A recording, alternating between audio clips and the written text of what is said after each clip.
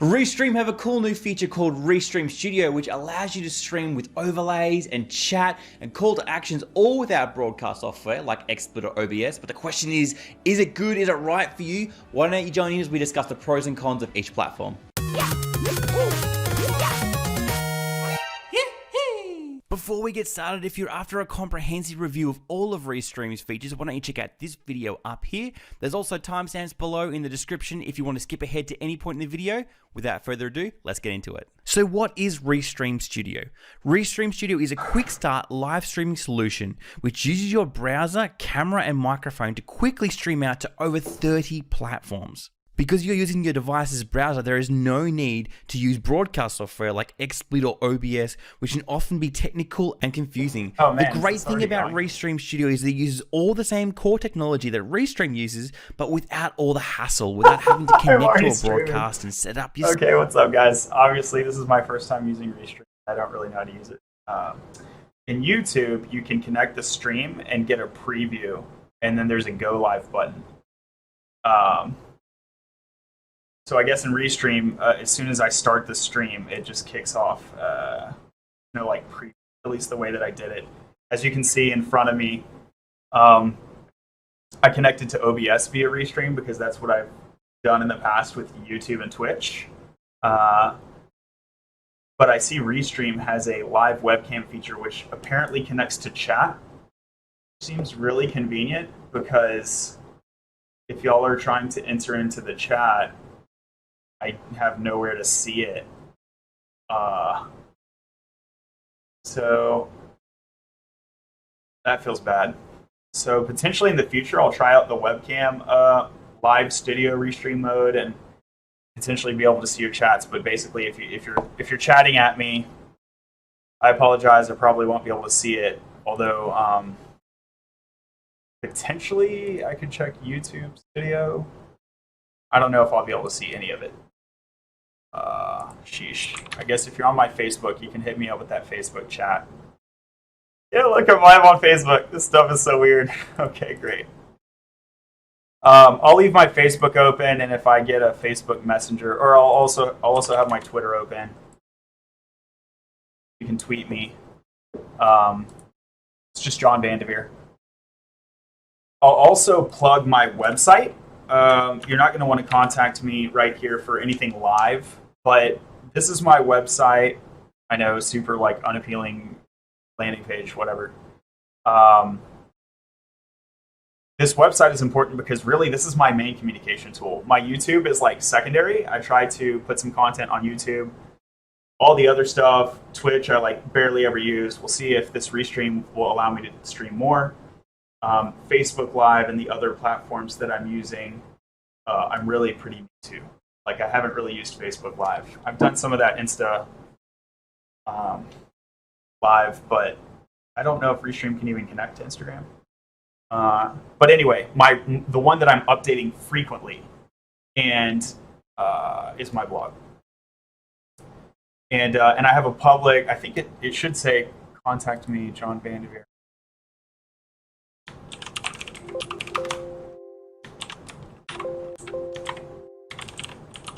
Okay, so I don't have the contact information here, so that feels bad. So I'll edit the page real quick. These are the ways you can contact me. I'll actually edit it right now, live, and put my email address for After Econ, which is just john@afterecon.com. I think it's on my GitHub too.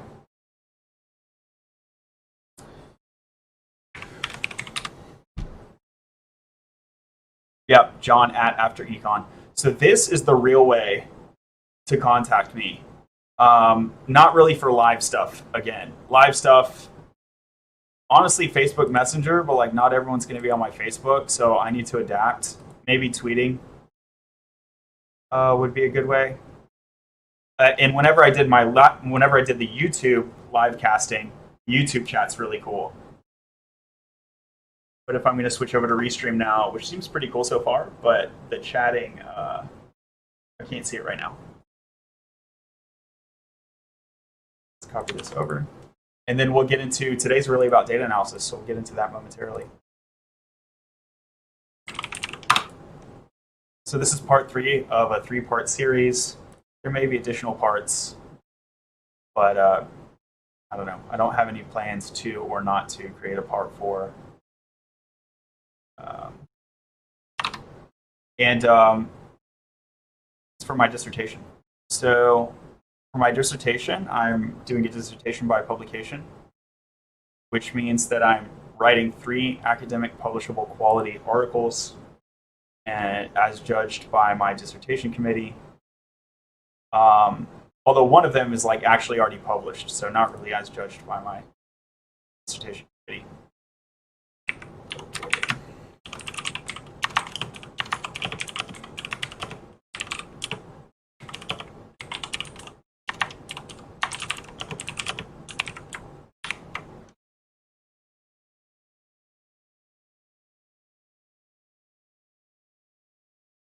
I don't really even know why. That's like a technique to get scrapers to leave you alone, but like they could just scrape my GitHub. I don't know. I guess the people who scrape GitHub are cooler than the people who scrape blogs, maybe. So dissertation by publication. Everything I do is open data, open research. So open data and open research. It will be on GitHub. They're in peer review for journal articles. There is a stage where you can't do stuff in the public anymore. So basically, after you're accepted, if you get change requested for revise and resubmit, there are versions of the manuscript that are held confident by that journal. So that stuff is not public. But my initial drafts are always public. So you can see here are the papers that I've written, including working papers. These are not all done. Today we'll be working on the matching effects, where according to Mechanical Turk, 80% of the samples that I want. So this is you can see this is my 3rd batch of sample gathering via Mechanical Turk. So 125 is not the total number of samples. I think it'll be 225. We'll see.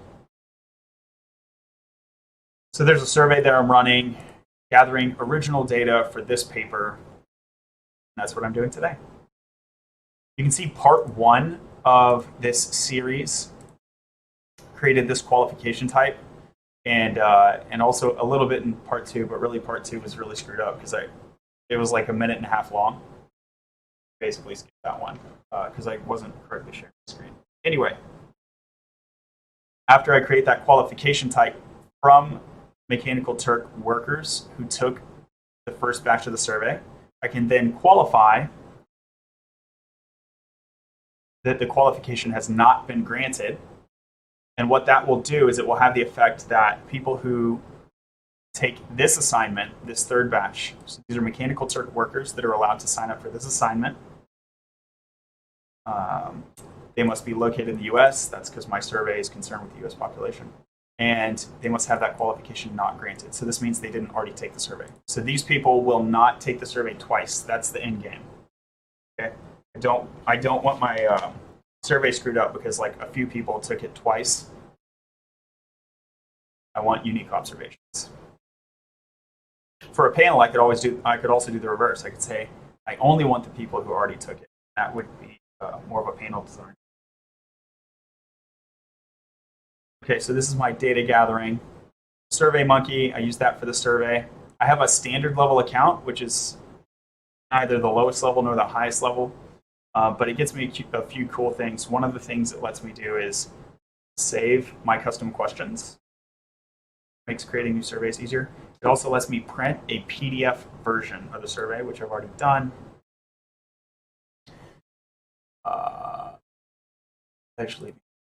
Okay, so this PDF version is really cool. I can use this in the appendix of my journal article so that my reviewers will be able to see what the survey looks like. It's also good for my own reference. It's also good if I want to print it out and administer my survey offline in person, like the people standing with the cords on the side of the road. It's like a pretty good looking survey, right? I've tried to just like roll up and Command P, and it looks all jacked up. Like this capability produces a far superior version. Okay, so let's get into it. So this is the survey data that I will be analyzing. And basically, this is on skill gaps. So skill gap research has been going on for decades. I'm not the first one to engage skill gaps. There's a really great book, although like it's developing literature. So there is like good stuff, like Skill IQ is like a new thing. Oh, that's Pluralsight. There's a different one. Degreed, the creator of Degreed.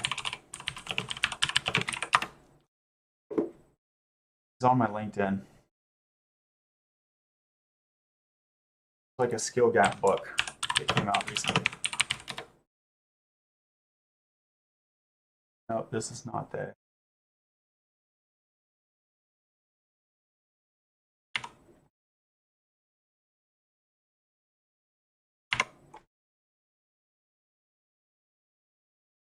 So the thesis here is that people who graduate from college don't have the skills for a real job. And that's the thing that people know about. And then there's a different thing that's my interest. I'm interested in alternative credentials. So like an Amazon web certification, any kind of certification, a licensed plumber, that's an alternative credential. It's anything that is not the traditional college degree. It's a different credential that gets you in the door to a job. So I'm interested in that because the question is college too expensive? Do we really need to do it? Or are there other ways to get into a career? Vocational school has been around a long time. Boot camps are a new one. So these are different ways that you can get into your career without a college degree. So analyzing the trade-offs there. And they have different skill gaps. In particular, people who go through, and that's what my research is about, what are those skill gaps compared to the college graduate? One of the top level results that was in my initial results, we'll see if this changes when I gather more samples, but based on the current samples, actually I haven't even checked this since like I got more samples today.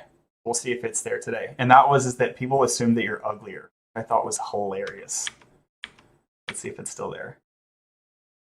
Okay, for many professions, alternative credentials can qualify a person for a level position. Most people are like, yeah. And I have a different set of research which analyzes whether that number is going up or down over time and why. And the answer is that it's pretty much flat. It's above 5, which means people are generally favorable. But it's pretty much flat, but it does appear to have ticked up due to coronavirus a little bit. And then will it come back down, or is it a new normal? I need to do that analysis. I haven't written. And here's the actual definition of an alternative credential that I give them.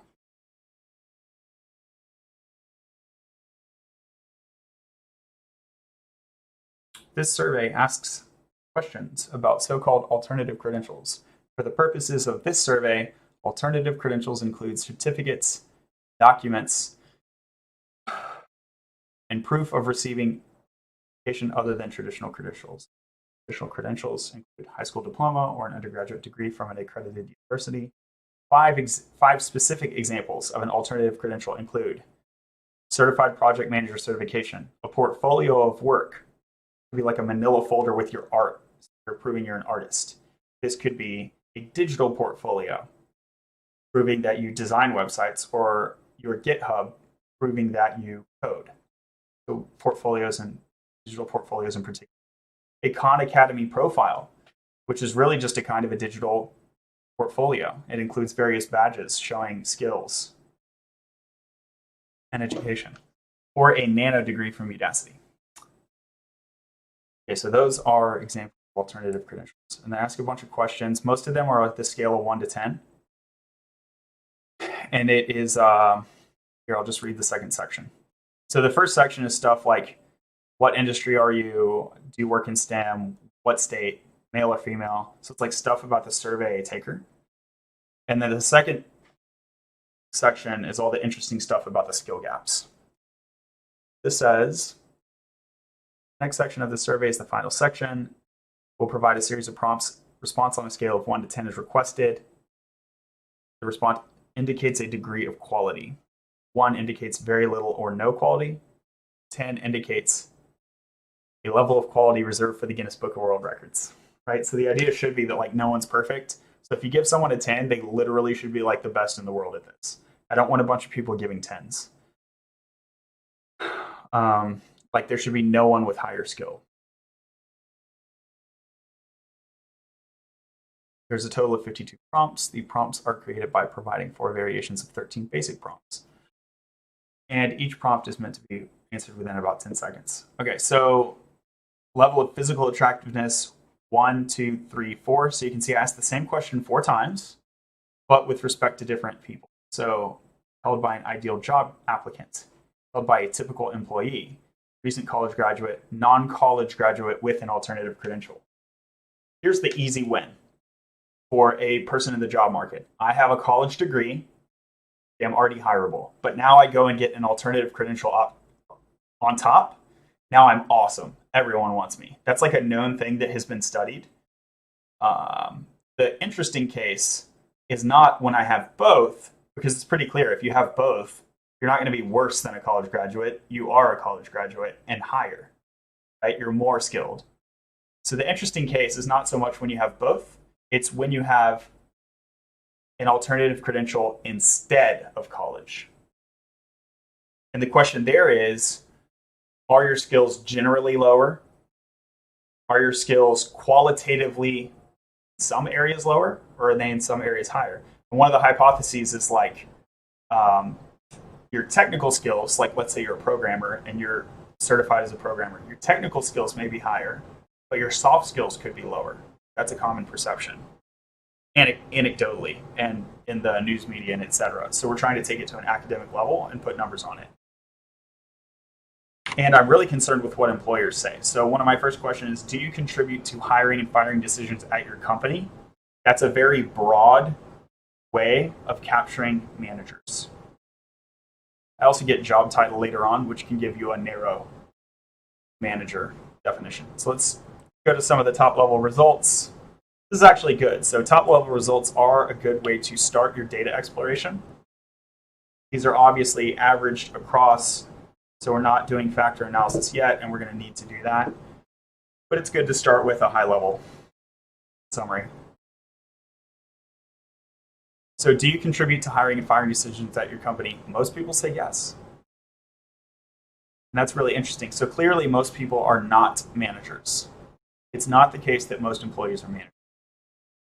What this is showing is that even non-managers contribute to hiring and firing decisions. And I know that's the case, and I've done that myself, right? So I've been a team lead, and I did not issue like raises, for example, but I would conduct an interview, I would provide a recommendation, the manager would ask me, hey, is this person cool? I was like a team lead, so that they could say, what do you think about the performance of this guy?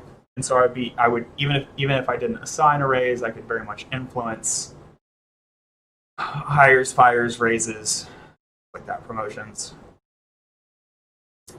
And in that sense, I was kind of a manager. I had a managerial capability. I had a managerial role, or that component of my role.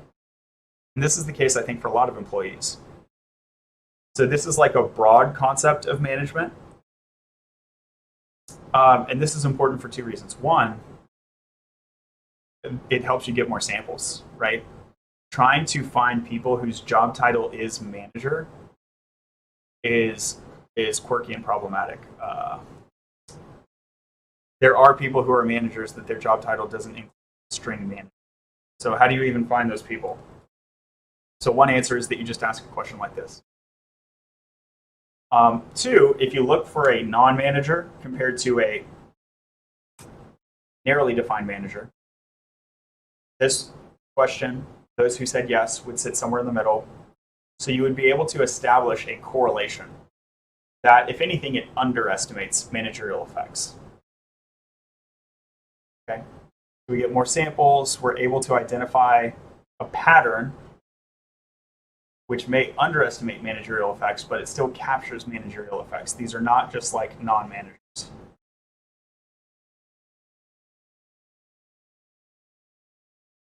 I think those are some of the reasons. And then the third thing is like, look, these people, even if they aren't managers, they are influencing hiring and firing decisions. They really are. People involved in HR process.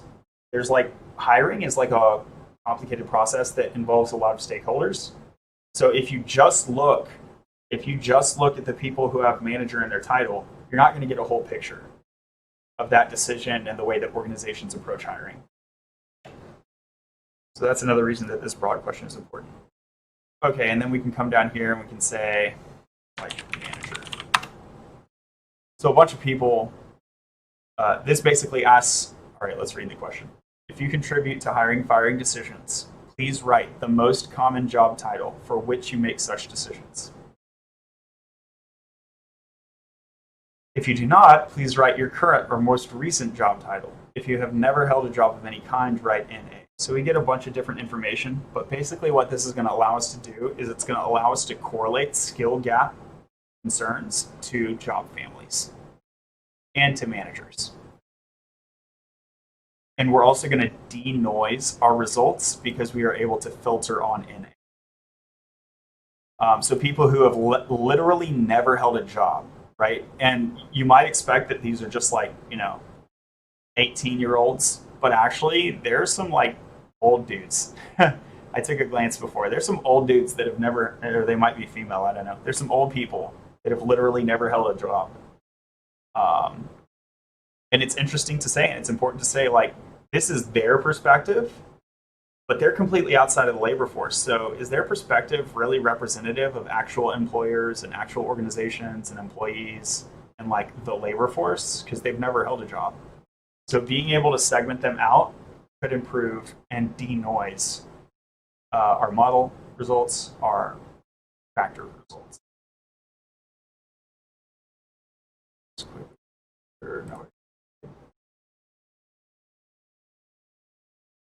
Anyway,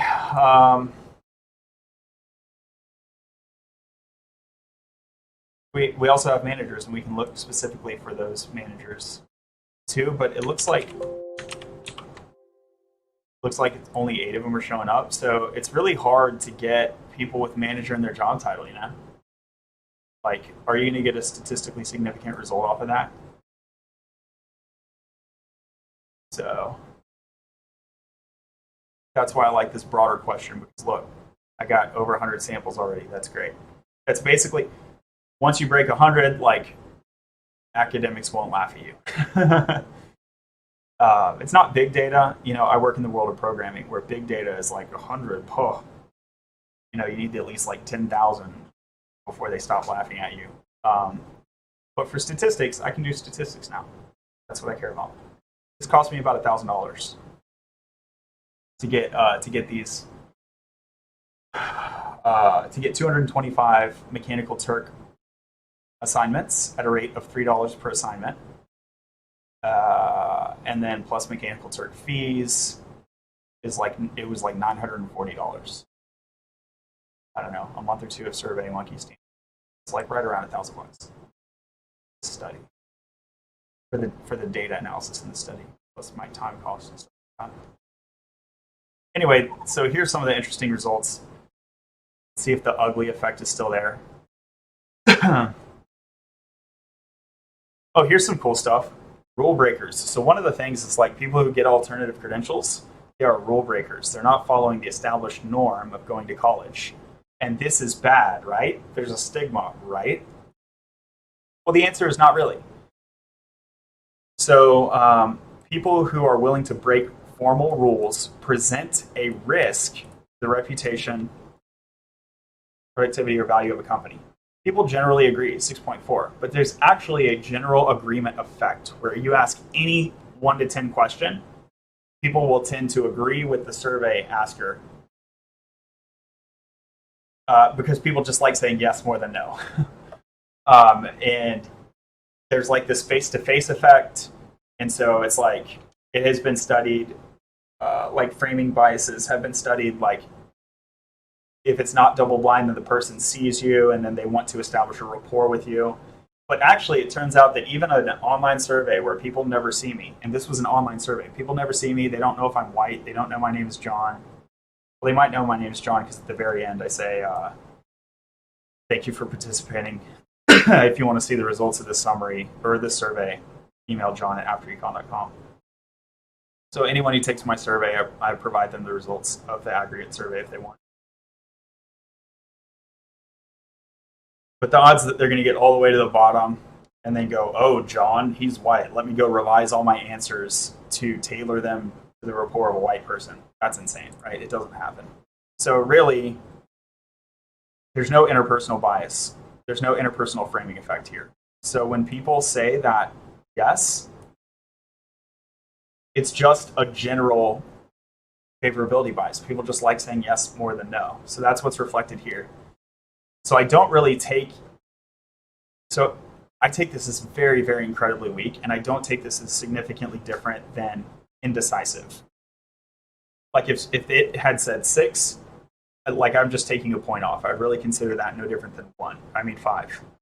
I consider 6 no difference than 5 after you correct for the yes bias. And 5 out of 10 is literally 50-50, like literally indecisive.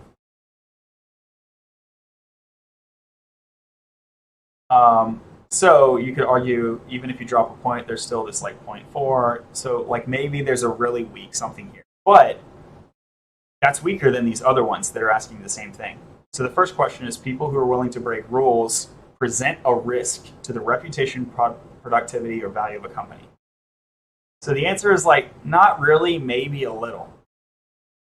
But people who are willing to break formal or informal rules could just might be doing so because the rules hold them back. They could just as easily be high performers as low performers. And people agree with this much more. All right, so now that we're in the 7, 7.5, there's like a real effect here. Even after you correct for that like yes bias, I could reword this question as a negative question. And I would expect the inverse answer. So I would expect it to be below 5 when negated. That would be a robust like wording, like framing effect test. And I've done that elsewhere, but I didn't do that here in this study. But basically, it's in the 7. It's like 7.5. It's like there's something there. And backing that, so that would put it as a good thing.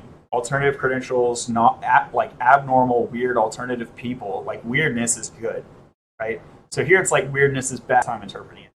And then this is also closer to the like, yeah, there's an effect here. People who are willing to break formal or informal rules tend to be gifted in the areas of creativity and innovation. They are likely to benefit the culture of a company. And this one is interesting. It looks like I went offline. That sucks.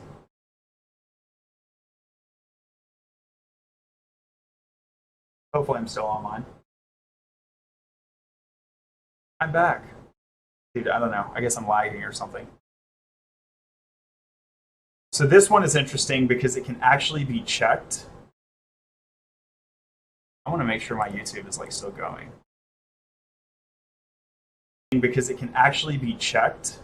Okay, I'm still going somehow. I don't know how that works. So like Restream is telling me that I'm disconnected, but YouTube is still connected. Okay, cool. So with the culture question, there's actually research here on culture. There is research which indicates that those who get, so non-college graduates with an alternative credential, such as boot camp graduates who never went to college, tend to be more diverse. That's an established thing that's like outside of my survey. So it's a reference point where I can take my survey and connect it to other research out there. And I can basically check, like, is this correct?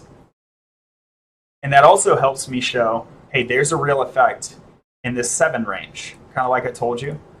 7.5, there's like a real effect here. Well, one of the reasons I can say that is because we know 7.3 connects to a real effect.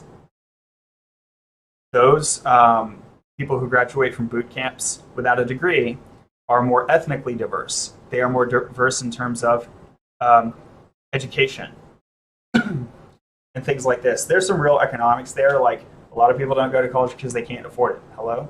That's kind of the point of a lot of this is, can we move away from a norm, an expensive norm, where we all have to go get a college degree? By the way, no one actually does that. The traditional path is not to get a 4-year degree. The traditional path is to enroll and drop out. So most adults don't have a degree. But most seniors in high school, when they graduate, enroll in college. So what they usually do is they enroll in college and then never get the degree. They drop out at some point, a bunch of debt, It's a really expensive norm.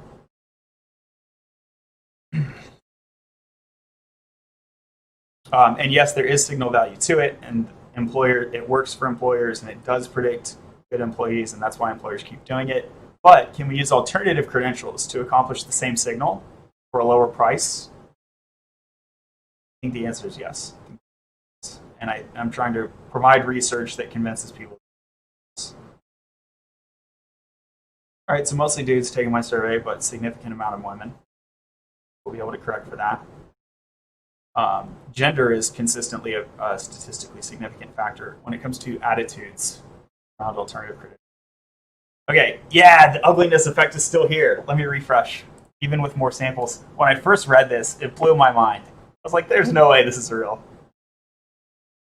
So when we think about skill gaps, when we think about perceived skill gaps, which is what this paper is about, not actual skill gaps, because I think we can demonstrate that those with certifications objectively have better skills, but yet somehow they're perceived as not having better skills, particularly in the area of soft skills. So when we think about perceptions that relate to hireability, in addition to things like hard and soft skills, there's also physical attractiveness. Now, this can kind of be considered a skill in a weird way. It's like a kind of social capital because it's within your person, and it results in like higher income. So think about the world of marketing. Like good-looking people will have better sales. So in that way, it's kind of a social capital, or I don't know, perhaps like it's some kind of capital. It's like an asset that you have that generates value. That's like a weird way of looking at it. But anyway, there's plenty of research which shows that like attractive people have a positive halo effect and they get hired. And not only do they get hired, they have this positive halo effect where they're interviewers. If a person is interviewing an interviewee who is attractive, they're considered physically attractive by the interviewer, whatever their definition of what that means. If they consider them attractive, they will endow the interviewee with a bunch of positive assumptions.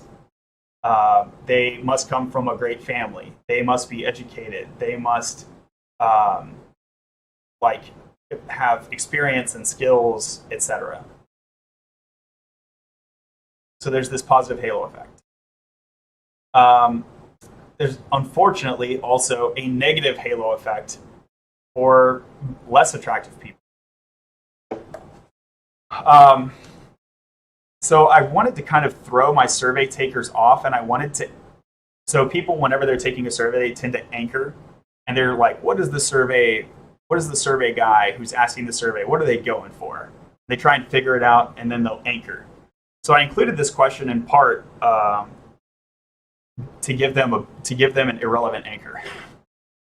I didn't want them to immediately figure out what I was going for. So I asked about physical attractiveness, which is important for hireability, but it really has nothing to do with skills. So I had them anchor on something irrelevant to hopefully reduce the bias in the ones that are more relevant. But also, it is important, and it can be viewed in a strange way as a skill or a social capital. So the result is that they assume that these people are ugly. So the level of physical attractiveness held by an ideal job applicant. In my mind, I'm like, why not 10? But I guess like I don't know, people, like maybe you're too attractive and you ruin the job or something. So 6.2.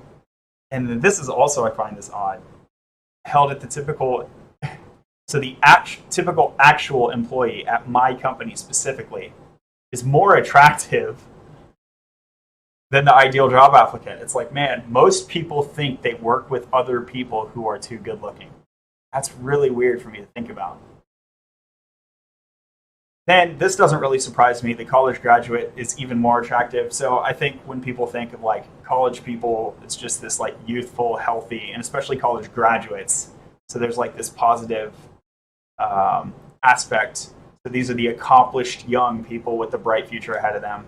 Of course, when they imagine this person, they will be imagining someone who's attractive.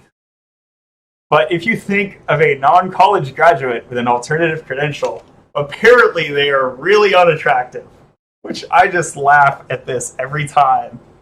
And I was like halfway, I was like, I won't be surprised if this effect vanishes when I get more samples. But it's still here, which I think is hilarious.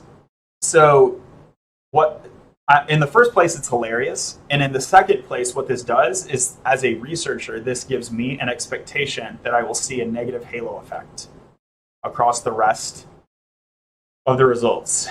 And this is consistent with the idea of a negative perceived skill gap.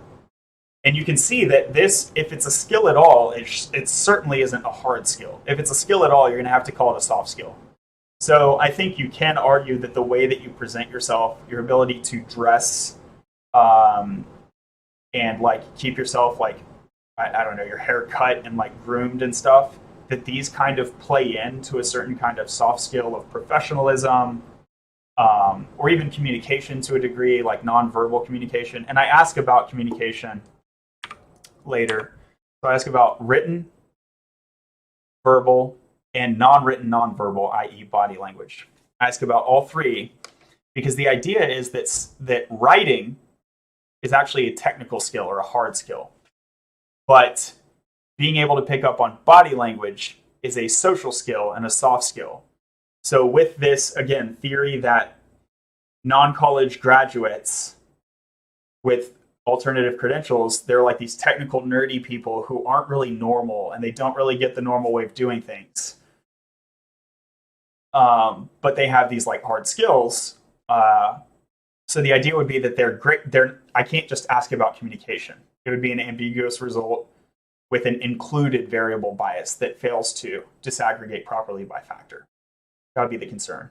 So it would have an aggregation error, and as a result, an insignificant or spurious relation. So you disaggregate into three more specific forms of communication. One is writing, two is verbal, and three is like nonverbal, like body language. And so we would expect that written there shouldn't be a skill gap there. But for like body language, there could totally be a skill gap there. All right, so written communication skill, non-college graduate with an alternative credential. So apparently they think they're not good writers either. Wow. Apparently no one's a good writer though. So the ideal outshines everyone. And this is an important distinction, right? Because when an interviewer is interviewing an interviewee, they're typically comparing them to an ideal. And this is where the notion of a skill gap comes from, by the way. Where's that skill gaps book? Let me check my LinkedIn. This guy is on here. He might pop up right to the top. He's always writing.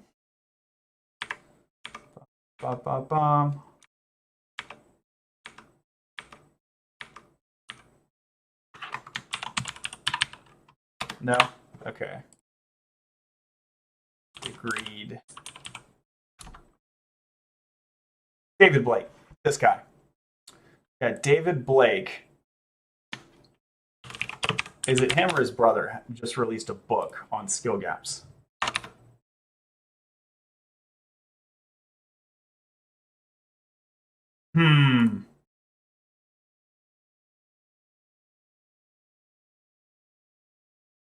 International best. Where's the title, bro? Why would you cut it off there? Bro. Whoa, you're the wrong David Blake anyway. Holy cow. Oh. It's this David Blake that I'm looking at. Whoa. It's completely the wrong David Blake, man. Hold on. I'm sorry. I know this. Well, this is part of the thing about live streams, right? There's supposed to be a bit of a...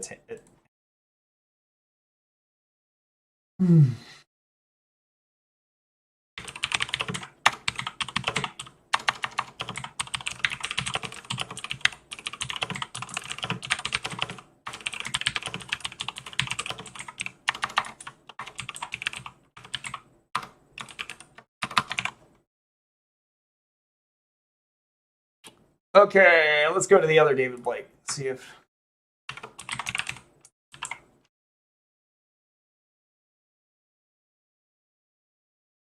LearnIn.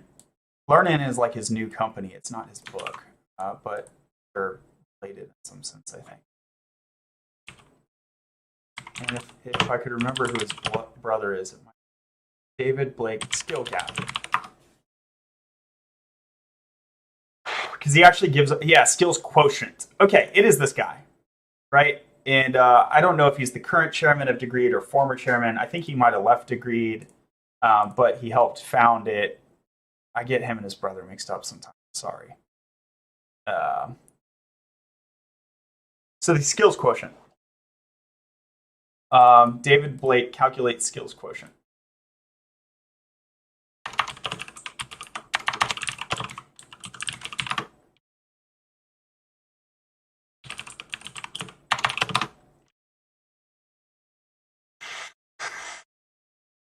I think, the expertise economy is the book. Okay, I can finally relax when I'm fixating. The expertise economy. And is it David Blake or is it his brother? Yeah. So here's the book, and I'm going to be referring to this in my paper.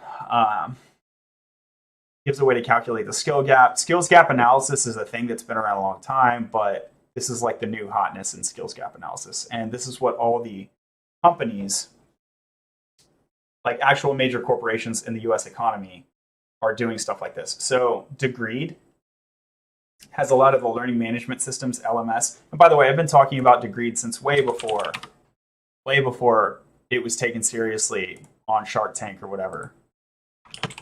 And there's a lot of ways it can be improved. And I was talking about them back years ago. So let's see. Yeah, I was talking about Degreed in 2013. Who knew about Degreed in 2013? Nobody. Anyway. It's gotten more and more awesome over time, and now major Fortune 50 companies use it for their LMS. And the guy who created it is now put out a new book on how to solve the skill gap issue. So this is going to be influential, and it really is already influential. So my paper is taking that approach to calculating skill gaps. And the way it works is you calculate it to an ideal. You say, hey, for this job description, I want, so for Degreed, you can put anything on a scale of 1 to 10. Degreed, skill, what do they call it? Review. Skill review, right? So they have a way to map any skill 1 to 8. So for me, I'm asking 1 to 10. They do it 1 to 8.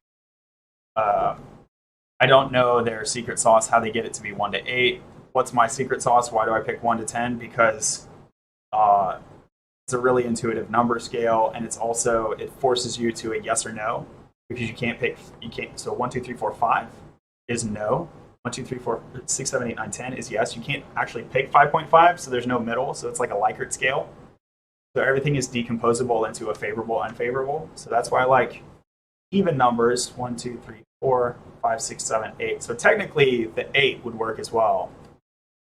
It's just a weird number to me. 10 is like a really intuitive shelling point. You have 10 fingers, scale of 10 number system. When we think about grades, we're thinking about scale of 0 to 100. And so 10, that's just a factor of 10. If I look at grit scale, what is that? I don't want to it's grit scale is also a scale of 10. Anyway, those are some of the reasons that I picked 10.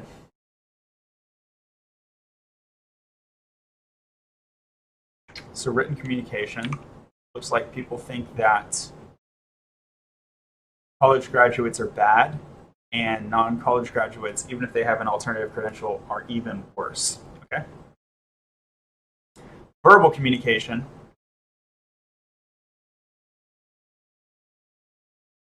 There's less of it, and that's a comparative skill gap. You see 7.3 minus 6.8. So here's the ideal. It's 7.8. So there's a skill gap in the existing employees, right? 7.5 is the existing employees. They should be at 7.8 ideally. But then the new hires are like the college grads. So this is the college skill gap. Like I graduated from college, but I'm still not job ready. Not only am I 0.5 away from the ideal, I'm also 0.2 away from like a typical actual employee. So there's a bigger written communication skill gap for these non-college graduates, even though they have alternatives. So there's a comparative skill gap compared to the college graduate, minus 0.5. There is less of a comparative skill gap with verbal communication, which I got to tell you surprises me. And it might be because I'm too focused on IT, where I'm just thinking about like programmers who never went to college and they can write very well. You have to program though, so maybe that's part of it. Maybe they're thinking about like plumbers or something, where they're like, yeah, plumbers can speak well, but their handwriting's terrible. I don't know. Speculating. All right, body language. This is where I expect something pretty clear, right? So the non-college graduate with alternative credential does a worse job than the college graduate. So the hypothesis holds, although are these even statistically significantly different? Like, I don't think so. So if the truth is 6.7 for the both of them,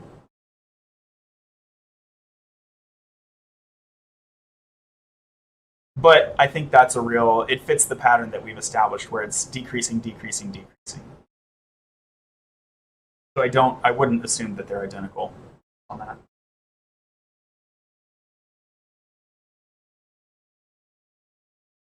The difference of 0.2.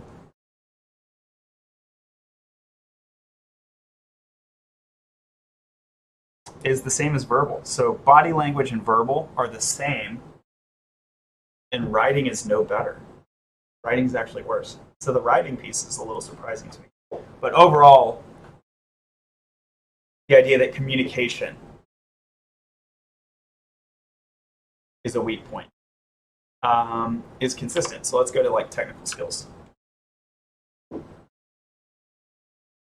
Ooh. They think that technical skills are.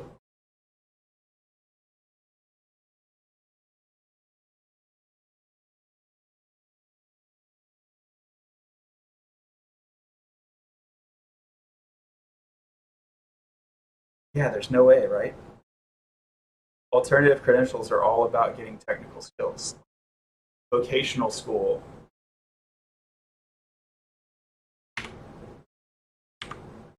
So maybe it's something in the anchor.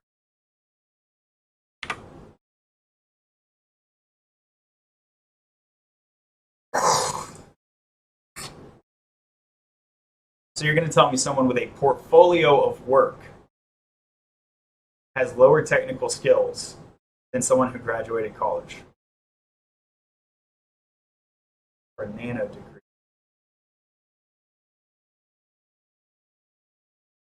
Certified project manager.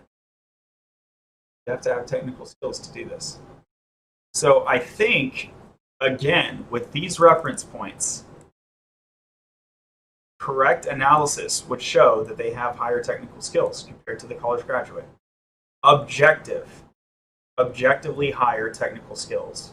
But the perception, even for these people that have higher technical skills, the perception is that they have lower technical skills.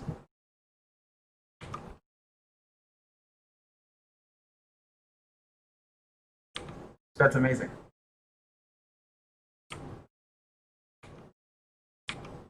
The perception is they're bad. They're bad. They're just generally bad. And it's not, so this is interesting because they're, talking to some academics that I know, this perception that non-college graduates with alternative credentials are bad is like a common perception. They're of a lower quality. And we try to talk about why are they of a lower quality. And one of the simple answers is that they are norms breakers. But what we have here is evidence that being a norms breaker is not the problem. Being a norms breaker can be good.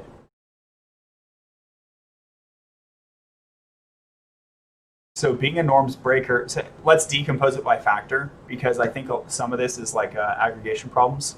I want to see for those people who said, like for these people, for those people, what does the technical skill breakdown look like? And so now we need a deeper level of understanding in factor analysis. Let's break it down by industry. It's different for programmers, right? We've pretty much done. Oh, and here's a place where the non-college graduate wins. I think they're more willing to work odd hours. They're more willing to commute. Maybe. I don't know. They're perceived that way, though.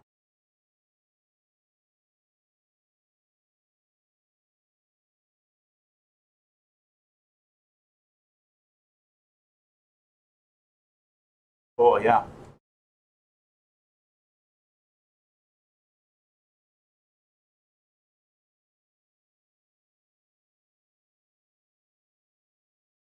Better customer service skill. That's really interesting.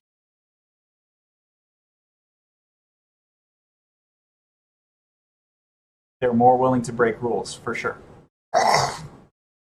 Okay, so I think we've done the high-level review. And let's get into some data analysis. Let's make sure that it's tweeted me.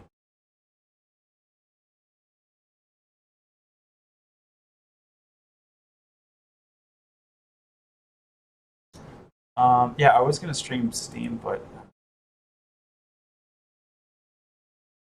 got most of these. We'll get some more in, but I don't need to wait for them. I can start to create these statistical constructs, multifaceted constructs. So each of these questions are facets of a construct. And what constructs do I want?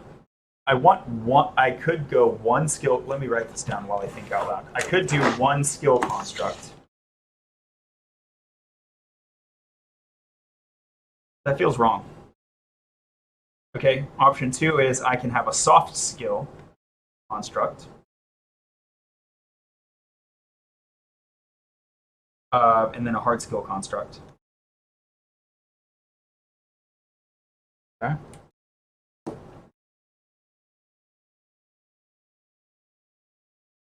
Intelligence, it's a soft skill.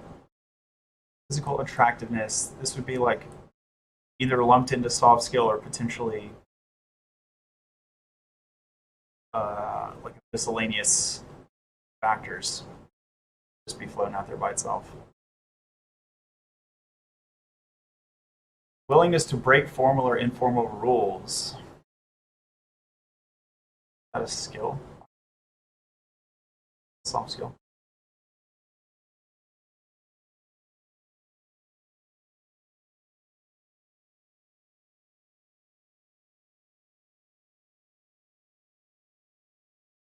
Or I could just not aggregate them at all and have all these guys floating out there by themselves. I think I will test all of the above. So there's 4 options. Option 1 is a single skill construct. Option 2 is soft skill, hard skill constructs. Option 3 is soft, hard, other. And then option 4 is no aggregation at all. Okay, I think I'll start out with option 4 because if they are independently significant, that's awesome. And also, by looking at them independently, I can see if there's cross correlation, so I can see where construct aggregation would make sense, if anywhere. Okay? We'll do that, and then I'll aggregate if it makes sense.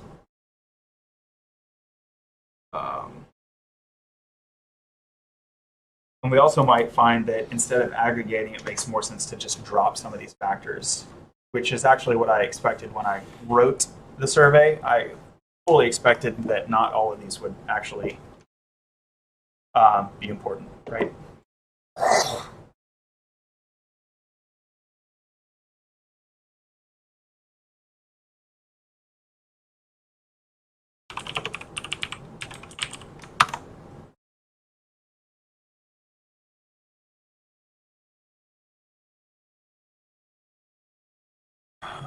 Okay, so this is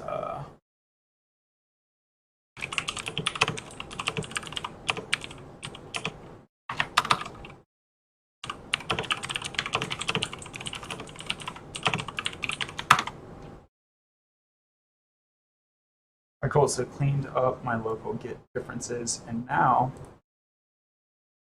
should I do this in Node or should I do this in Stata? So we're eventually going to do the statistics in Stata.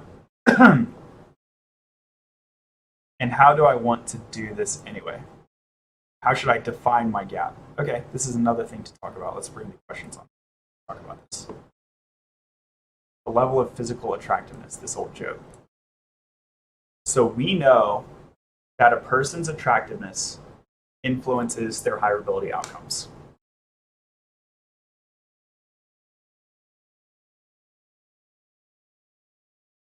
Yeah, and there's another issue here when we think about the David Blake approach to skill review and skill gap analysis.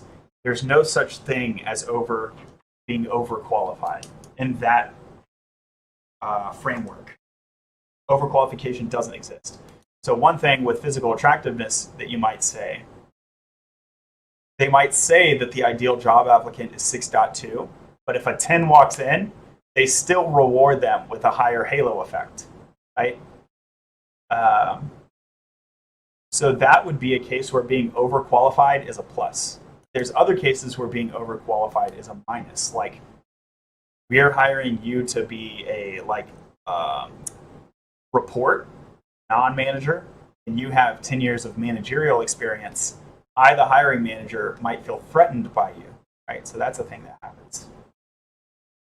So in that case, your overqualification is detrimental. Okay.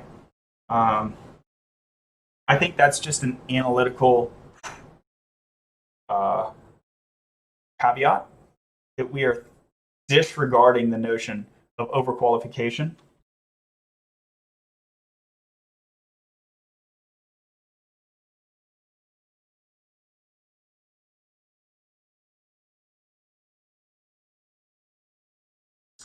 Oh, I'm writing this on paper, typing it. Let me type it. Sense. Okay, so this would be like during results, conclusions. Could be anywhere. Right here.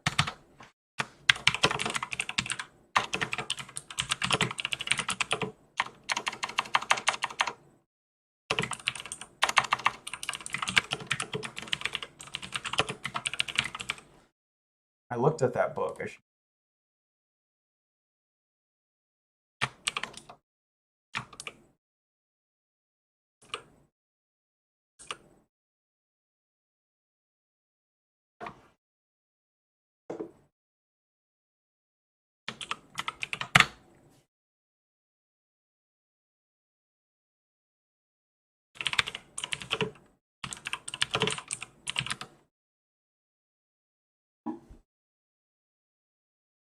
Skill certification is what I think it's now.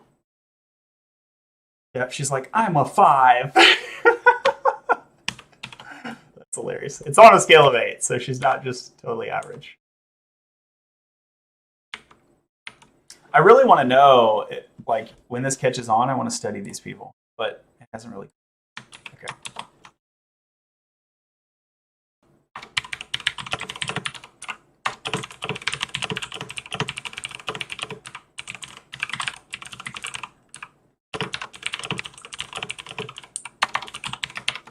Oh, you know what? I think this isn't quite true. I think there is a notion of overqualification because I think it's a scale of 1 to 8, and then the employer can say for this job, the employer can say for this job I would like a 5 it's entry level. I would like a 5. So you can be overqualified, but really you're just qualified if you're a 7. So the idea in that framework is overqualified is qualified.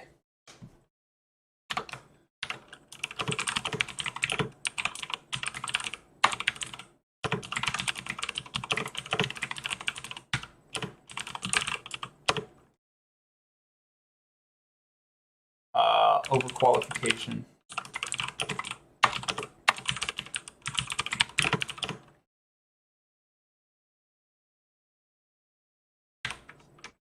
I.e.,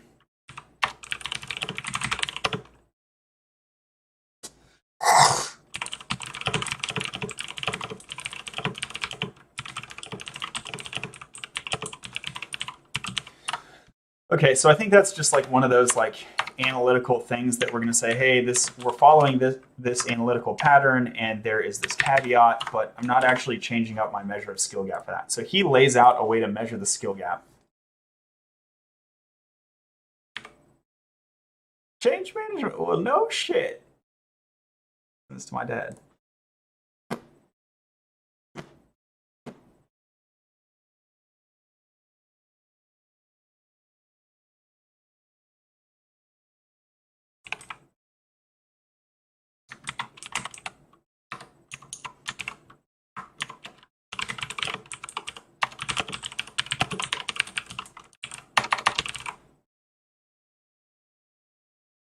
My YouTube channel is holding. Oh no. Is it though?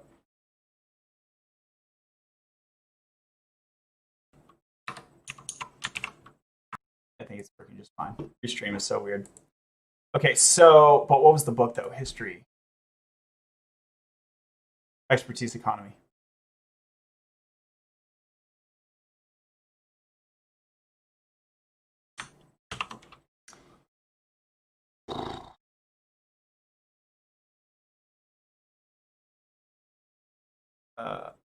Oh, Kevin Hart breaks it all down. Sheesh. Eat it. But I don't need to. I'll probably reference the book, but I don't need to crack that book open right now to find the measuring.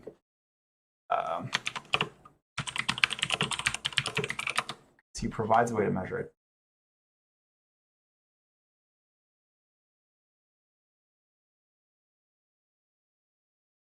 Using the skills quotient.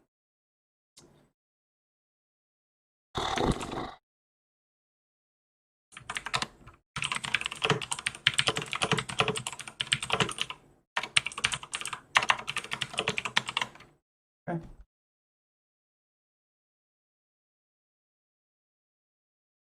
So I think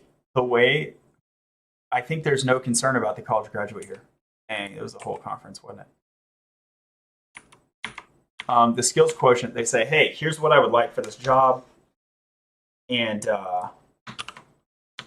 here's what you have, and there's the gap. And there's no concern. They're basically comparing the two extremes in this survey. They're comparing the ideal to the non-college graduate. And that's the biggest possible gap, but I don't think that's fair, because I think two things. First of all, if the person has a skill gap equal to a typical employee, because we see typical employees have skill gaps still. Even the typical employees don't have the skills compared to this ideal.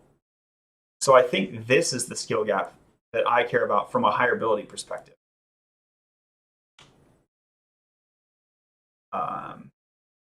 And another thing I care about is not the absolute skill gap, but the relative skill gap compared to a recent college.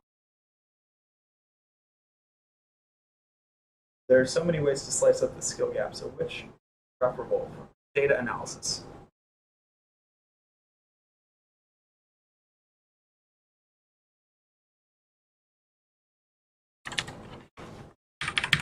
See, this actually does belong in the description of data section.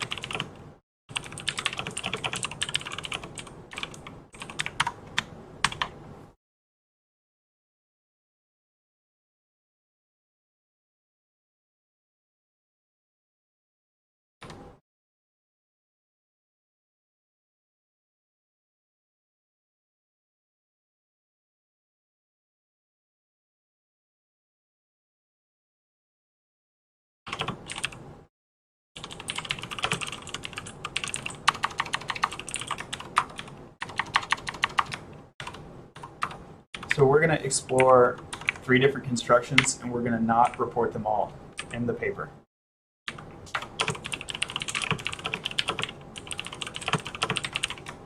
So this is a horse racing pattern.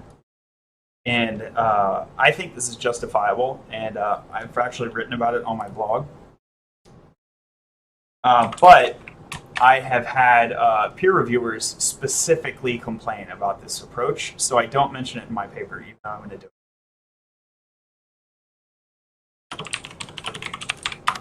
And that is, if you don't know which construct is preferred, you test them all, and then you take the one with the most factor power, like explanatory power, model power. And there is a risk here of like a overfitting, basically.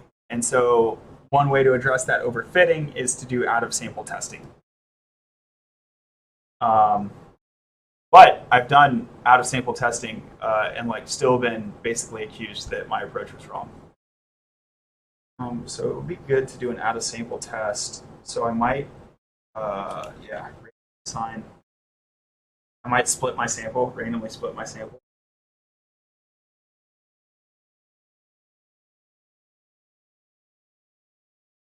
Okay, that way I can have out of sample.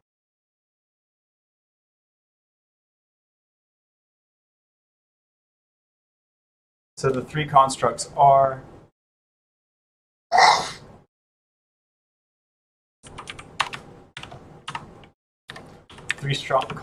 one, alt ed to ideal. 2 is alt ed to typical. 3 is alt ed to college grad. And then 3 different, these are explanatory. 3 different I don't need parentheses. 3 different explanatory constructs are explored, but only the winner is reported in the paper. I will refer to, this is my paper on horse racing. I think it's a good way.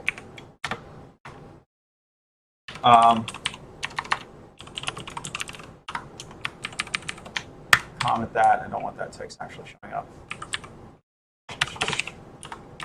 And then I'll say, should probably randomly split sample and out of sample test with factors to combat overfit. Okay, cool.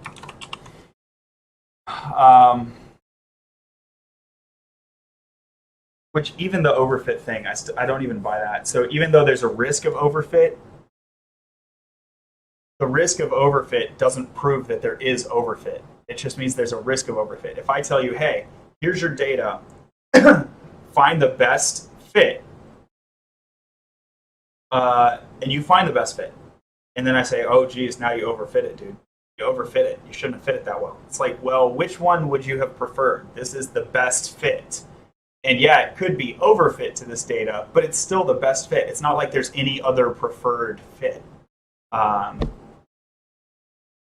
So just the overfit criticism, I really hate it. I think it's a good reason to caution, to like accept the results of a paper with a grain of salt.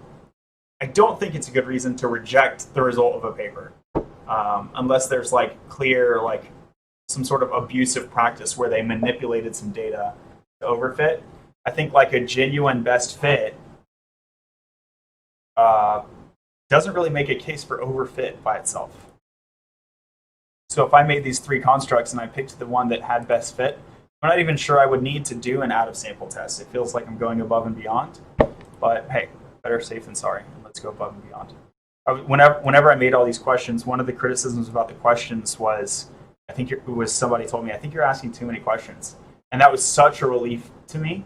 As an academic, I would rather someone say you're doing too much than you're doing not enough. Or like you're asking too many questions rather than you're missing a question. Or like you're spending too much money on this project rather than you're not spending enough, and your data is going to be too low quality or convenient or something.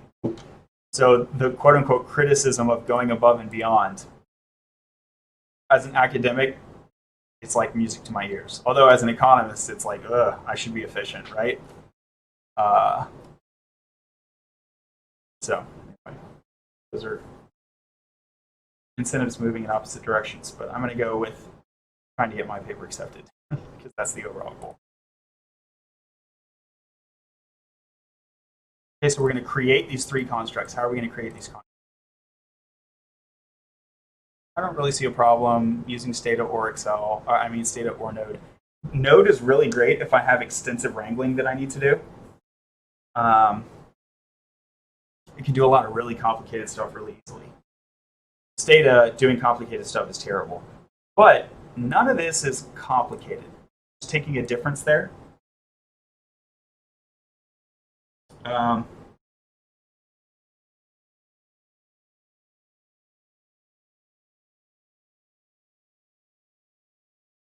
And actually, I think I need to compare 6 constructs.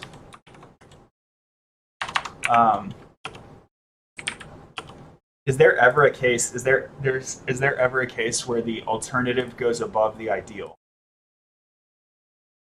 If there's not, then I can skip it. But if there is, I actually have to test like 3 full other constructs. And how much am I? Basically all of my samples.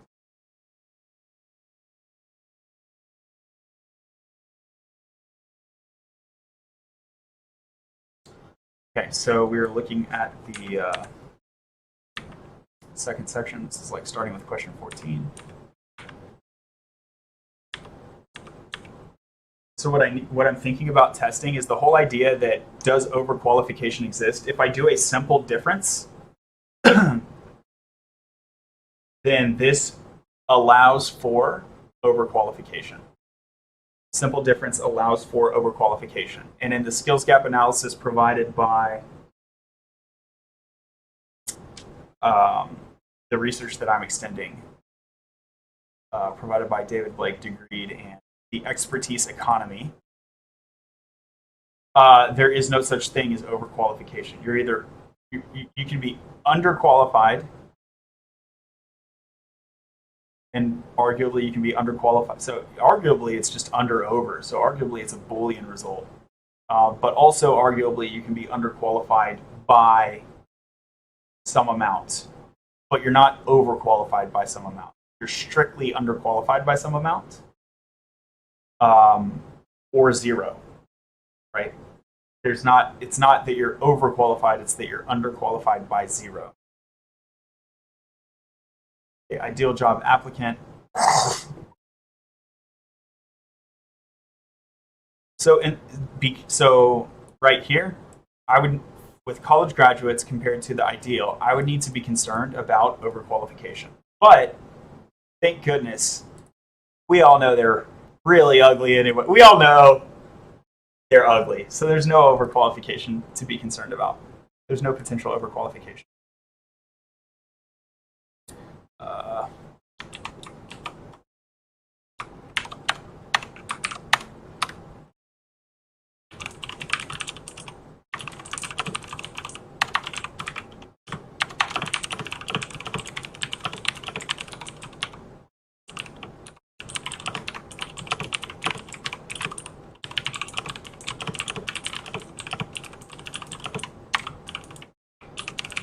I make all these notes because I'm eventually going to write them in an eloquent way into the paper.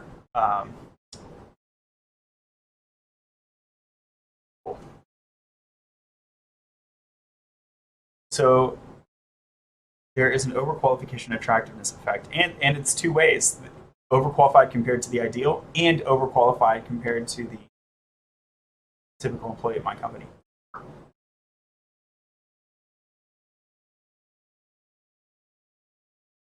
All right, so 1, 2, 4. Oh, they want way less.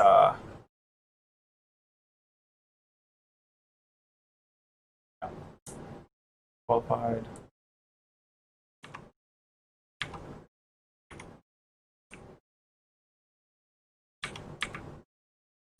Okay, we can double check this in Stata because the simple difference, I could just look, are there any negative simple differences and browse? So far, it's looking like no. So at the micro level, an individual, yeah, hold on. This isn't, there's no aggregate. There is no aggregate overqualification effect, but there could very well be disaggregated overqualification. All right, I got to test the construct anyway. Okay.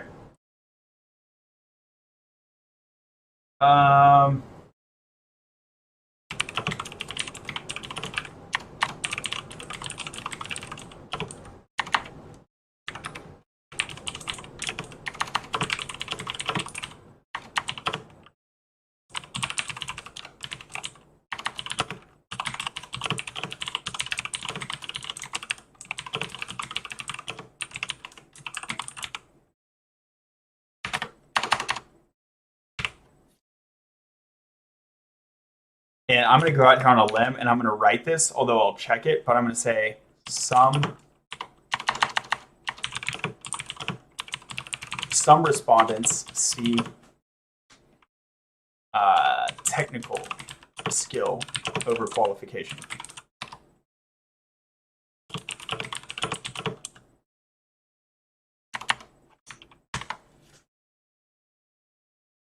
Going out on a limb. I haven't actually seen that, but oh no, we did see. Hold on, let's go to the ones where we saw at least they beat the college graduates. Did they even beat the ideal?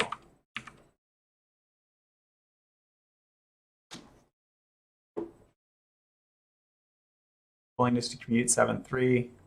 Oh, okay. Willingness to work odd hours 7.6. Beat the ideal. So they literally in the aggregate they never beat the ideal.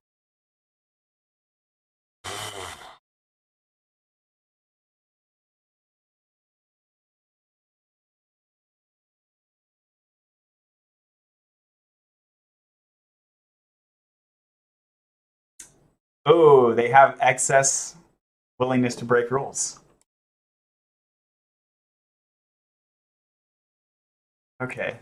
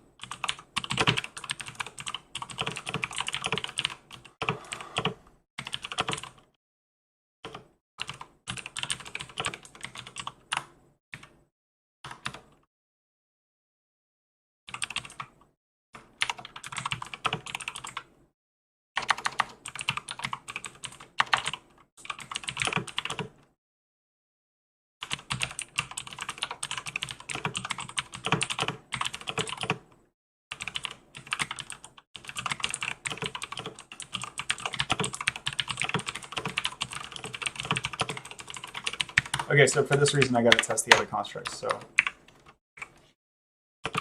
for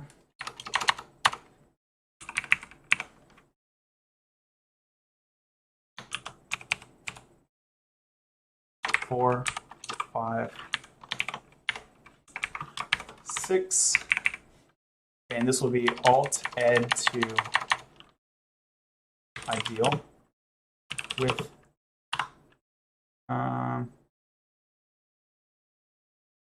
zero overqualification. Maybe I should say zeroed qualification.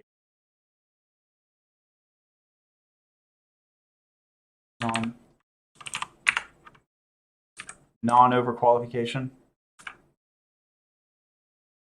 Without, how about without overqualification? It's like a plain English-ish way to say it.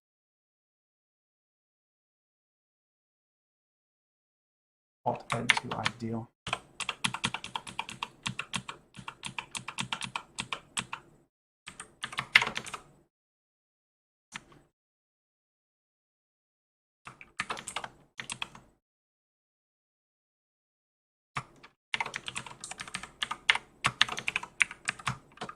Okay, without so I'll do these are my 6 constructs.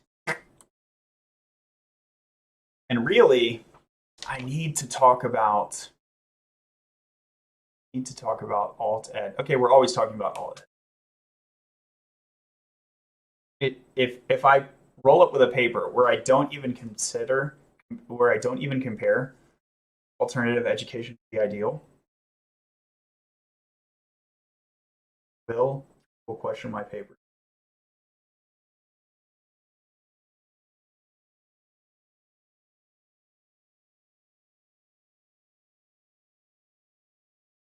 So the logic of if the candidate is as skilled as an actual employee, there are cases where that could fall apart.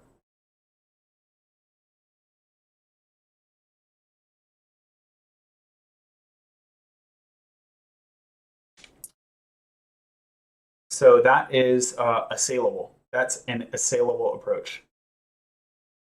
Just talking about this is assailable. Just talking about to or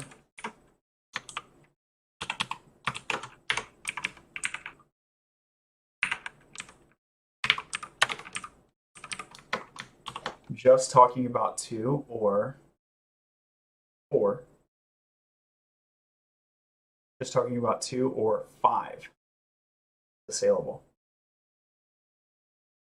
Talking about 3 and 6 would be unassailable if I also had comparative hiring.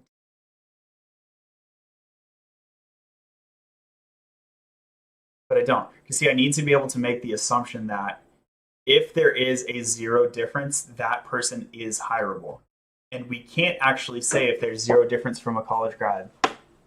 Can't actually say if there's 0 difference from a college grad, that person's hireable. We can't say that because college grads are not always hireable. Even typical employees are not always hireable. The only unassailable approach is to compare to the ideal. Yeah, that's the only unassailable approach. The others are interesting, but they are optional.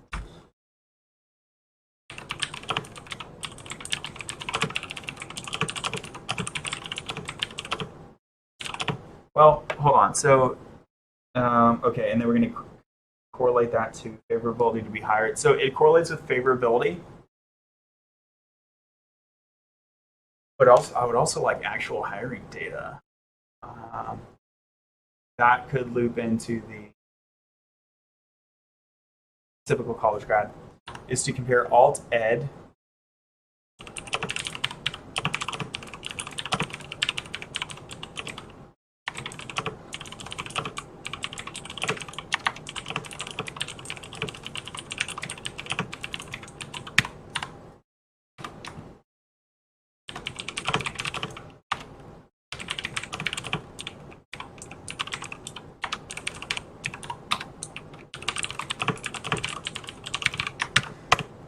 All right, so this minimizes actually the number of constructs I need to test because we don't care about all those.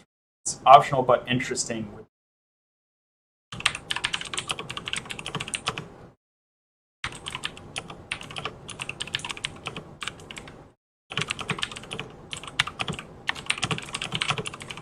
So we can indirectly associate favorability to actual likelihood of a hire, propensity to actual propensity to hire, which we have for college grads. All right, so that's the model.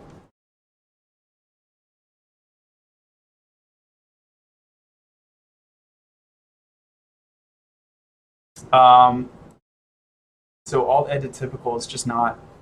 This is like not interesting for this paper. It's interesting in general, but it's not interesting. I think it's interesting as if I'm a candidate trying to get hired. It's just an interesting point that I can make during the hiring process. But less so one that we are concerned about. in the paper. Sweet, got a thumbs up. Shout out to my man Andrew.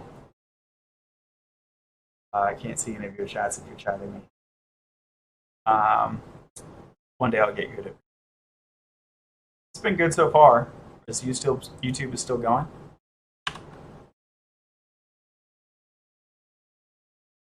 Yeah, it's still going in the paper. Okay, so based on what we've said here, I think we're good to just jump into Stata. I don't see a need to do like complicated massaging like I've had to do for other papers. So look at this setup. I'll just show you why I want to avoid it because there's a lot to do there. See all this data? So I have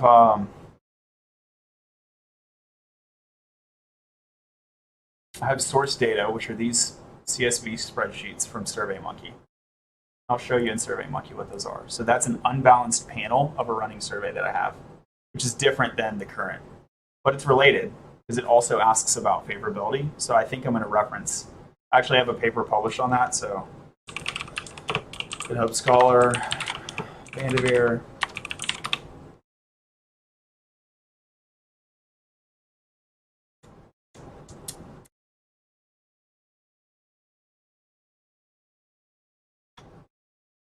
Who are these people?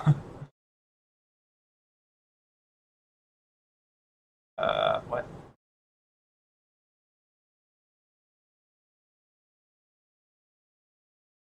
I'm gonna go over to Bing. Hold on. Google search has been getting a lot worse lately. Long. I need that on my stream.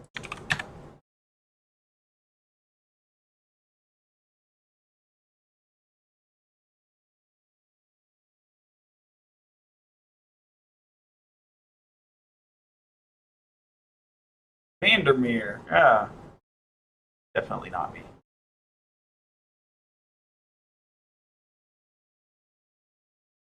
Weird. Not showing up in results. I don't know why. You got a cool name, man. All right, so let's go to my Google Scholar. I guess I need to say John Vanderveer. Okay, it me. Okay, right, this guy is published, and it uses part of this panel survey that I have, which is a survey on alternative credentials. 1, 2, and you can see 2019, like spanning years. 3. I'll be writing another paper on that later this year. That's an unbalanced panel design.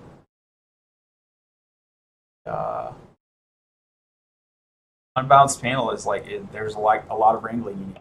So I have all these spreadsheets because like what does it mean unbalanced panel? Some people take the survey multiple times, others don't. Some administrations of the survey have different questions that others don't. So it's unbalanced, but it's also at least some of the questions, and importantly, the left-hand variable, are repeated every time. And that time period gap can be irregular, by the way. To be like 1 month, 1 month, 1 month, 3 months, 7 months. It's unbalanced. You can still do stats. Stats is awesome. So these are the source CSV. Then I wrangle them to normalize the questions. So now every administration has every question after wrangling. Is the case, however, that some respondents do not answer all the questions. Just to transform. Those are different ways of saying the same thing, technically, from a matrix perspective. Okay. We wrangle it, normalize the variable names. Then I turn it into JSON. Why do I even do that? I don't even remember why I do that, really.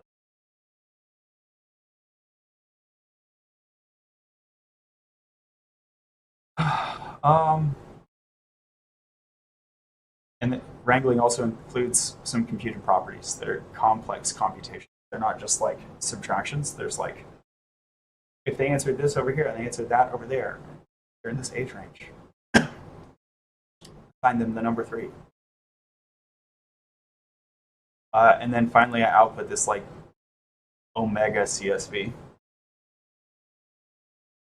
that I actually use. So I don't need to go through, and it's like a lot of work, right? Like I have a package JSON file. Like I actually have to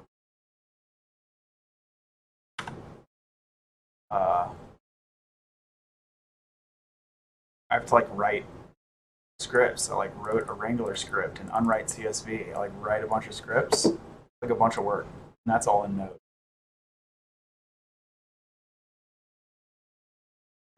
So I can do it if I have to, but I'd rather not. 5% submitted. That's it. Hung. Need 6 more rows. Okay, let's go to Stata. So I always start out with exploration. So I always call my do files like analysis1. I actually have a variable files first. So analysis1 is for variables. Analysis2 is almost always a basic exploration. And we did a top level exploration, but we didn't do any regressions. Let's go over here. Data file. I'll just copy these. Okay. So Control P, matching, paste. Fuzzy typing for the win. VS Code, great tool. This tool here is called VS Code. It's for programming. I do have a plugin. I have an extension for LaTeX Workshop and Stata Enhanced, which gives the syntax highlighting in the colors a bit of autocomplete. Okay, so copy path.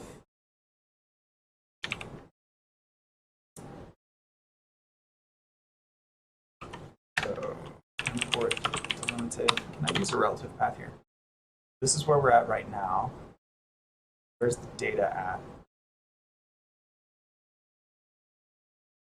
No, we shouldn't. Data folder. This is where we're at right now. Oh, I never did export the data, did I? Okay, I guess I'll just need to run it when I get 6 more. Go over here.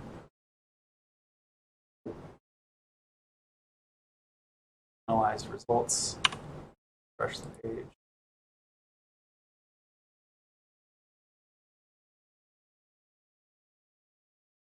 All. Export. All.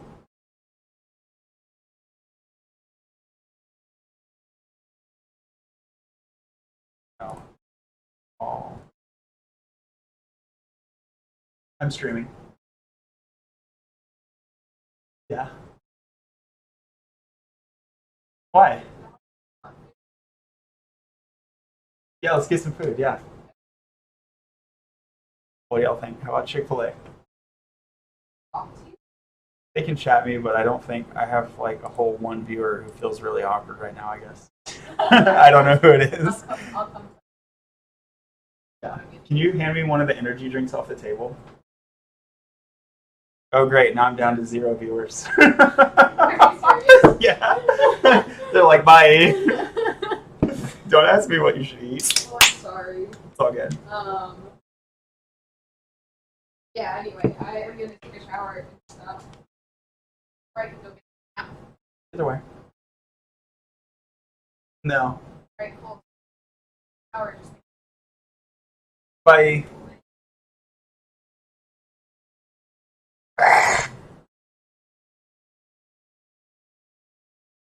Okay, now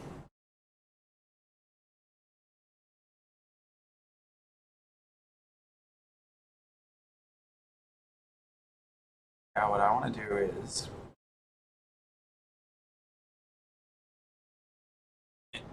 download the CSV is what I was doing. SurveyMonkey. Export all response data. I have read. Control Shift F on Windows. It'd be on Mac. All response data. Boom. Boom. Data massaging steps. Write it out. These are two different. You can see here change Alt Ed Survey here. Alt Ed COVID Grid Ocean. They're two different files, and I guess the instructions are slightly different too, but one's a copy of the other. Alt Ed COVID Grid Ocean is an updated Alt Ed Survey. Alt Ed Survey, I think, is that same one that you saw published earlier. So I have data massaging steps, and in case I forget, which I always do, all response data as CSV, original view, condensed numerical value. Thanks, Past John.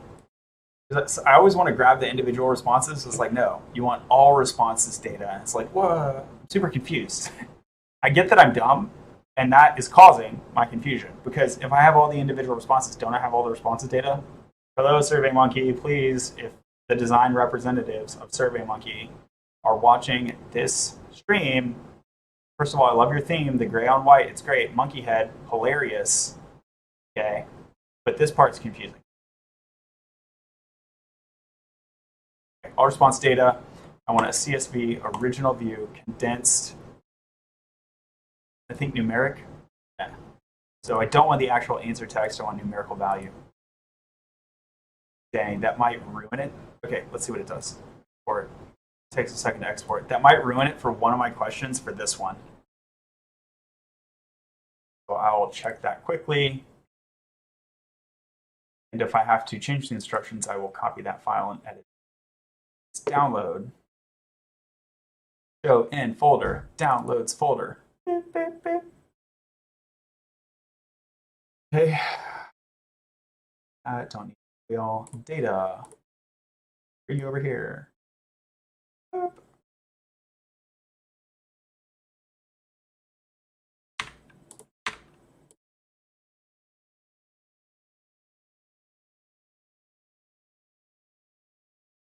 Oh, yeah.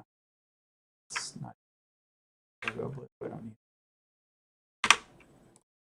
Don't know what it is.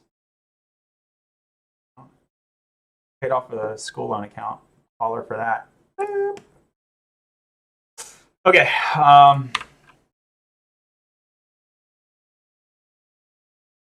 want to check on the other. Okay. Okay, see, it still gave me. SurveyMonkey is pretty cool. I give them shit sometimes, but they're pretty cool. Okay. What, I didn't get their socials this time? I'm going to delete all this. Start date, end date. I've actually used, so if you subtract the start date from the end date, you get the time to complete the survey. And I actually use that as an IQ proxy in one study. It's pretty funny. It wasn't significant. It's not a very good IQ proxy.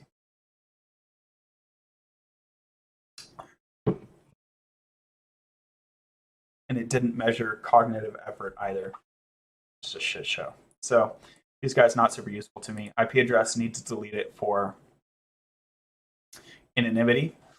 Don't want to be checking that into GitHub. Collector ID. Again, I have a study where I use collector ID in that unbalanced panel. So collectors is like, here, I'll show you. In SurveyMonkey, collect responses. So I only have one collector in this case, so I don't need collector ID. But in other cases, I could make a bunch of different collectors and now get different links.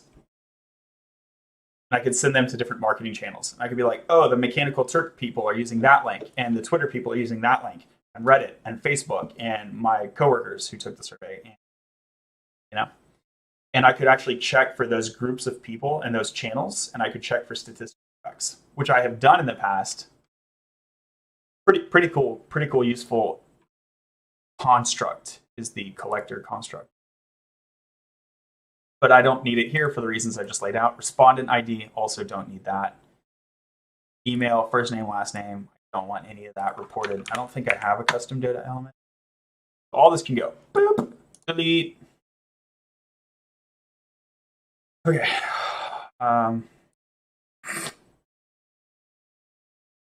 This row basically gets to go, but I need to make sure I don't have any blank top columns. So this other field, for example, other industry. Okay. Just make sure everything else looks analytically useful. And those are all going to be the same, yeah. Okay. I think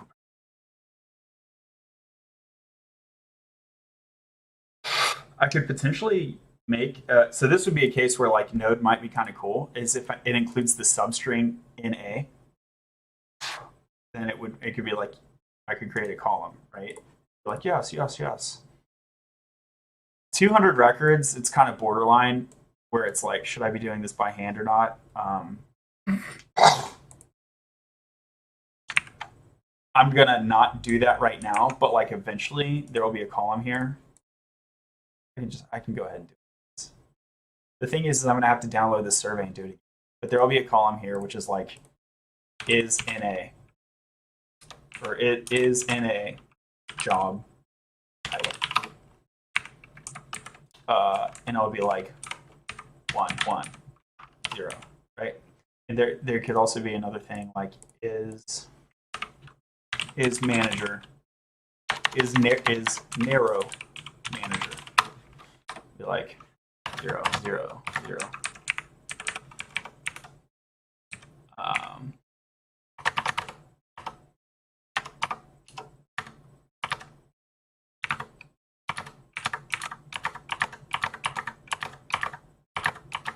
See, that's a case where manage, you better make sure your strings are right, because manager, you'd be safe, but manage, you'd be in trouble. And you can't just use manager, because I saw someone put AG, which I know is a manager, but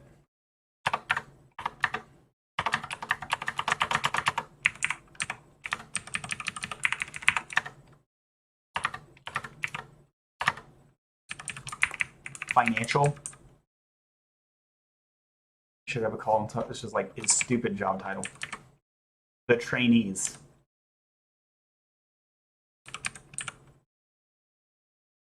I usually hire. So this person is a manager. See, the trick about the way I worded this question is that this is either their job title or who they hire. So if it says manager, you're a manager regardless. Either you hire managers or you are a manager. And if you hire managers, you are a manager. This guy says, I hire these dudes. His title is distribution supervisor, which doesn't include the substring manager. So maybe supervisors are considered narrow managers, but they really aren't, because when I was working retail, for example, I had customer service managers, and I also had a front-end supervisor who was not a manager. They had no hiring and firing capability, but they were, I don't know, they were still like above me. They were a supervisor. It may or may not be a real role. Okay, so this will get it started. Like it gets the idea going. Oh, I don't know.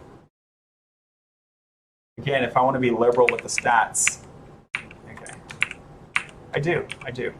Is narrow manager or supervisor. I want to be liberal with the stats because it's going to give me more chance of statistical effect. Now, if I find that this bad boy has a statistical effect, I can decompose further to separate the supervisors and the managers. But I don't want to do an early optimization. I don't want to separate them now because, and you see it's even trickier. I don't want to separate them now because it might reduce my samples so far that there's no statistical effect detectable. But it's also tricky because if they moved in opposite directions, aggregating them could cause a failure.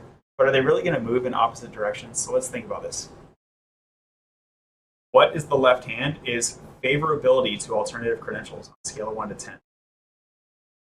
Why would it possibly be the case that a supervisor would oppose them while a more traditional manager who is not a supervisor support them.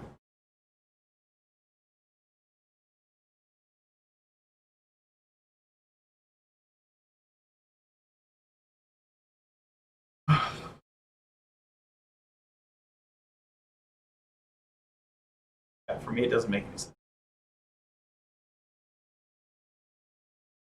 So I can't see them going in opposite directions. Here, let me put just a devil's advocate story forward. So maybe traditional managers have higher standards and supervisors are like a lower level of manager, and so they tend to be less credentialed themselves, so they are more friendly to the idea of an alternative credential. So the supervisor would be more supportive than the manager in that case.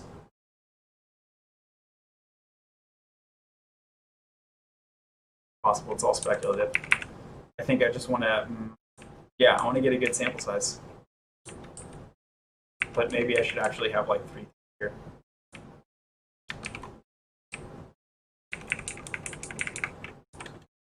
I think supervisors and managers are pretty similar. That's my.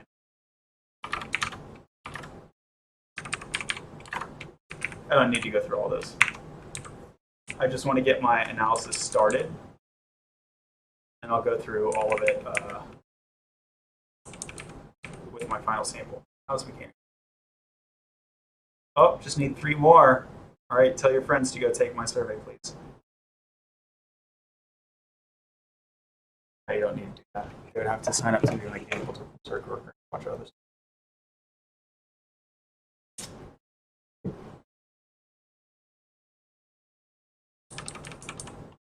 I'm sure there's a better way to do this in Stata. I'm just worried because I think I saw someone put like NA with no slash in it.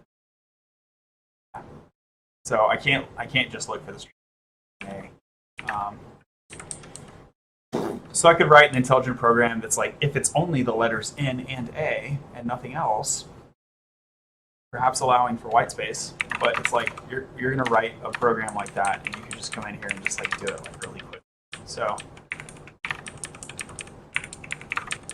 it doesn't always make sense to write a complicated Boolean program, but if it was like thousands, then I might do it. And here's when I would definitely do it: if I was going to administer this survey over and over, and I would have to retype this stuff every time I download that spreadsheet. No way. I'll do it once or twice. That's about it. Okay, so we know our columns.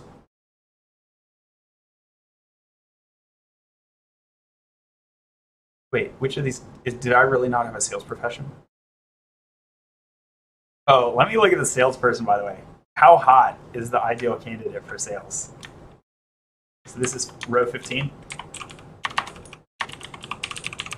That was my theory. If it matters anywhere, it matters mostly in sales, right? The ideal level of physical attractiveness held by a job applicant. 2? You want an ugly salesperson.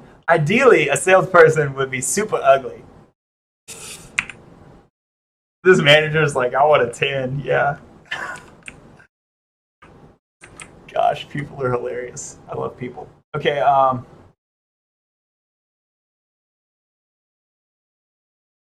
don't understand why the salesperson would say it too. It must be salty. That's my theory. Who's this person right here? It's never had a job.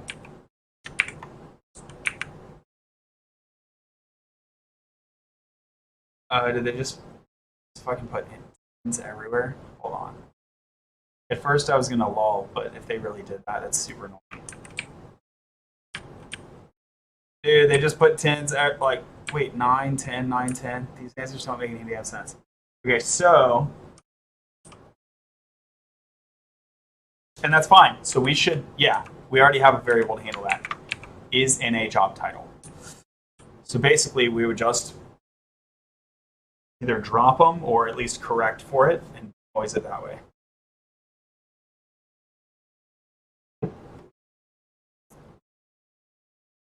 But it's interesting to say, what are the opinions of people who have never had a job, because some of them may be trying to enter the job market. Like, what if I am the alternative education student and I've never had a job of any kind. One of my advice to a person in that situation is like, get a job, dude. Even if you're just working at Walmart for a while, like just get your work ethic developed for a while.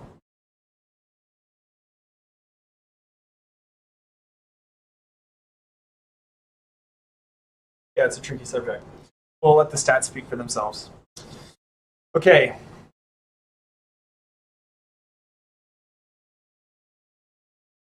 Two more. All right, so what do we call this? What did we call it in the last time? I try to maintain my patterns very similarly.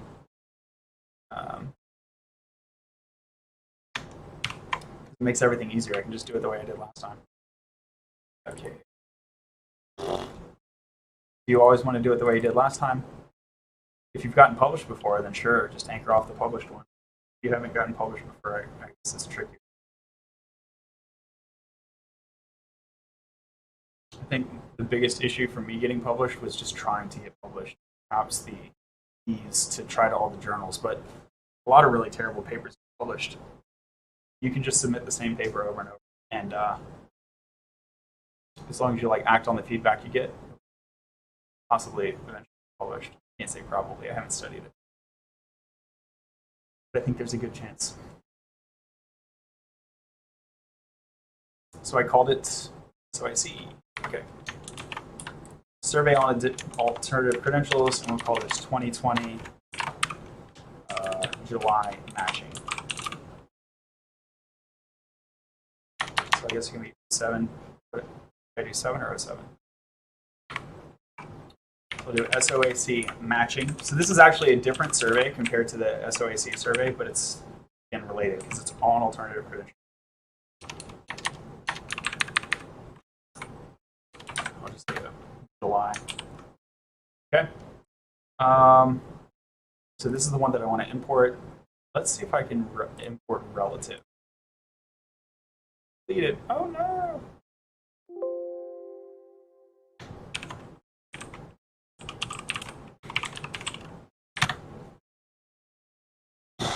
Okay. The first thing that my basic exploration do is it runs the gross, runs the variable file. Here's the variable file. So let's see if I can import delimited relative. Let's see if I can do relative. Why is this here twice? I guess I just copied it. Yeah, there's. Okay.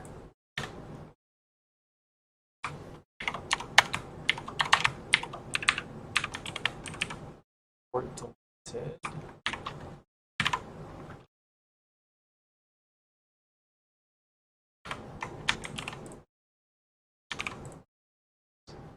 Okay. Temporarily. All that. Let's see if my let's boot up Stata. Ba-ba-da-da. I get Stata for free from school. If it wasn't free for school, I probably never would. I'd probably use Python. And I should still probably learn how to use Python.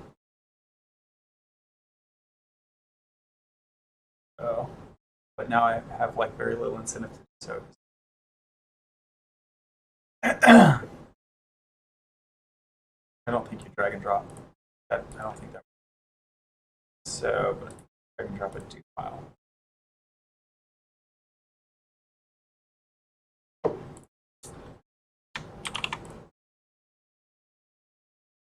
File 1, 2,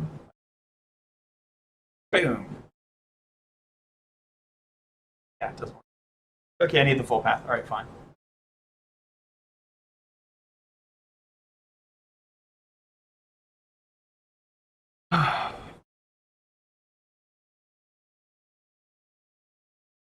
Hey, it gave me most of the path. Thanks.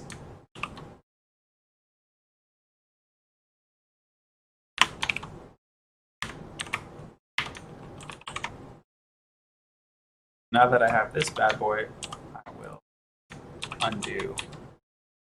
Well, no, let me just. It would contain a bunch of invalid. already defined. Whoa. Oh no. So the fact that I asked the same question 4 times, Stata truncates the variable name after a certain number of characters. Okay.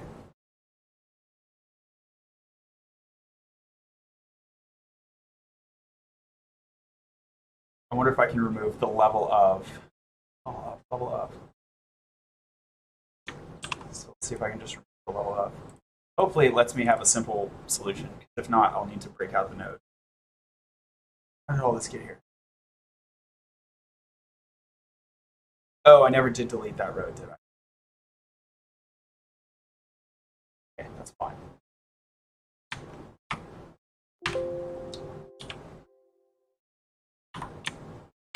Control H. Find what?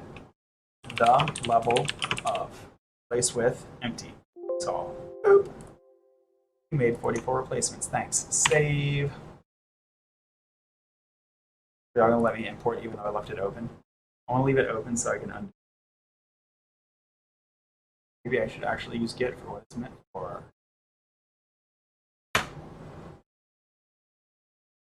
Okay. Yep. So I need to come up with short names. Okay.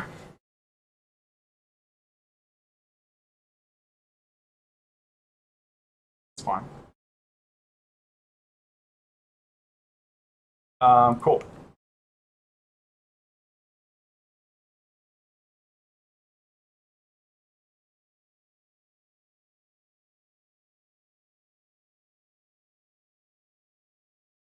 Actually, I can replace held by.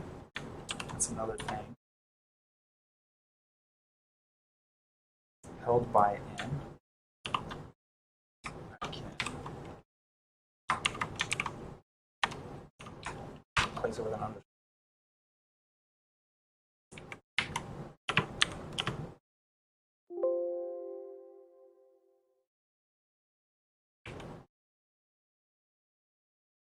Held by a.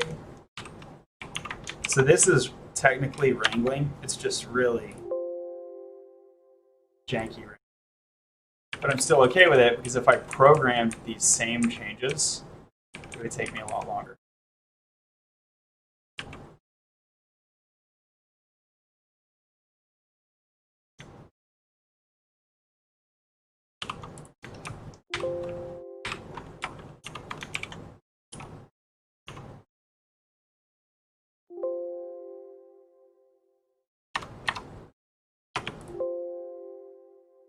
Cool, so let's see if it works now. All right, so we only have a few errors now. So we fixed most of our errors with those. People who are willing to break.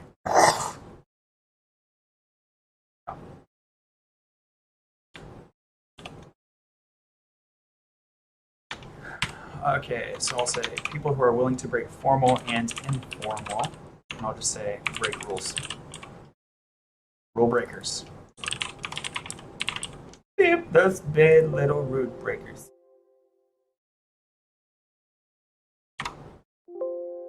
Oh, right, okay.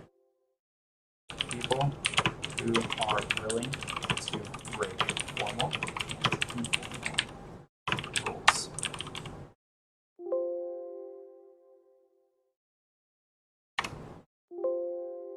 Okay. What about now? Most of that work that I just did is recyclable. Even if I drop another spreadsheet, I can copy that top row and paste it.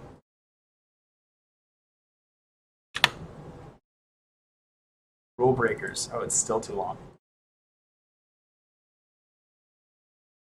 It's informal rules and norms, not formal and informal rules.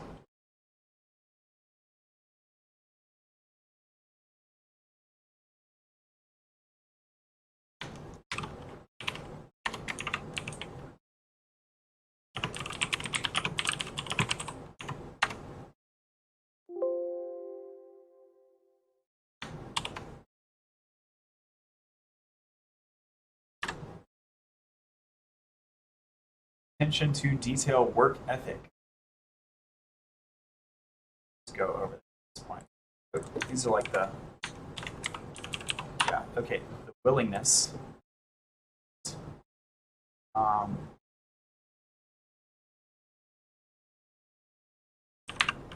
Willing to commute.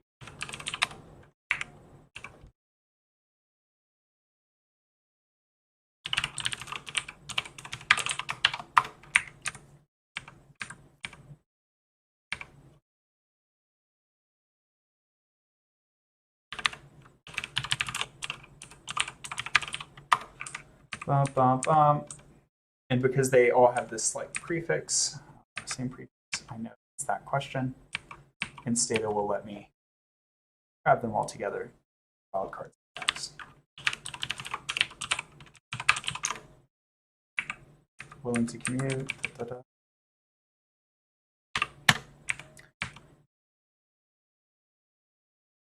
This is willing to commute. This is willing to commute. It's willing work odd hours. Willing to work odd hours. Okay, get that on my clipboard.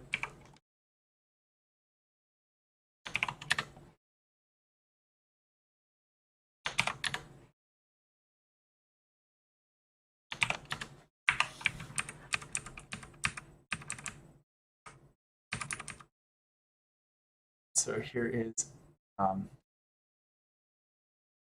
this is all just conscientiousness.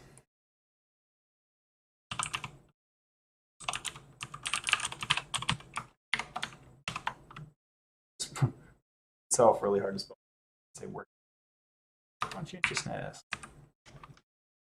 That was the whole point of asking that question. I wanted to ask it in a plain English way. It's really about personality trait conscientiousness. From the big 5 personality traits: ocean, openness, conscientiousness, extroversion, and neuroticism, which I have a different paper analyzing the effect of personality traits on favorability to alternative education.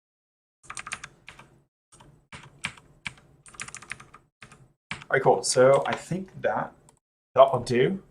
That'll do, Bob. Great. So now we have all our variables. I'm going to go ahead and check this in also. So this will be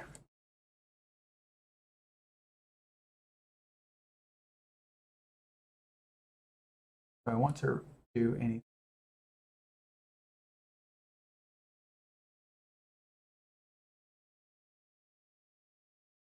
I want to go ahead and do that'll be a different. I can check that in too.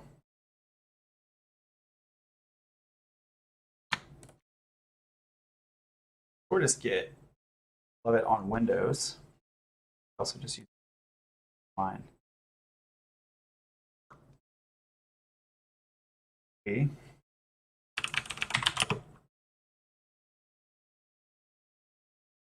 Additional minor data wrangling.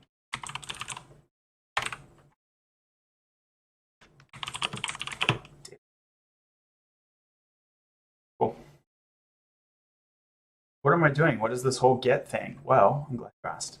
I'm not going to go down this tangent very far, but basically it is what allows me to conduct open research, provide all of this stuff on GitHub. So if you remember at the top of the video, those folders weren't there. 13 seconds ago, I put it there with that message. Now everyone in the whole world can see that data. Okay.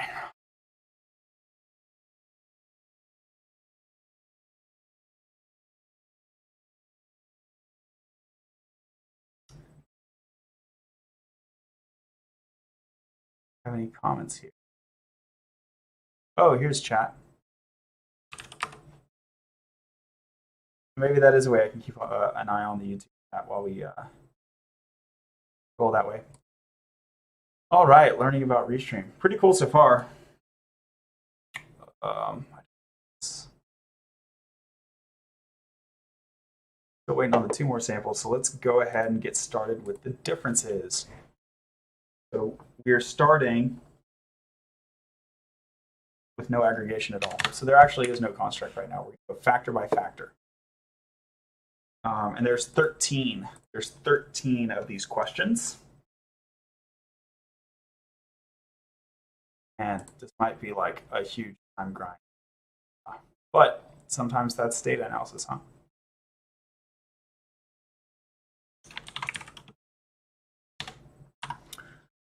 Okay, so we said that I don't care about all of these. Not interesting for this paper. Not interesting for this paper. So what is interesting for this paper? I'm going to start number 4 because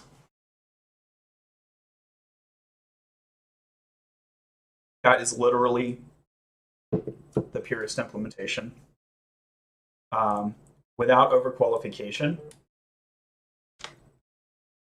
means that I'm basing it off the prior research implementation.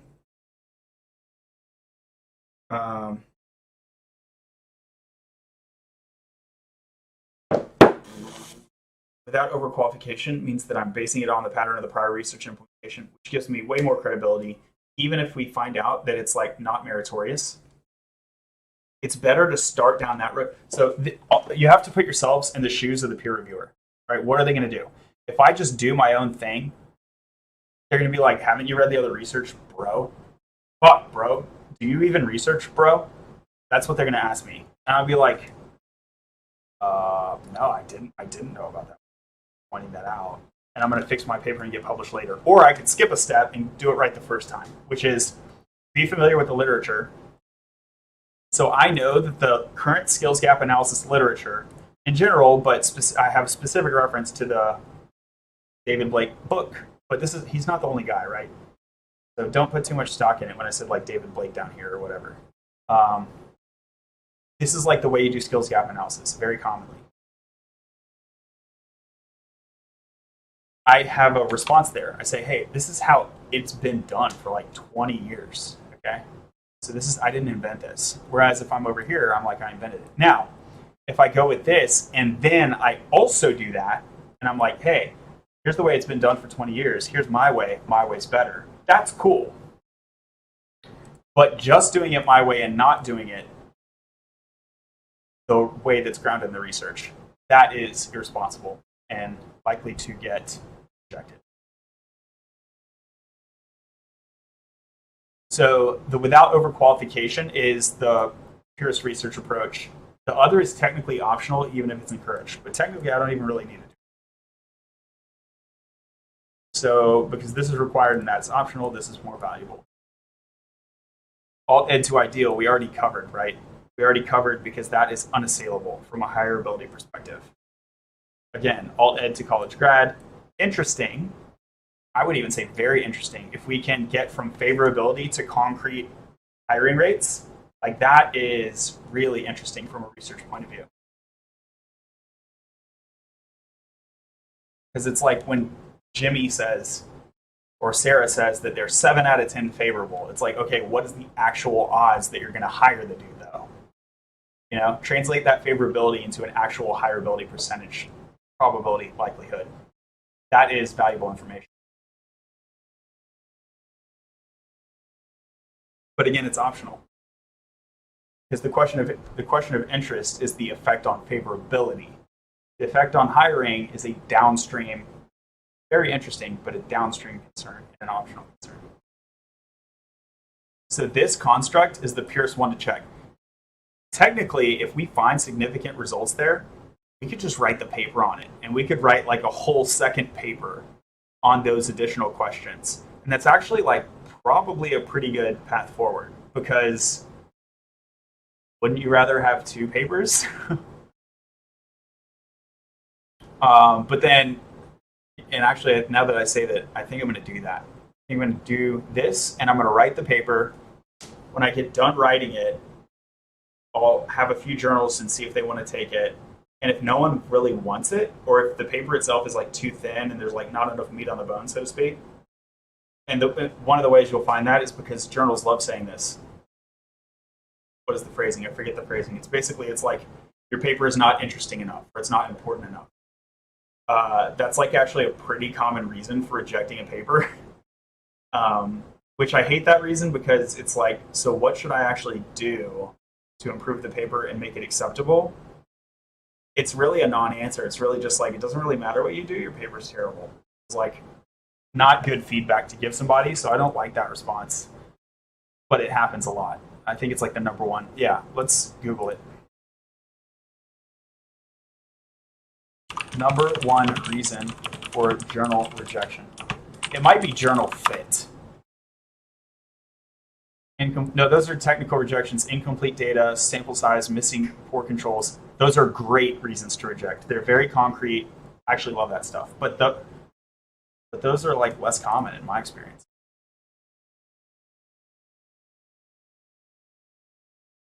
Eight reasons I rejected your article. Who is this? Pete Thrower. Whose Peter is this? It fails the technical screening. Okay, that's a good reason. It does not fall within the aims of its scope. Okay.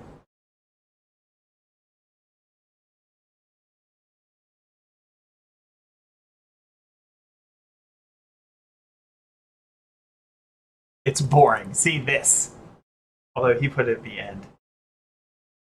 It is not archival, is incremental or of marginal interest to the field. C.6. Yeah. The work is clearly part of a larger study chopped up to make as many articles as part possible. See, this is actually what I'm talking about here. So I am going to try to do this, although, see, this paints in a negative light. The way that I would say it is, you minimize the scope so that you stay on focus. Because what you don't want to do is get distracted with 1,000 questions. Your paper should have one central research question, and you should do it well, okay? And if you do it well, but in so doing, you generate a large data set that has a bunch of other interesting questions too, I think it is perfectly justified to create separate, cleanly scoped, different papers focused on different research questions, even if they're highly related. So the way that I would phrase it is, although there is this incentive, but the way that I would phrase it is, like, did you get your job done? So I don't think it's like trying to make as many articles as possible. I think it's more, is it boring?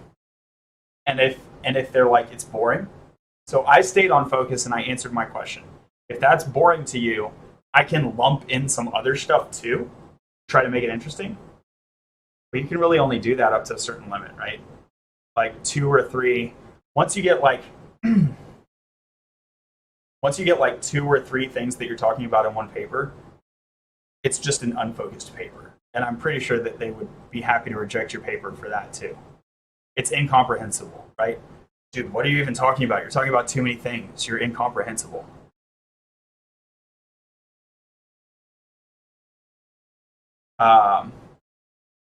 So frankly, I mean, I might try to rewrite it to add in a secondary finding, a secondary variable of interest, a secondary research question. And often you can have 2, sometimes 3 technical hypotheses in terms of a statistical test with a fail to reject the null hypothesis, p-value. You can have like 2 or 3 of those that feed into one actual research question. And this is pretty common. And let me show, I might have this in another paper. There are informative ways to do this. My section 127 paper.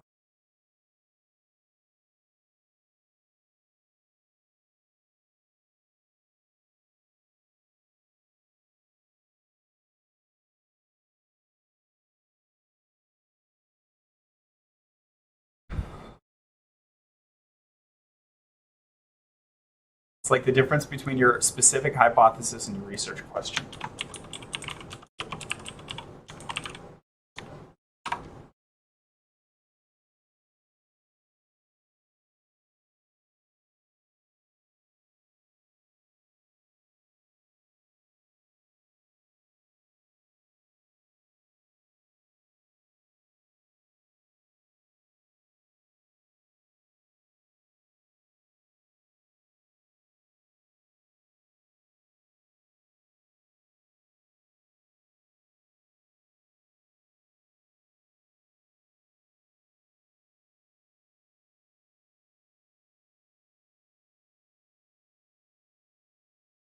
Whoa, I might have like over. That's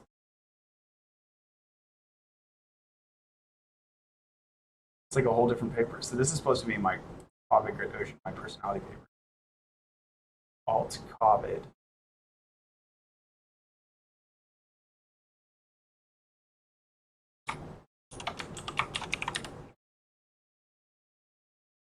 Whoa. I think I accidentally overrode one of my papers and did it. Okay, I should look into that. That feels bad. Alt ed experiment.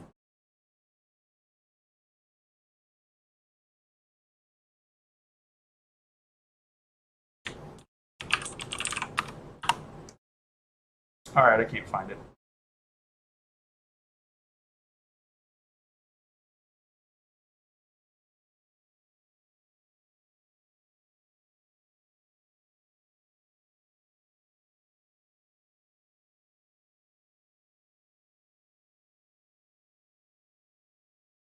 Okay, can't find it. But anyway, you can have two like narrow, focused technical hypotheses under a broader research question. You don't want to do too many because then you have an unfocused paper. All right, great. So this is the construct we care about. So how do we make okay. Need to take the difference for each of 13.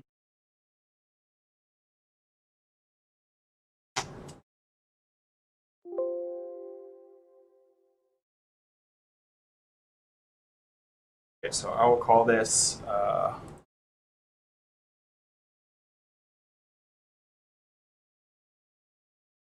Alt Ed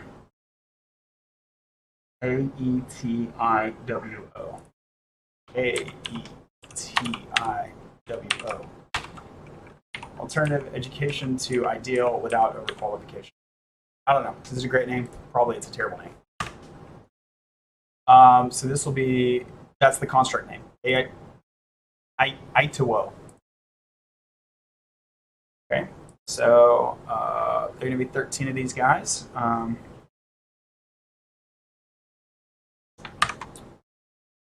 see. Attractiveness is 1. EQ, okay? So this will be attractiveness 1, 2, 3, 4, 5, 6, 7, 8, 9, 10, 11, 12, 13. 1, 2, 3, 4, 5, 6, 7, 8, 9, 10, 11, 12, 13. Cool. EQ.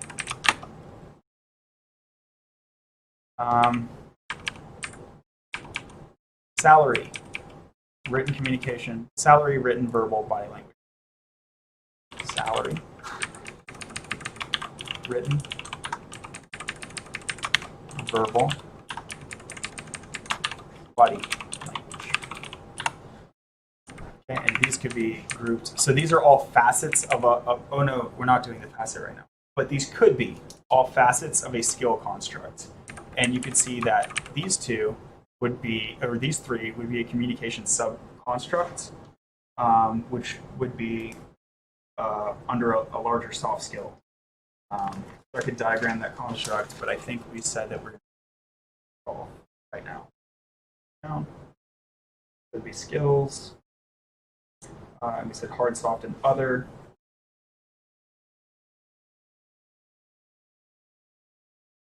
Where soft includes communication.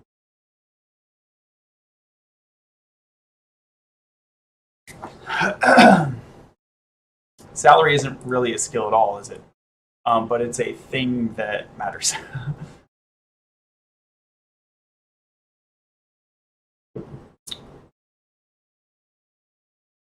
Yeah, that's actually completely outside of the skill construct. So the idea here would be if you have lower salary requirement for your job, or like bigger skill gaps. Maybe not bigger skill gaps. Ooh, that's interesting too. I don't know if I thought about that before. Just because your salary is lower doesn't mean you're cool with bigger skill gaps. It could, but not necessarily. From pure economic theory, supply and demand, wages, marginal revenue, product. So if I have a lower salary requirement, I require you as the employee to be less productive. Okay, I require you to be less productive so you can have a lower level of skill. But that doesn't necessarily mean that I'll tolerate a larger variance in skill. That's definitely a whole other paper. Okay. So like thinking about it, when I think about when I've worked in low skill jobs versus high skill jobs, who was more tolerant of like deviation and misbehavior? I genuinely don't know. That's like a whole other paper. So I work currently in like I work at Capital One. I work in like a high salary programming job. And they definitely allow you a lot of flexibility. But it's like flexibility along certain margins. There's other margins where deviating from the norm is like very quickly curtailed and punished.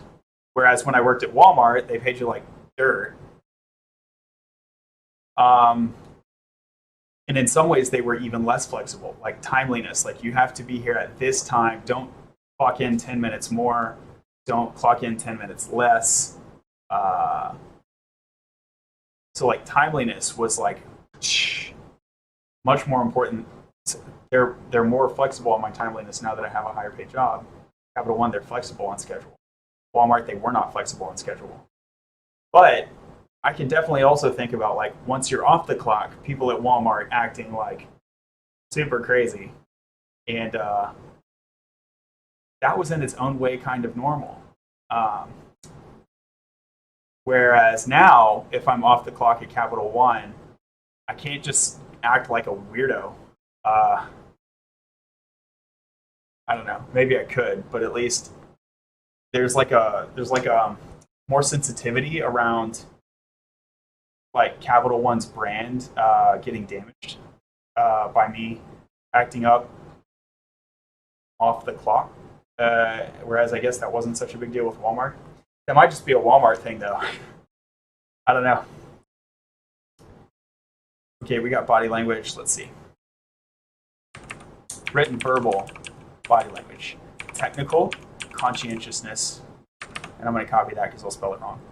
So technical.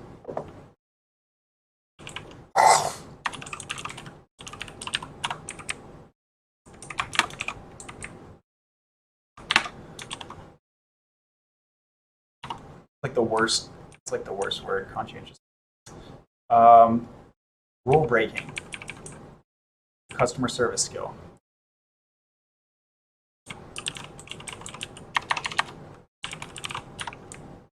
See, rule breaking, it's another weird one. It's like, is that actually a skill? It's a willingness.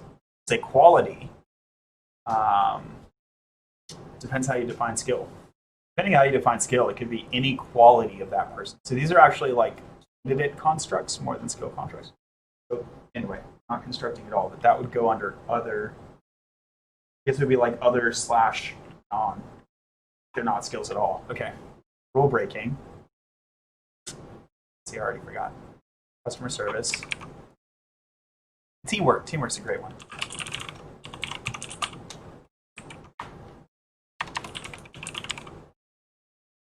That's another one where you can see like you could argue it's like a socialization in college thing. Commute, odd hours, and that's it.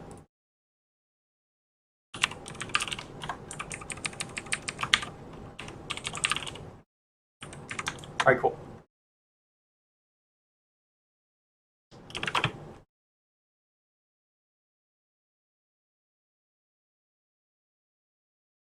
And I don't want any in here.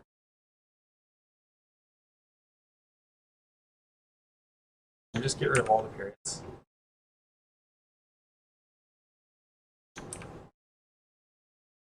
I think I'd just get rid of all the periods. I don't have any fractionally reported things.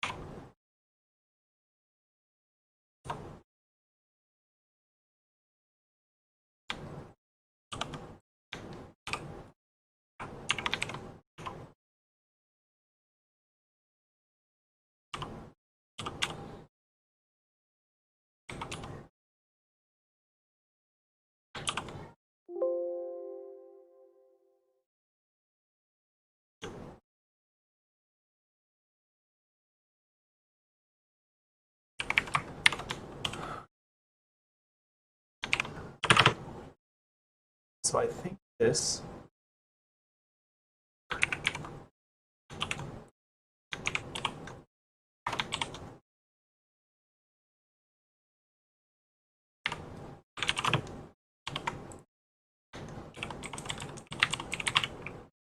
compare one of my other do files. All right, so you just generate equals and then your operation. And as long as it's a trivial operation, Stata is great. With complex operations, I don't like it. Okay, but this is a trivial operation. And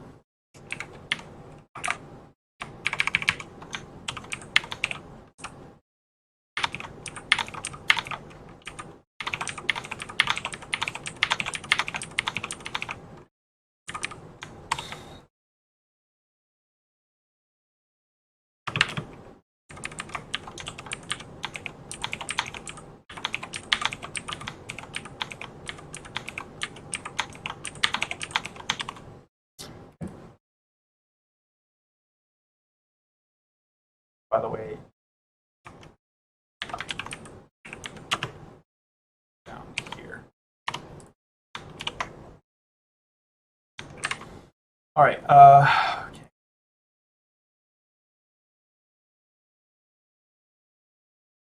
Just do replace on this as well. Minus.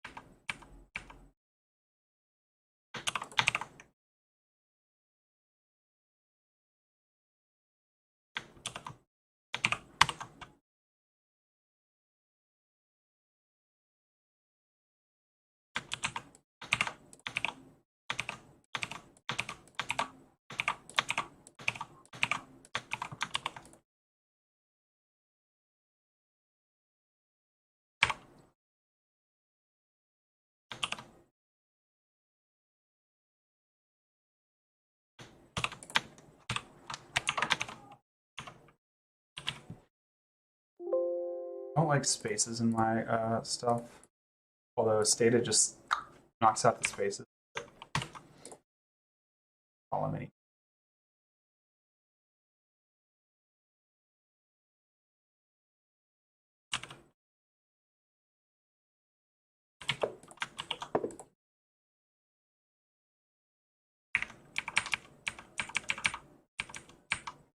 Salary. Another way I can do this is I can say that. I don't know if this works. Yeah. That'll work to summarize if I want to, but this wildcard actually creates a collection in Stata, even if it's a collection of one. So I don't know if you can just subtract collections like that. And even if you do, I don't know if the left hand ends up to be what you want. So again, rather than using that syntax, I'd rather just get rid of the space. I'll say salary ideal, salary required.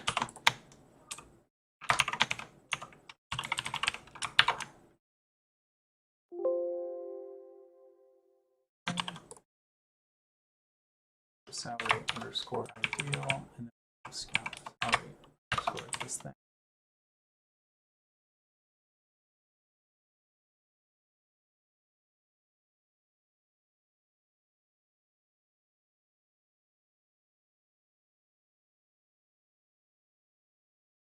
Add a scope for the journal.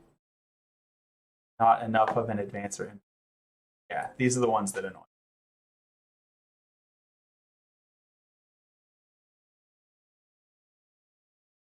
Actually, it's pretty much just. I think a lot of the other. Okay, just one more. Close. Ready.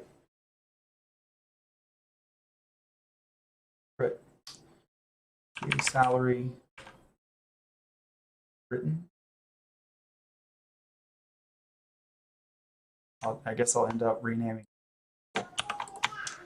Okay, fine. Should have seen it. Written.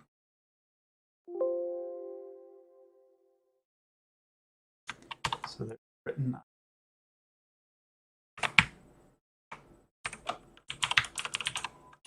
And written.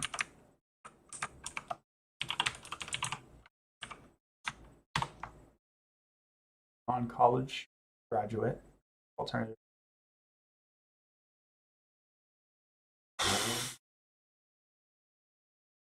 NC guac. NC guac. NC guac.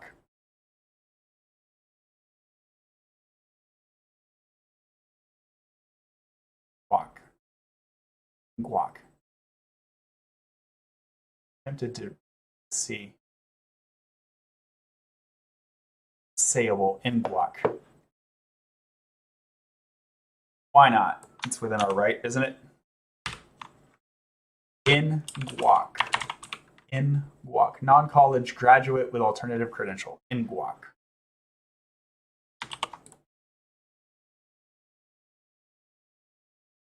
We hereby declare the NC guacs will forever be the in guacs. As analysts, it is not simply our right, but our duty to get in guac. That guac.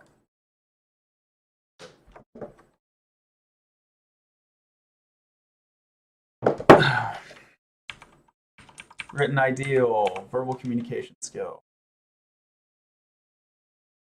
Will become verbal ideal. Oh. So this is data wrangling. It's just not like best practice data wrangling.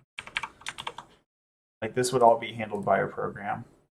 When we say handled by a program, that makes it sound like it's so easy. Like it'll just be handled by a program, right? No, like I would have to write the program. So there are cases where it makes sense, and there's cases where it doesn't make sense. This is a small enough scope study so far that it doesn't make sense. Now, if I write up the paper and then people are like, "Hey, do all this stuff," I might come back and revisit it. Verbal ideal, body language.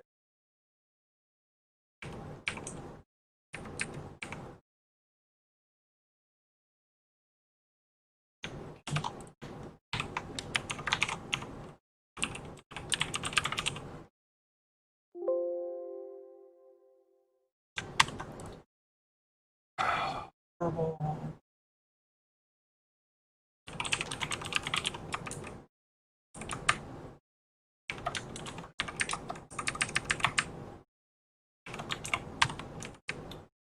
Go.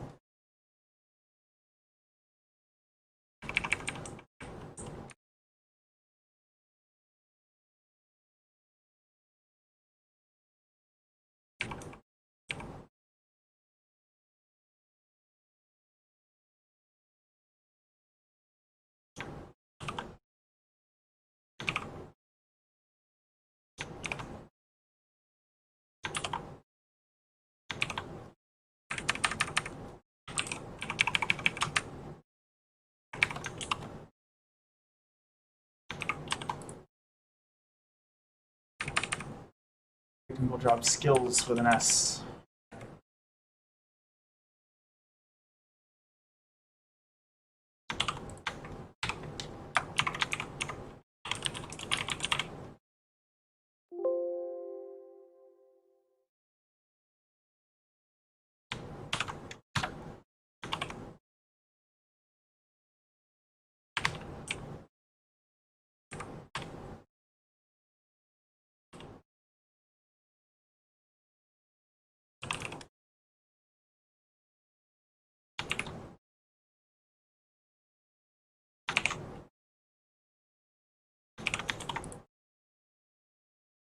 Customer service, teamwork, communication.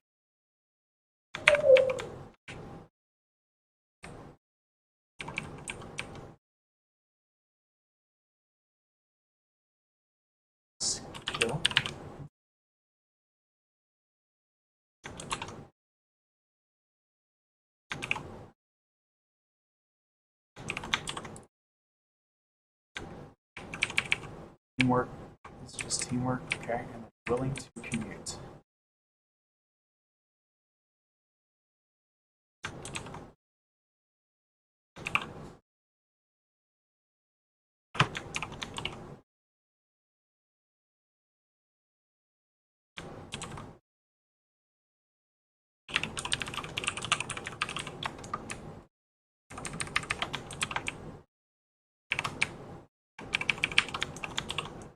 All right, cool.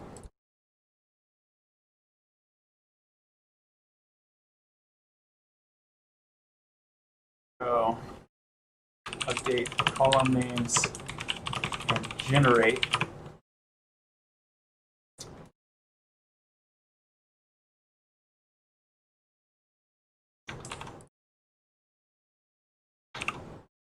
ITWO. ITWO.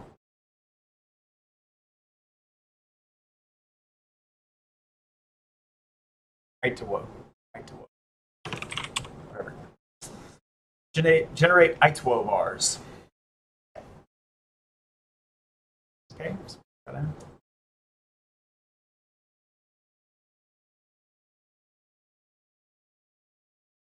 just need one more.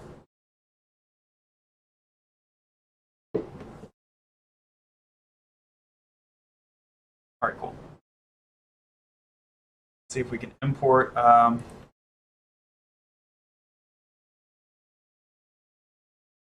we will try to do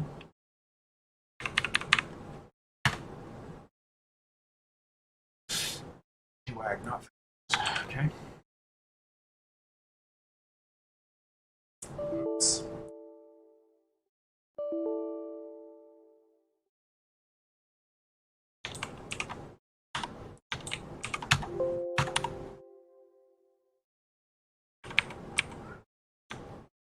Flag.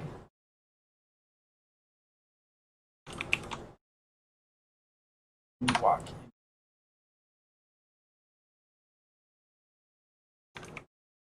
In Guac with alternative credential.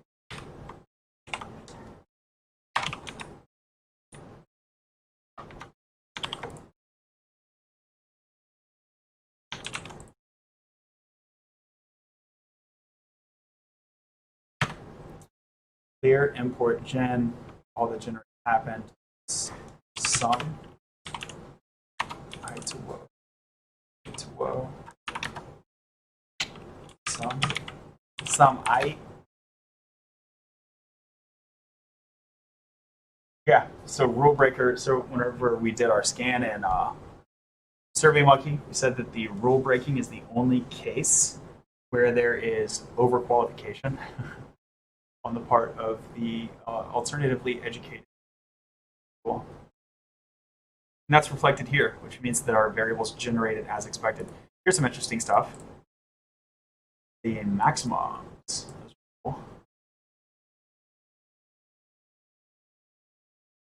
So EQ, they get up to 9.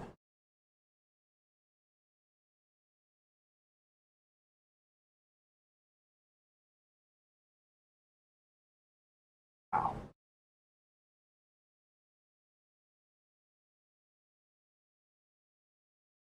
One had 1 and one had 2. EQ is ideally 10. The non-college graduate has 1. Yikes.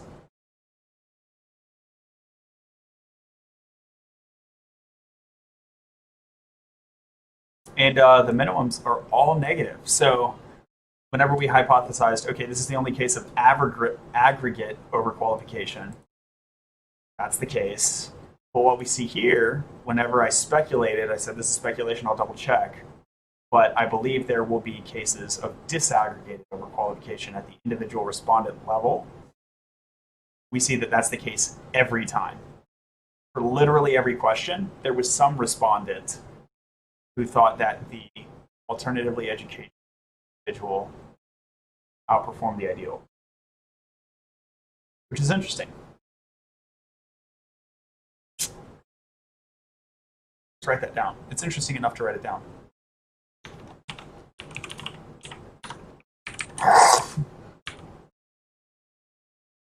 many non-aggregate or respondent level cases of alt-ed overqualification. In fact, some such responses for every question. Question in kind, 13. Very cool. And now we got 125, so let's go grab data. So this will be a typeface.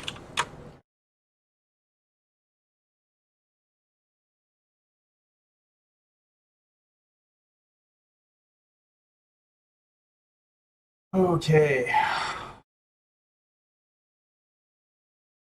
So we went from 208 up to 212. I think I paid for 225, so that means 13 little people got through the cracks and got paid on Mechanical Turk, even though I started 13 little days. Oh well, not enough for me to raise a fuss over, but $3 each, that's like $40. Kind of out the window.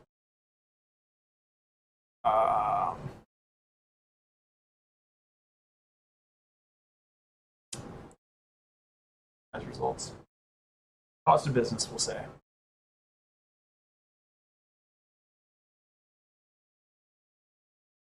That is surprising how few people are unemployed. That really is.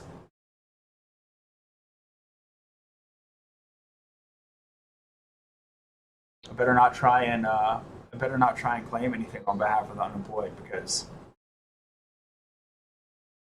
wow, I don't have any of them.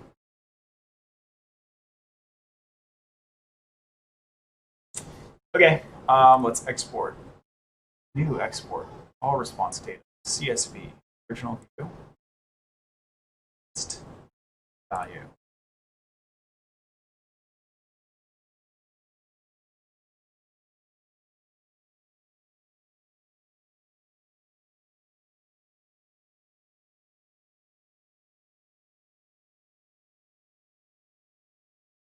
Close 718.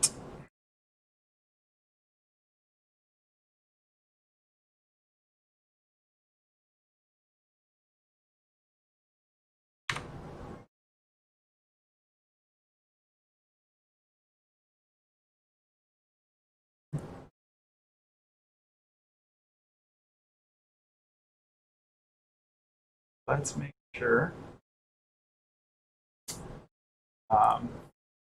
First, we dropped all these guys.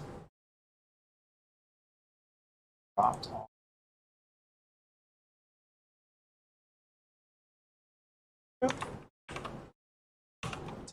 Titles.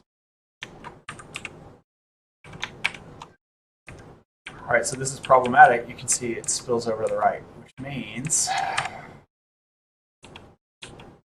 something unidentified.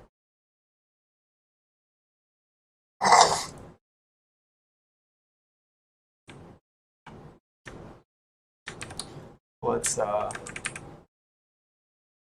insert copy cells. Cells down. You contribute.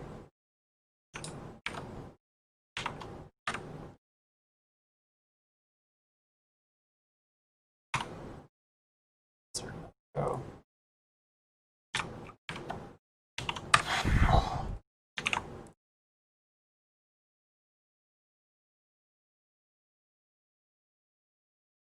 Ah, because we created two new ones.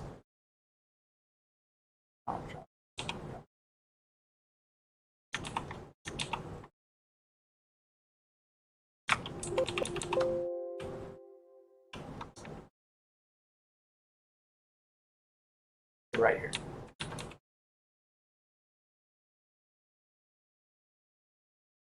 Don't want to insert copy cells. Insert columns.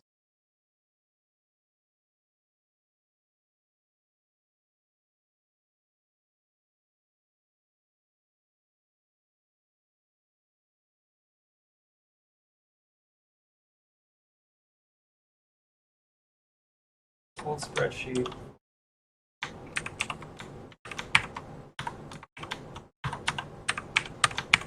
Now we are the same width. Yep. And let's check a few of the values. So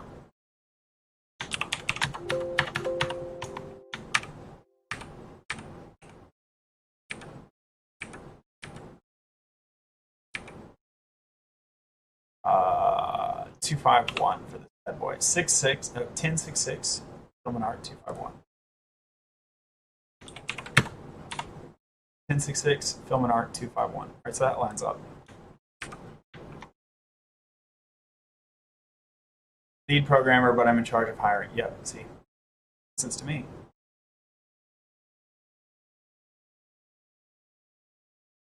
But if that was the case, then you didn't follow directions, did you? Because you would have put the title higher. I can still associate your job family, which was the so I'm on that. Okay. Sales 55811 245.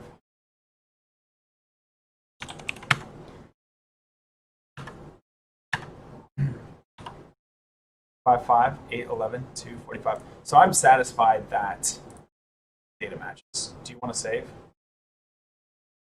Don't freak me out. I don't know what changed.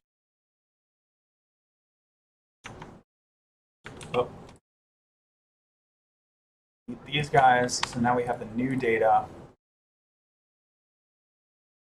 Okay. Great. And so now we will actually fill you guys out. Is in a job title.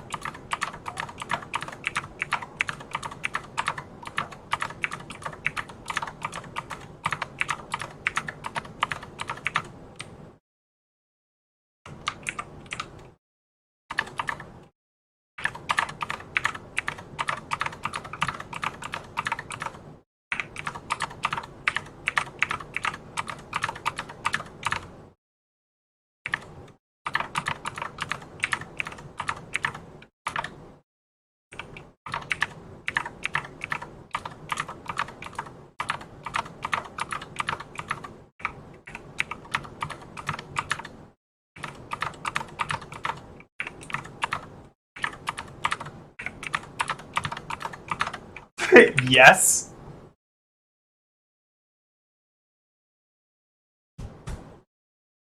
That's not a real job title. Sorry. You lose.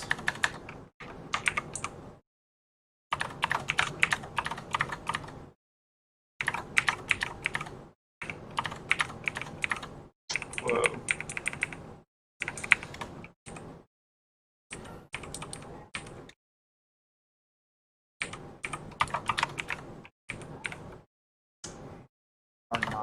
Okay, cool.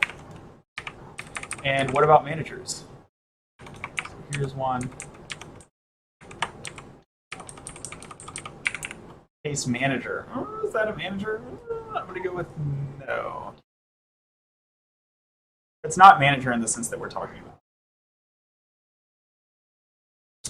Again, a sophistication of program. Oh, are they going to catch that? Probably not. You'd have to add an additional exception. So at some point, you're going to have to make bad boys anyway. Sales manager. Sure.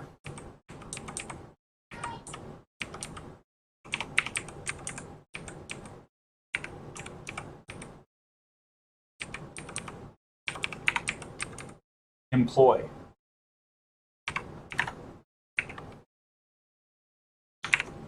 Is NA or invalid? There have been a couple people in there.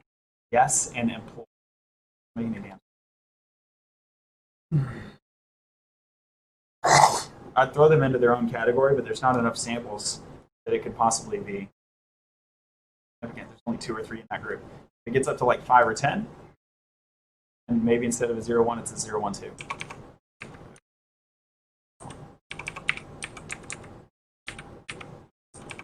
Assistant manager. See, this is interesting. I'm going to consider them a narrow manager.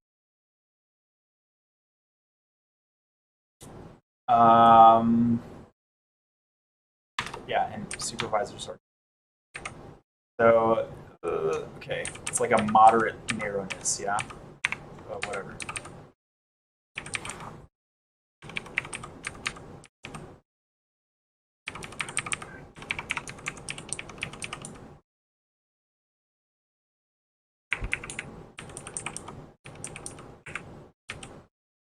Project manager.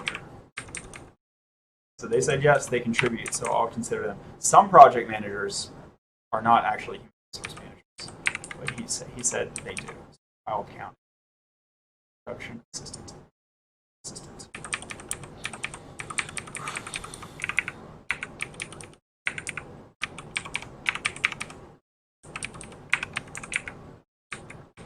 Again, supervisor, but they said that they do make the hiring and firing decisions, so I'm going to count it.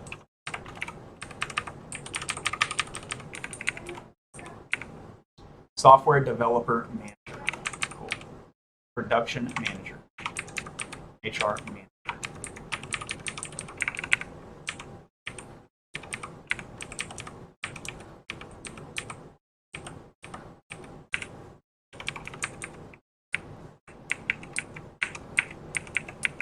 See, entry-level workers here is interesting because your job title is not entry-level workers. I believe you're saying that you hire entry-level workers. So I'm going to guess on that.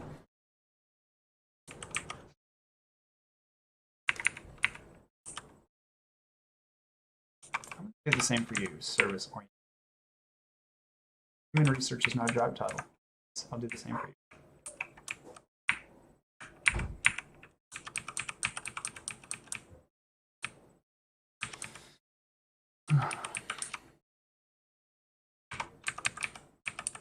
Information.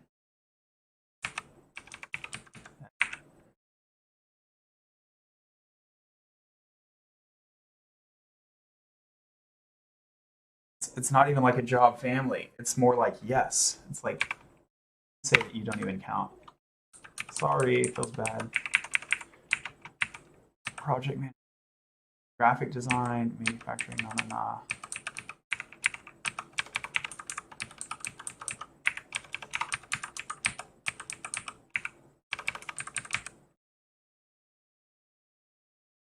Small business owner. Cool. Big programmer, but I'm in charge of hiring for my. Yep.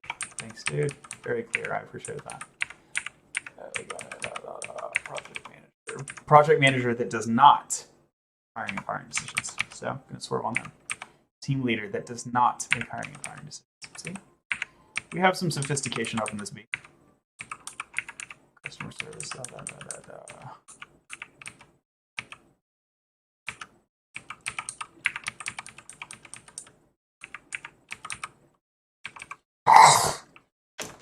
Hiring new workers. Feels weird, but I'm going to say that again, they're hiring new. It's not a job. It's not an associatable job family. Not a job title.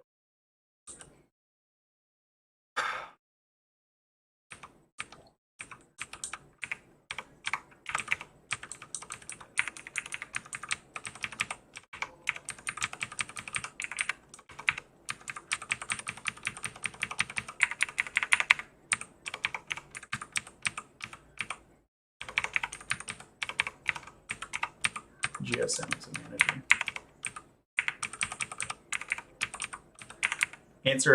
Answer a survey about health. You're invalid. Instructions.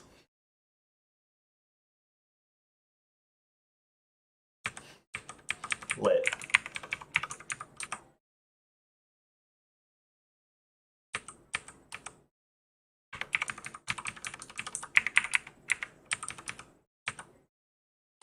Risk manager. Oh, it has a string manager, but it's not real. Yes. Fuck you. So you hire supporting staffs. What that means, but okay. Team leader.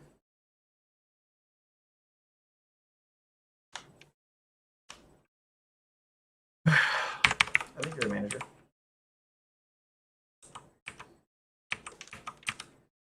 Master. Whoa. I think team leader might be a little debatable.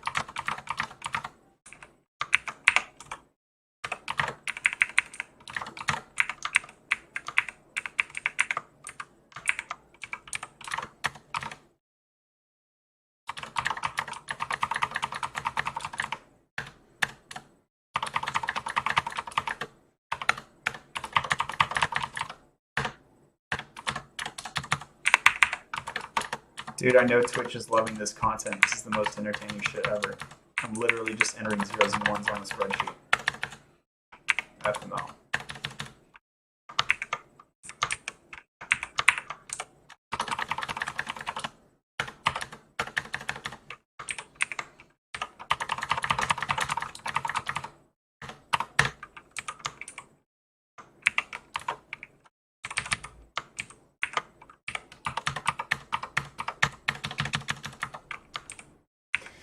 All right, cool. So we have our data. We have our data at long last. Manager at Pizza Hut.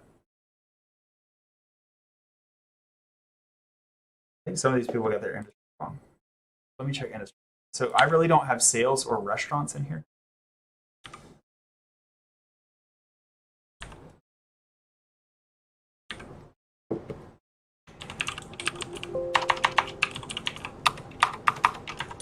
I think a lot of people don't know their own industry.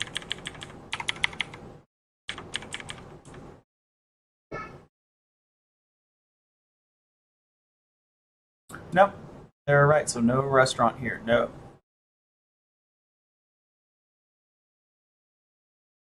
Wow.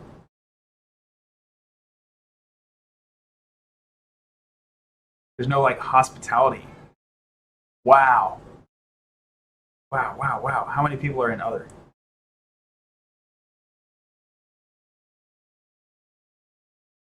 I don't have sales or hospitality.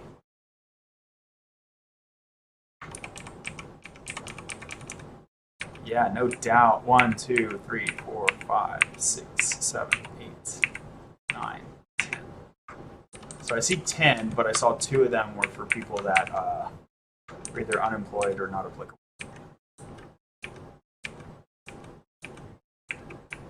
Okay, so 8. So I mean, it's not nothing, but if you look at what they are, I don't think we actually have enough to form a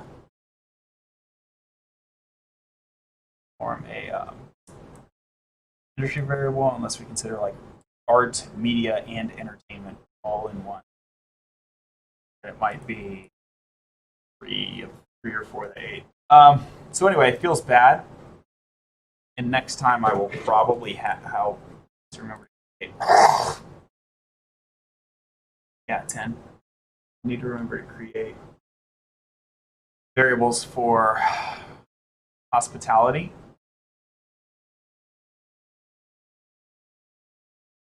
Entertainment part of hospitality industry.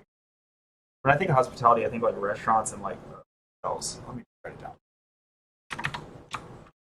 So like missing industrial variables. Hospitality,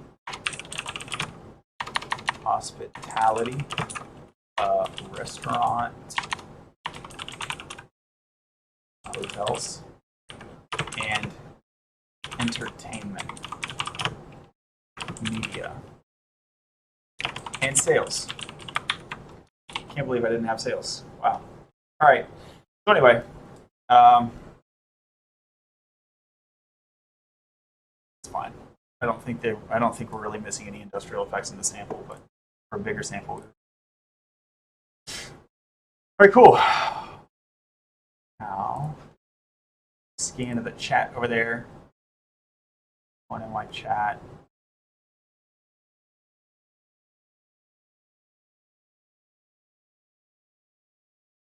All right, cool. All of this.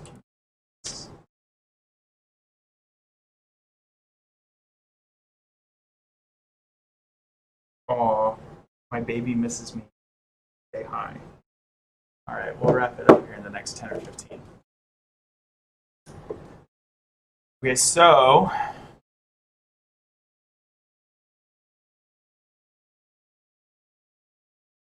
this is really cool. So we got all these guys. Boing. And we already, oh yeah, so we need to check in, upload the new data.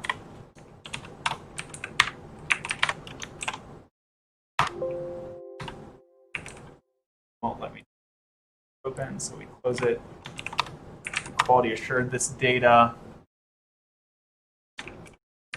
Right, I think I feel good about this data. Do a little git diff. Everything is changed. Why is everything changed? Oh yeah, all the ones and all the 2 columns that I added. These 3 didn't really change everywhere else. So it's changed along expected margins, as well as here are the additional samples. Whole row is new.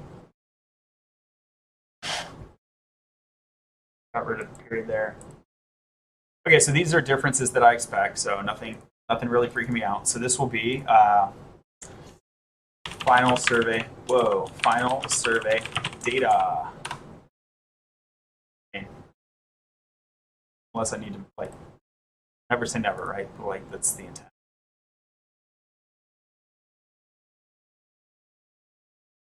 Okay, so now we should redo, and I'll sum AET, and I'll have more observations. Got 212, great. So cleared out, reloaded, differences are already there. The negative persisted, and yeah, so our statements that we have made in our paper don't need to be revised. They're all consistent. Now we are done with the generation. We're on to the basic exploration. So for the basic exploration, the first thing we did is we summarized. And this demonstrates, how do I do a comment over here? That. So this demonstrates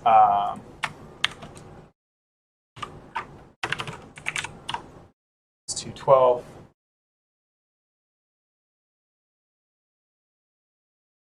Okay, and I can sum.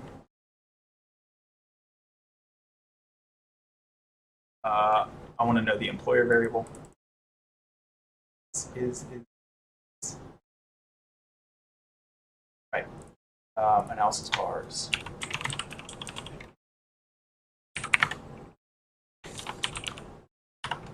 so we can tab gen some of these common ones.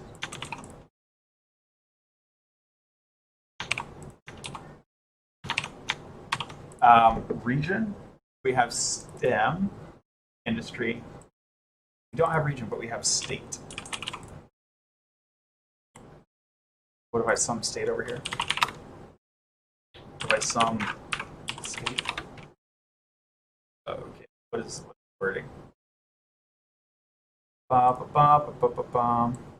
States to states to state. What state do you reside in? I can do sum state.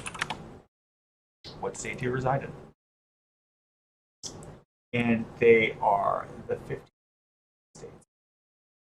But I would like them to be tab gen. So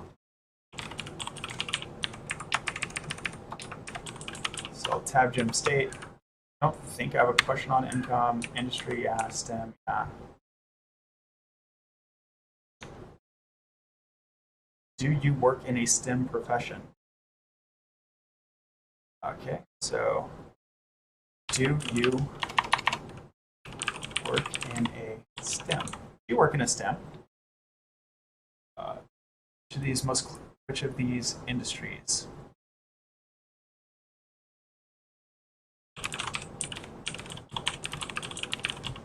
Industries, I don't think I have an age frame. Gender.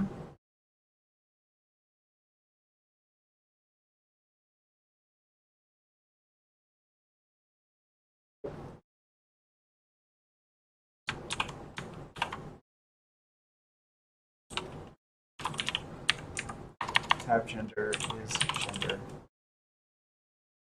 I'll do is for all of my for these booleans. Is industry, is state, is STEM, is gender. It also clarifies that these are did not pass through the spreadsheet. Let's run through our top questions. Variables, right? Do you contribute to hiring and firing decisions? Tab is employer. Do you contribute?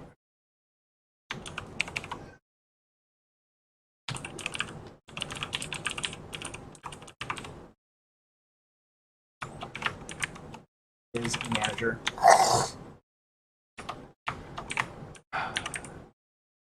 Manager effects, employer effects, I kind of basically consider them the same thing. Consider manager effects. There's that one person who's like a business owner, but they're not a manager. Technically would be like a firm, like a business and employer, but they're not a manager. So.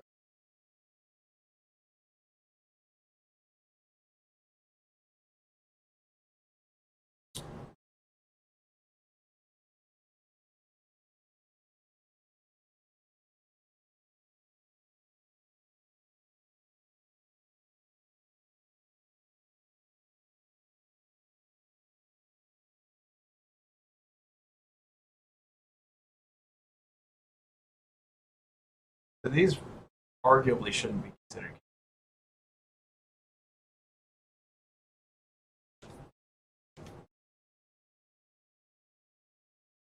That one shouldn't. All right, we'll make them discontinuous. They really are. If we see the effects, like they could, this one could potentially be like the longer you think it takes. All right, so I can make this version of that.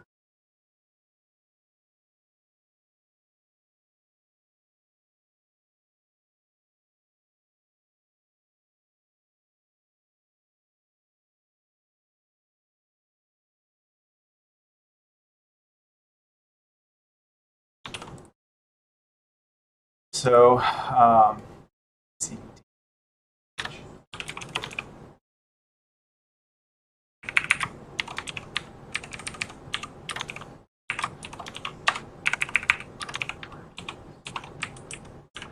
So put the tabs in alphabetical order just to make them easier and consistent for lookup. Do you work in a STEM? Do you work in a STEM? Is manager, is STEM, is gender. How long do you believe usually? All right, and that will be gen. I'll say is length. Okay, but then we should also gen length. Example, we'll call it C. How long it takes, duration. We'll call it C duration.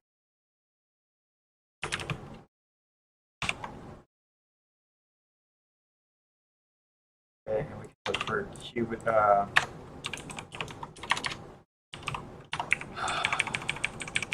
marginal and cubic effects too.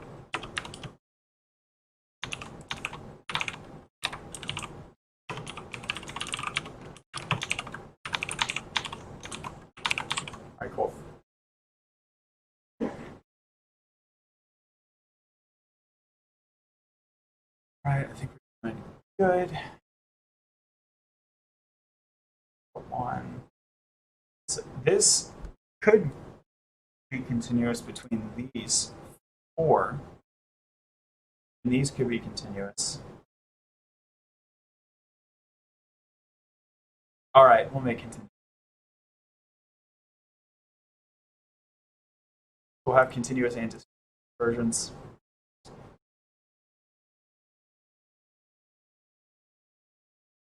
Okay.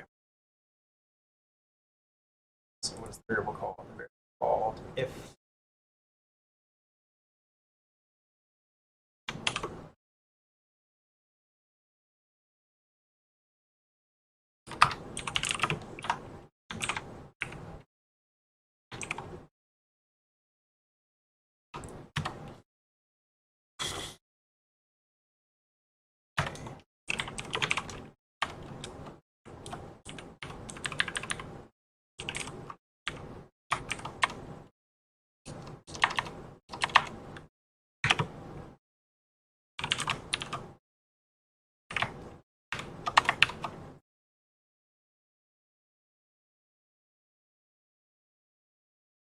Oh, wrong one. Like,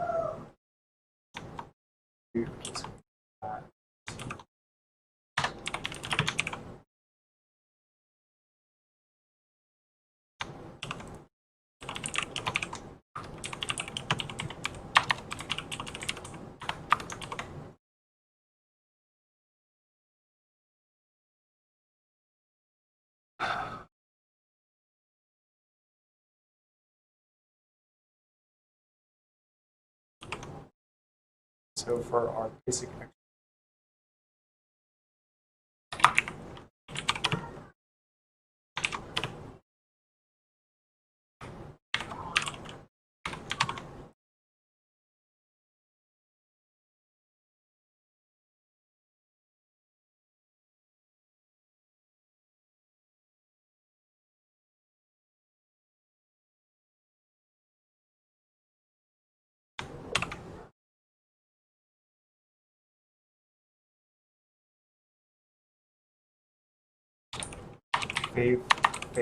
favorability.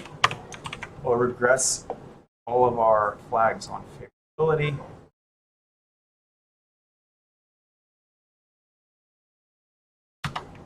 Drop all,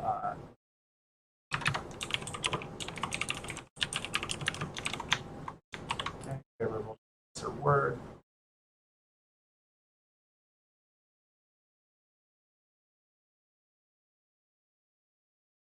So I have the three, so thinking about the job title.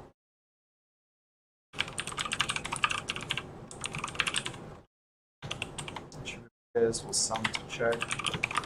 Yep, thinking about the job title. And we are tab, thinking about the job title. We're going to gen. That is are you aware of any alternative credentials? Say is aware of credentials. We'll just say, yeah, is aware of relevant credentials. Okay, they're like, yeah, in my industry that exists.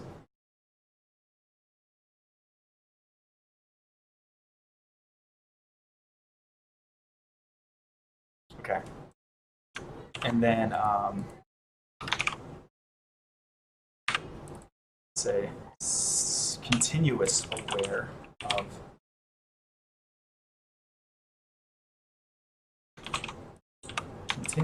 relative the linear effect, that will be equal to this. But if it's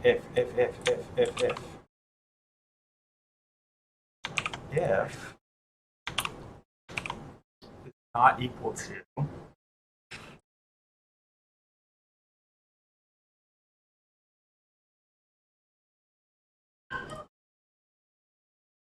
the question order there. If it is applicable. Okay, think about the job title.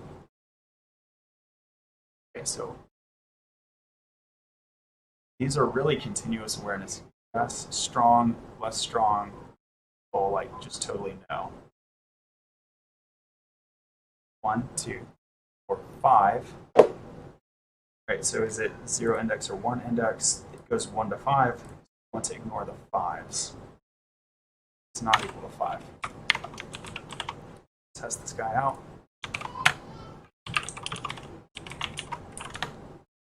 Okay. Now it goes 1 to 4. All right. So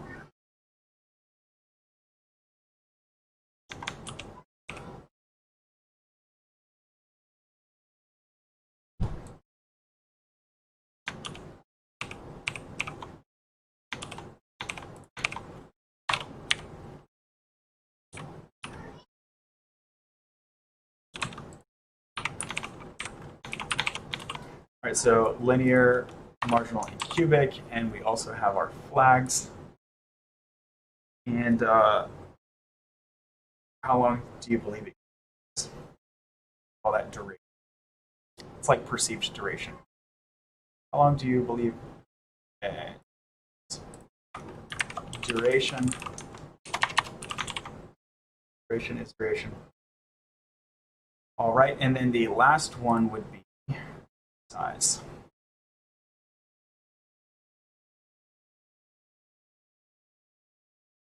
Roughly how many?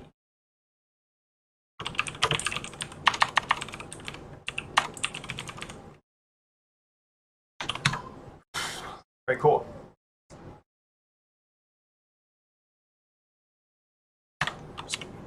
Not roughly how many. Instead, we will have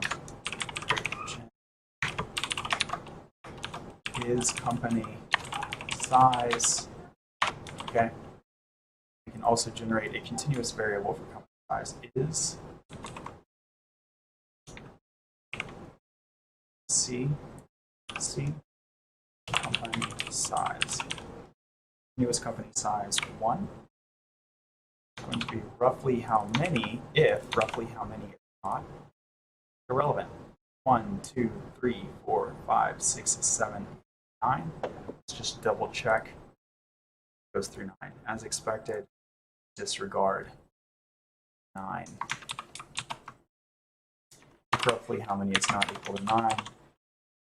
We'll test this generating the variable successfully. Sum C company goes through 8. As expected, we are disregarding 9. Okay.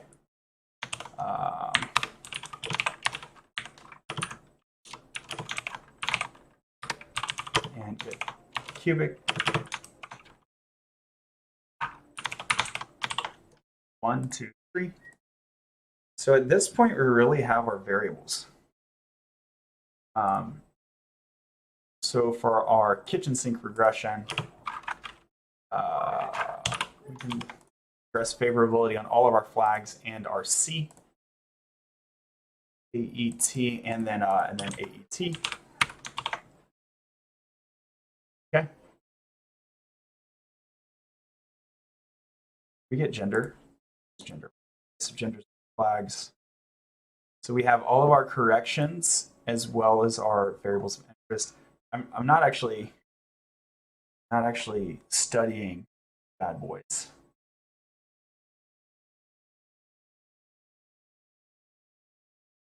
Is industry, is STEM. So those are all under flags.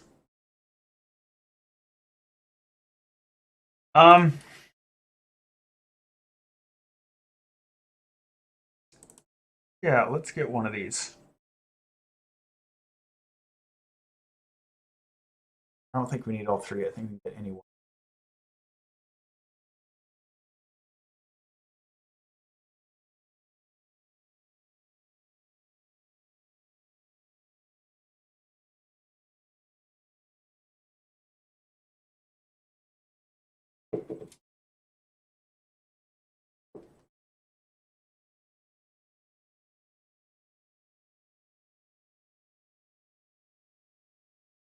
So like is like this.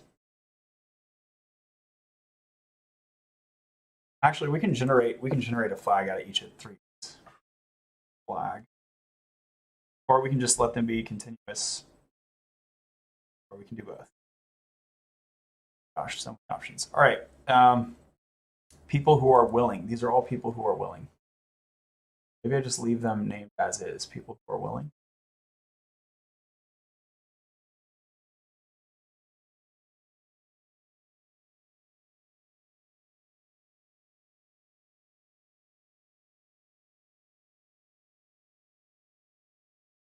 Okay, so these are rule breaker underscore, and these are rule breakers.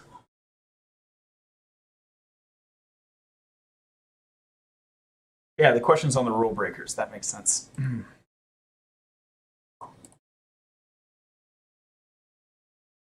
Fine. It's significant. We can do questions on the rule breakers.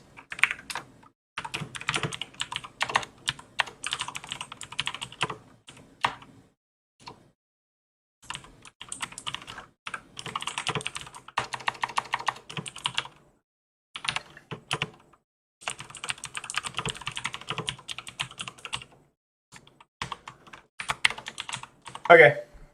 So let's just grab all this, drop it right here. Boom. AET is not found. Whoa, NVOF convention soon. Completely wrong file. Okay, makes sense. We ran the completely wrong file. It's because I copied it from that other guy, right? Matching effects. Copy path.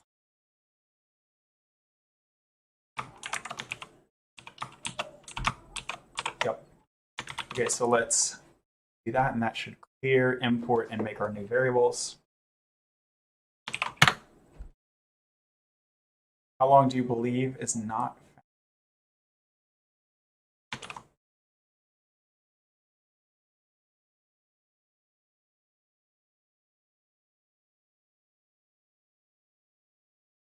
How long do you believe?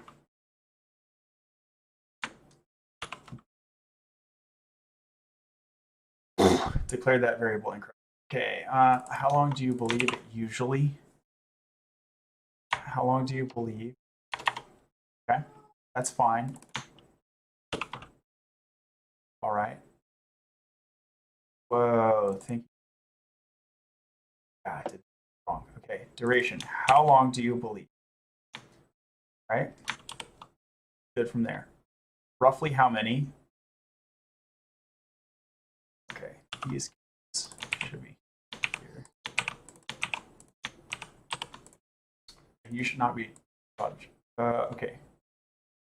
Your duration, great. You are company size, roughly how many?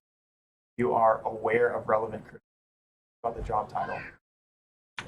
Okay. That fixed it. Rerun. Our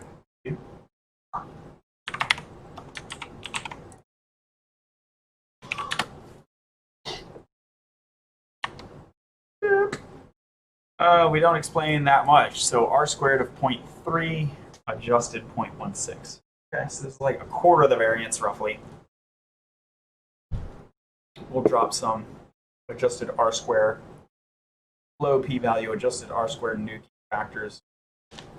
We'll drop them, and the total r squared will decline. The adjusted r squared will increase. Probably meet the middle, the 0.2 range. I'd guess 0.25 could be different.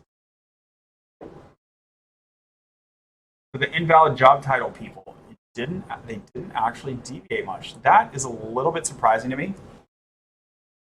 What this is saying is that people who don't have a job, who have never had a job, at least in terms of favorability to alternative credentials, right? So that's the left-hand variable. They're not significantly different. It's a little bit surprising. It's kind of interesting. It's not super important for our study, but it's if you are narrowly a manager, that seems to have a weak effect and a positive effect.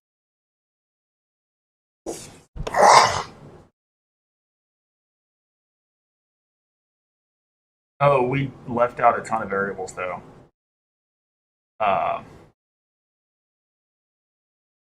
Yeah, we left out like almost all of our flags. Okay. Because I gave them a underscore. Boop. Look at that. Now we have r squared over 0.5, okay? That is much better. Because potentially, because what this means is that there's more of the data that you can explain than data that you can't explain, because it's over half. It goes up to 1, so you're over half. Now, this is a case of overfit because there's insignificant factors that were in our model right now. This is not a good model, but it just gives, it's going to give us an upper limit. It's going to give us an upper limit to the total explanatory power. And it's not a hard upper limit. Technically, we could go a little bit higher if we generate some new variables. But again, this is just a basic exploration. Really what we're doing here is we're kind of scanning for insignificant. So now that I've done this, we can see managerial effects are strong. But this manager is using the yes, no, unemployed, and then unemployed is omitted because it's explained by the NA factor probably. So it's omitted for collinearity. So now that we have it, this is the broad manager measure as opposed to the other narrow manager measure. Now here at first we notice two things. One, the p-value is lower, meaning it is more significant, and the coefficient is higher. Why would this be more significant? First of all, the effect could be more reliable, but also there's more samples pertinent to this factor. I think that's the dominant reason the p-value is lower. But now that we have multiply regressed this with the other, we can look at the effect of the other and see if it partials in or out, if it has an important independent effect. And my hypothesis is, no, it's not going to have an important independent effect, and it's going to drop out. We don't want redundant operationalizations. All right, is narrow manager, the coefficient has, I think that's smaller, right? So in the prior regression, yeah. So it went from 0.38 to now 0.02. So the magnitude of the effect has been divided by 20. And the p-value is basically 1. It's like, hey, this factor totally does not matter. Totally does not matter. So I'm not going to report this in the paper, but as an analyst, this would be one of those things that I check where I'm asking the question, I have a broad conceptualization of a manager and a narrow conceptualization of a manager. Is the broad one too broad, and is the narrow one too narrow? Do they have different independent effects, or is it basically measuring the same thing? And what we find is, one, it's basically measuring the same thing. Two, the directions are in the same, the effects are in the same direction, and they are highly intercorrelated, such that one partials out the other. These are strong indicators that they are measuring the same thing. They are not independent effects. They are endogenous, they are dependent, they are the same effect. And they're just two measures of the same effect. And is narrow manager gets nuked when multiply regressed with the other, which means that is narrow manager, yeah, it is too narrow of a measure. And we can drop it.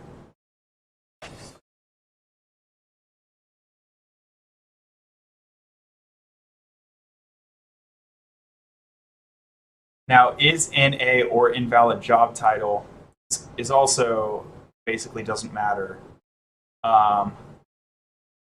But I wonder if I get rid of it, is manager come back? And then I can get rid of my whole is manager 3 is still omitted. So is manager 3 is somehow being somewhere else.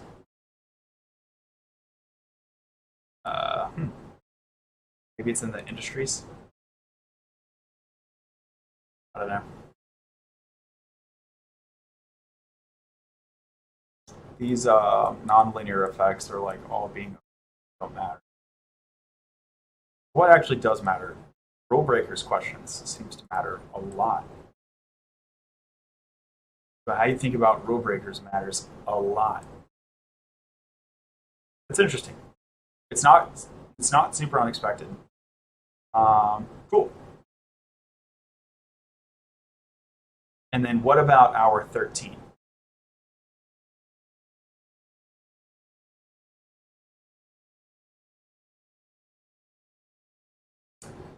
They don't seem to matter too much independent from one another. There's a couple. There's maybe three. There's maybe three in here. So conscientiousness, customer service skill, and teamwork.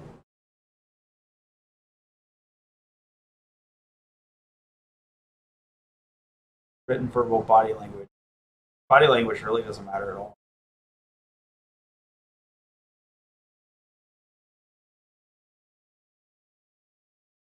It's good stuff. So we can start to reduce it and see what matters. Do state effects matter? State effects do seem to matter. We can group all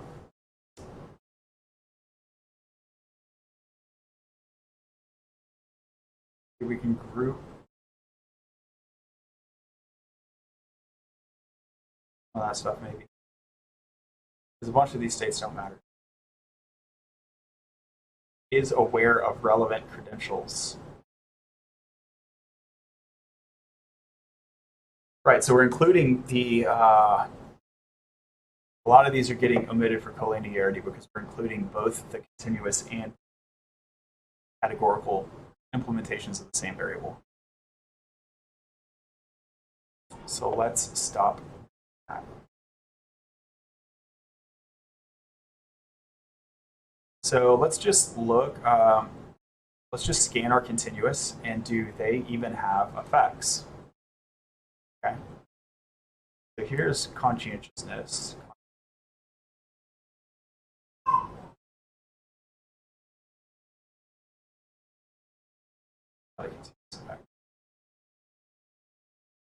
See company size. Okay. Duration. So these are the continuous ones.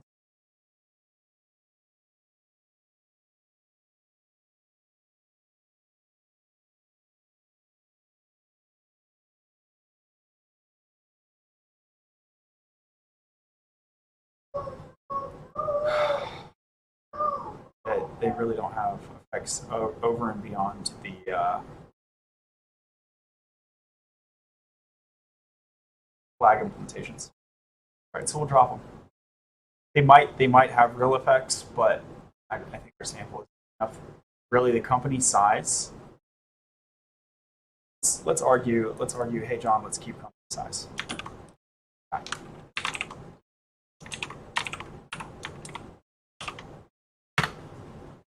So my adjusted R square went up, getting rid of this, right? And company size in particular, there are certain company sizes. Look at that, really it's mid-size, huh? Mid-size seems to be really favorable. Size, no. Let's this out.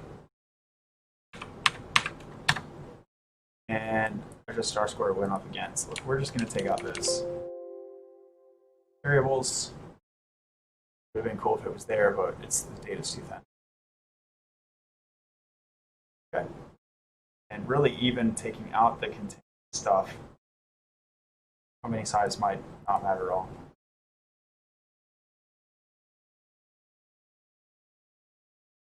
Stem effects. Duration really matters. That's awesome. So it really matters, and it's almost a continuous pattern, but there's this kink right here. So how long you think it takes. And yeah, and it lines up with what we would expect almost, because what it says is if you think it's really short, you're much less favorable. It takes longer, more favorable. This even gets tactical because you can say, hey, like to get this, it took me 6 months or something. And it apparently becomes more oppressive.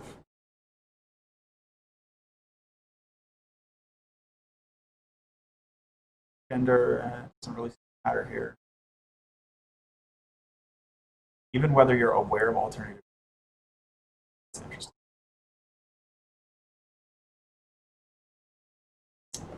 All right, so is narrow manageable?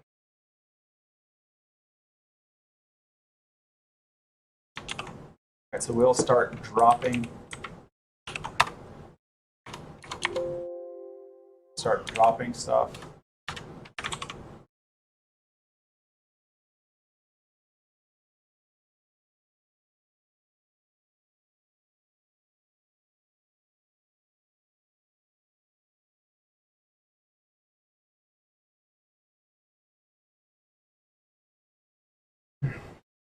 Where are my?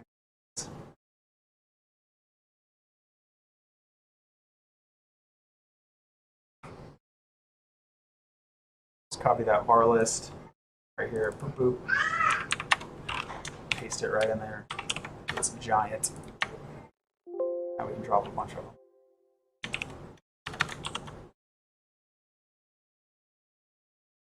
Okay. So let's narrow down on the states. Or, I mean, let's look by p-value, I guess. Company size is a 9. My 9's at.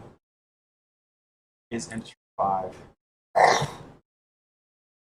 9.6. 1 beat 9.6. On. Industry 5. So this is a grindy part where I'm going to round robin. Industry 5. I'm going to round robin. Destroy. And then 9. 3 are omitted. State 2. So, oh, that was state 1, sorry. Cool. 945. Anyone beat 945? Go. Oh, 982. Size 9. 7 is also omitted. 7 and 9 on. 7 and 9. 2, duration 6. Okay, 936.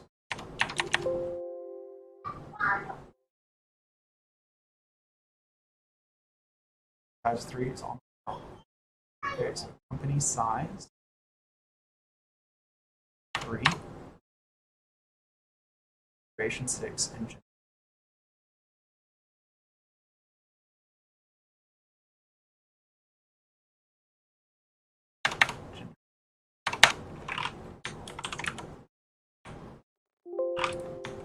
Okay, so we get a 934.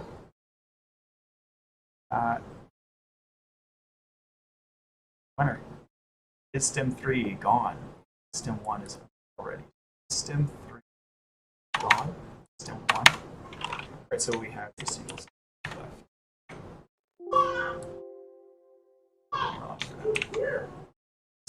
Stem might not matter.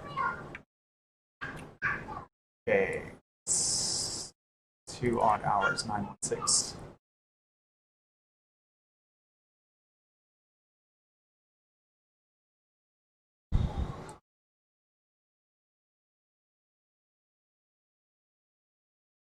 5 barely. But that gives 916 the honor of first gap that doesn't matter. What this is saying is that the odd hours gap doesn't predict favorability. What this is saying is that employers who think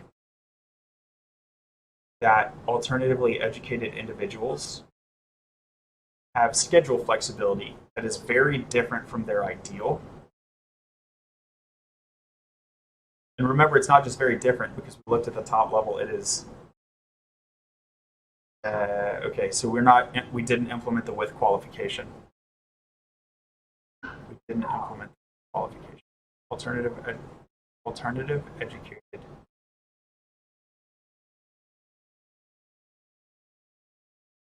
We did not implement the with qualification. We did without overqualification. We didn't. So we're actually not analyzing case 5. We're actually analyzing case. Not analyzing case 4. We're analyzing case 1. That is allowing for overqualification. Okay, so well, I'm going to have to do this again.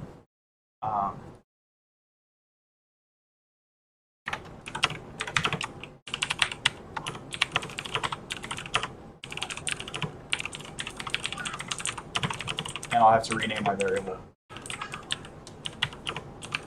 Currently, overqualification is allowed. Currently, overqualification is allowed. We have, whenever we sum it, we have a bunch of negatives. There should never be any negatives. Minimum should be 0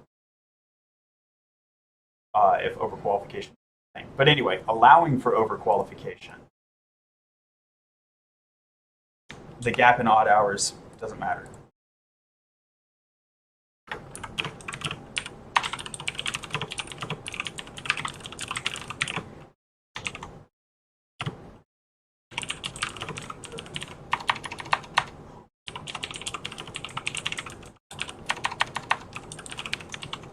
Cool. So we actually have like the first result that's relevant to our paper, although it's like a super unimportant result, but it's still a result. So this guy. So I should still have odd hours. So let's delete it. AE. So now I have to expand those. Copy.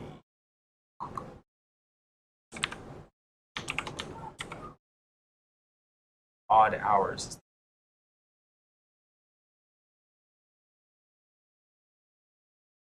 Oh, here it is. So odd hours variance doesn't matter. Do you have any 9s? 913. Cool. We'll drop in street 3.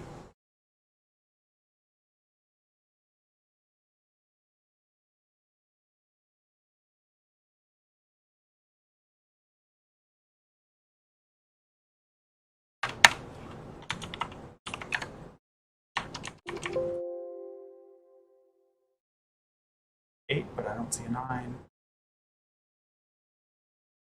Well, it looks like 8 is the highest. Is aware of alternative credentials 2.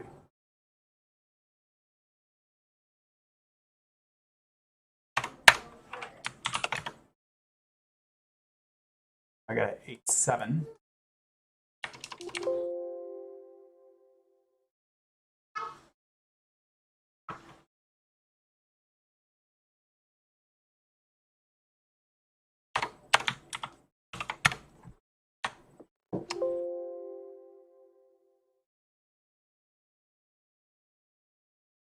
Seven oh 7-5. Got a couple at 7-5 actually. There's some tiebreaker. Oh, 7-7-6. Okay. Now salary doesn't matter. Whoa.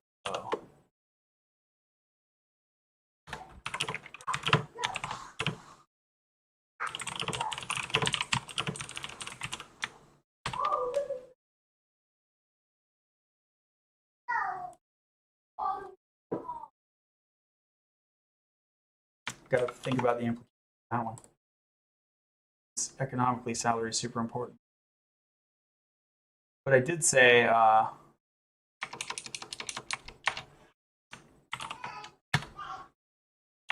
deviating from norms, low salary and high salary was maybe it doesn't affect the paper. 7.3, 7.5, 7.4.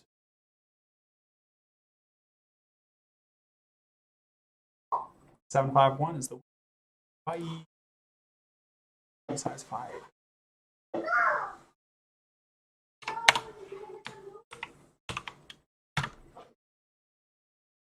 Eight. Here's an 8.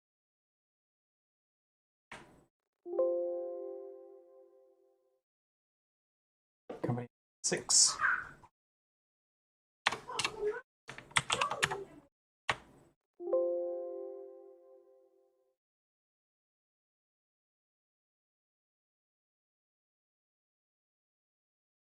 It's company size 2.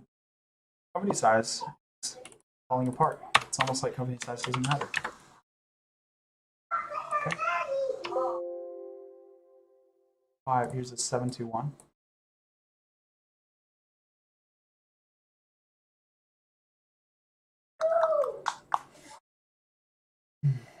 Yep. Be the winner.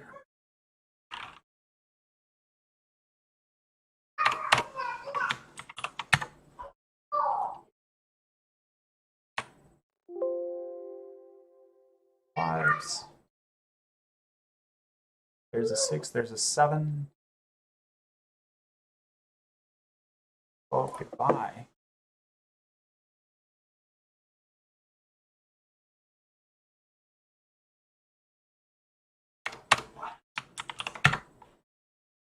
Just hit a saving point real quick.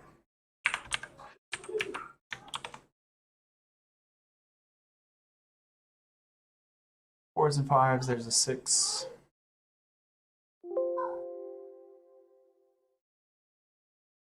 Might be into the 6s. 618. Say 617.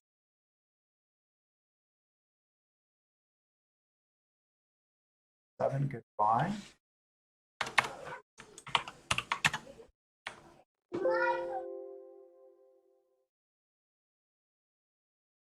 Six.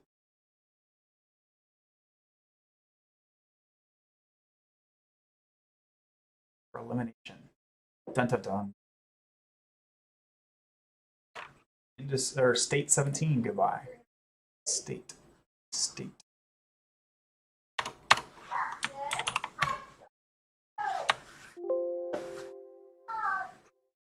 Fours. Here's a 6, 4, 7. Okay. 6, 7. Here's a even higher 6. So you notice for some of y'all this might have been obvious. So state 31 is going by. So for some of y'all this might have been obvious, but because of the intercorrelation of right-hand variables, it doesn't always go down. Deleting one variable can cause another variable's p-value to go up.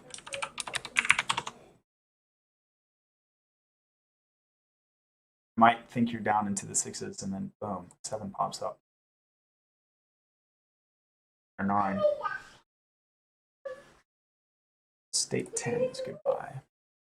And what that means is that it really didn't matter all along. What it usually is. It's just pretending to matter. Ha ha ha. Let's see, 4s, 5, 5. Okay. Like the 5s are the highest. 5, 4, 2. Narrow manager up for the axe. And why do we eliminate those with high p-value? But his narrow manager.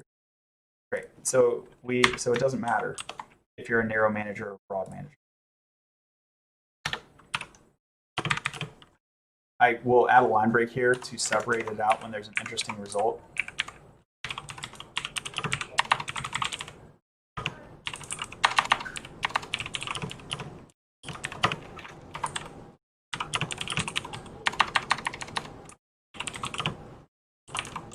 Broad or operationalization of manager role. works.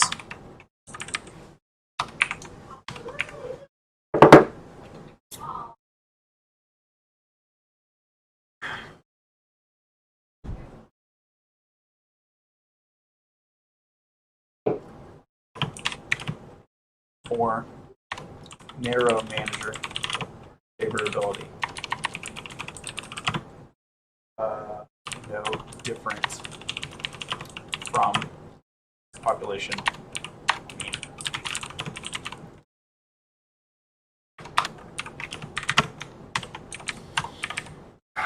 Okay. So a high p-value means that there's a high probability that a finding is due to random chance rather than actual predictable correlation. Specifically, the p-value is above 0.5. It means it's more likely than not. It's more likely than not a relation. It's more likely than not a relation. That's a confusing way of saying that. I'll have to think of a better way to say that. But anyway, the way I said it's true, but it just seems kind of. So as you eliminate these variables, your adjusted R squared will increase up until a point, and then it'll start to decrease. And maximizing adjusted R squared is a good way to approach model optimization. It's not the best way, it's not the only way, but it's a good way.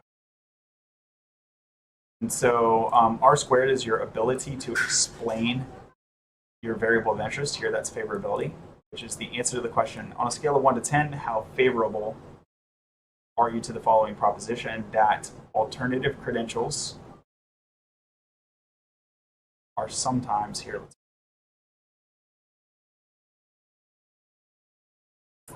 For many professions, alternative credentials can qualify a person for an entry-level position. Strongly disagree at 1, strongly agree at 10. So how favorable are you to that? To alternative credentials for an entry level? That's what we want to predict. And we're predicting that using all this stuff. And if it's a good predictor, it's going to have a low p-value. And if it's a bad predictor, it's going to have a high p-value at the factor level. So we get rid of the ones that have a high p-value because we don't want to use them in our model. Even the ones that are bad predictors will still explain some amount of variation. That's a mathematical thing. But basically, it's cheating, right?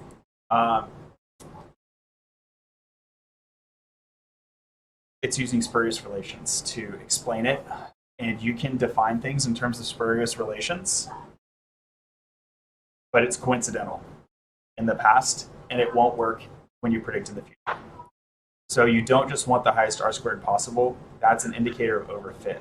So you penalize yourself for having all of these low quality factors, and that's what adjusted R squared does. It takes your R squared and it penalizes you for having a bunch of factors. So if you have 0.5 R squared and 1 factor, you're going to have a 0.5 adjusted R squared. If you have 0.5 R squared and like 10 factors, you're going to have a lower adjusted R squared. Because you're explaining the same amount of stuff, but it's taking you a bunch more factors to do it.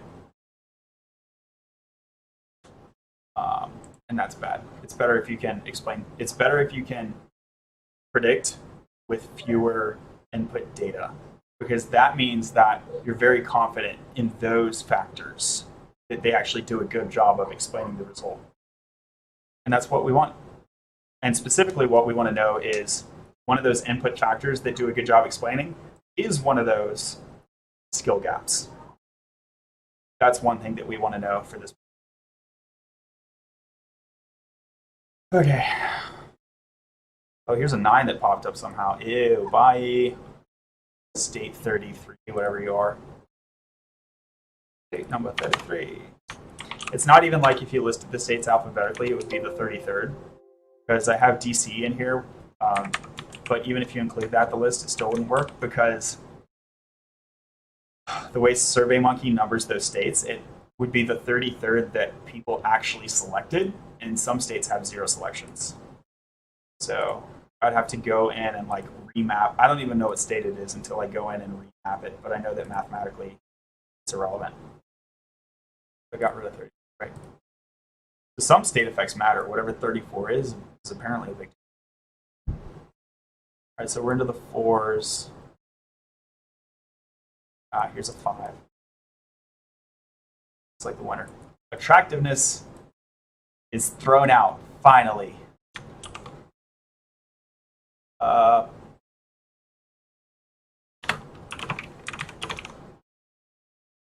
Was third least important, which makes me very happy.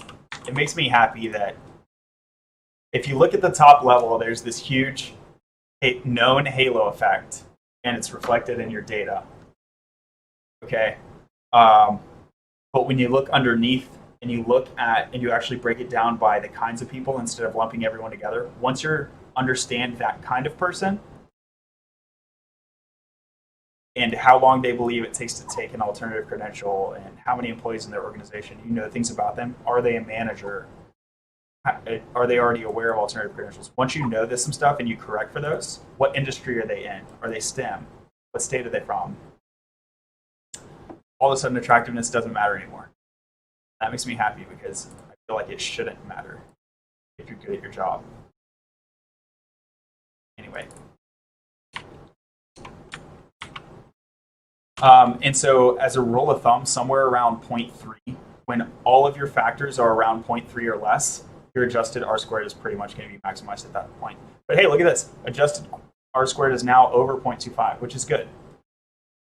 That means that not only are we explaining more than a quarter of the variance, this is not the academic translation. But if you are not an academic, I'm trying to give you a very rough idea of what it means to explain the data variance. So think about this. If you have no clue whether someone is favorable or not, and let's just say favorable is yes or no, then that's like tossing a coin. And so how often are you going to hit heads? Half the time. So if you have no clue, you should guess that they're favorable half the time. But that's a total guess. Now, what if every 4 times they flipped it, you just knew? All right? You have a magic ball that tells you every 4th flip of the coin, you know what it is. So you still don't know 3 of them, but you know 1 of them. That's kind of what it means intuitively. That's kind of what it means to explain a quarter of the data. Is that we have a model that we have a model that's a magic ball. Here's the input data, and as a result, it will tell me what the coin flip is going to be every 4 times. That's about how strong my prediction is, which can be useful. You can go, oh, only a quarter? Well, you don't even usually know. Which is true, but like knowing what's going on a quarter of the time is like still arguably useful, especially from an economic perspective. Like, look at the economy. If you know what's going on in this economy, if you can predict it a quarter of the time, you're doing pretty damn good.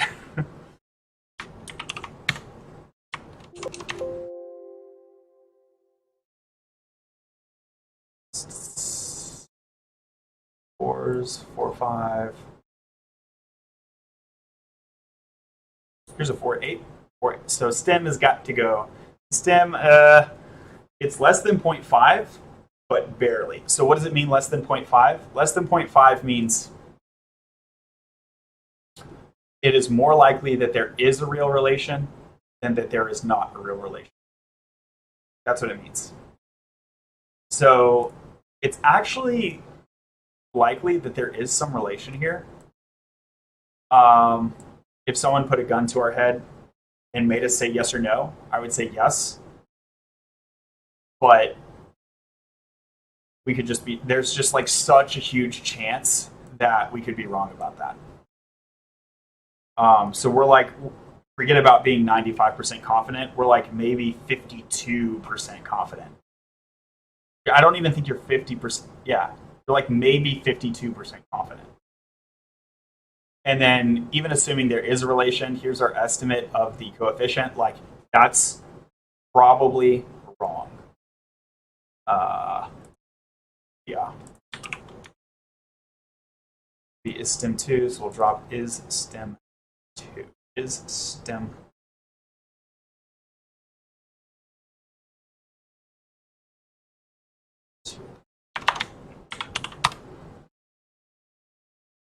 Got a 5-1 bounce back. 5-0. Oh, here's a 5-1-8. It would be nice if gender drops out, because gender is usually a pretty important factor. So if we can explain it without gender, that means we found a way to replace an important factor, which means whatever we replaced it with is at least as important as the thing we replaced it with. And by the way, it bodes well for us that the attractiveness factor fell out, because the academic research we already know. We know there's an attractiveness factor. So for that to be a weak explanation in our model means that whatever remained after it is a better explanation. So if we know that a real effect exists and our skill gaps survived longer, this is a good sign that there's a real skill gap.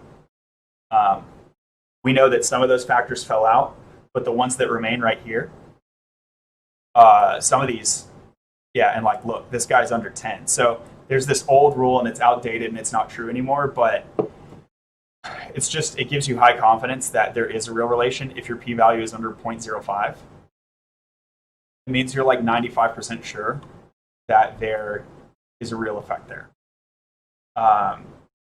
Why 95%? Why do we pick that number? It's completely arbitrary. It's just an industry standard. And it's not even an industry standard anymore. It used to be. But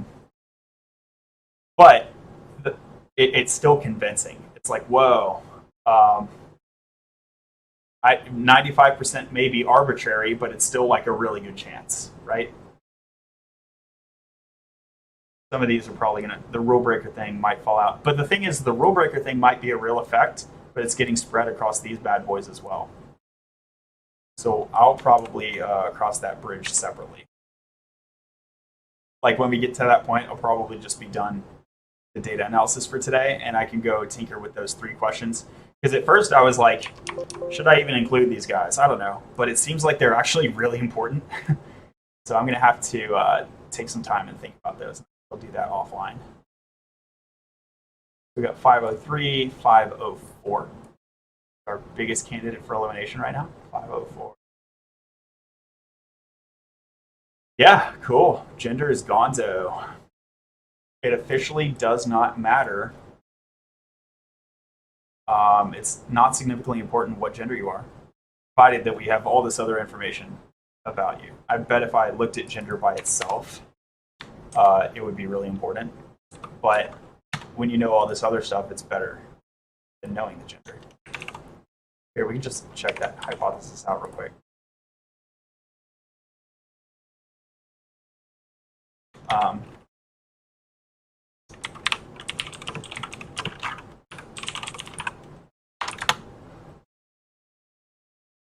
Wow.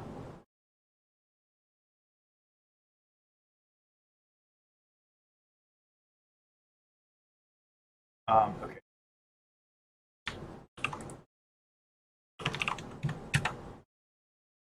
Okay, yeah, same P. This might be an indicator that I don't have enough of a sample, because there's a lot of research indicating that gender influences favorability. Also, I only have 2 genders here, and I allow for 3, which means I have none of the third variation, non-binary identification. So this gender variable just might not have enough samples on it, which kind of feels bad. Okay, I'll make a note of that. It means I might need to collect more samples. If a known effect is unobserved, it might be a sign that your sample is too small.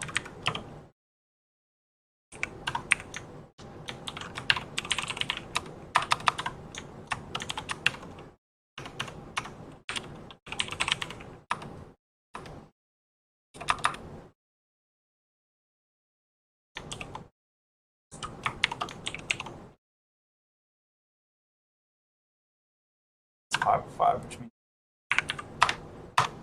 I think I already said this, but I often add a line break when a important change happens.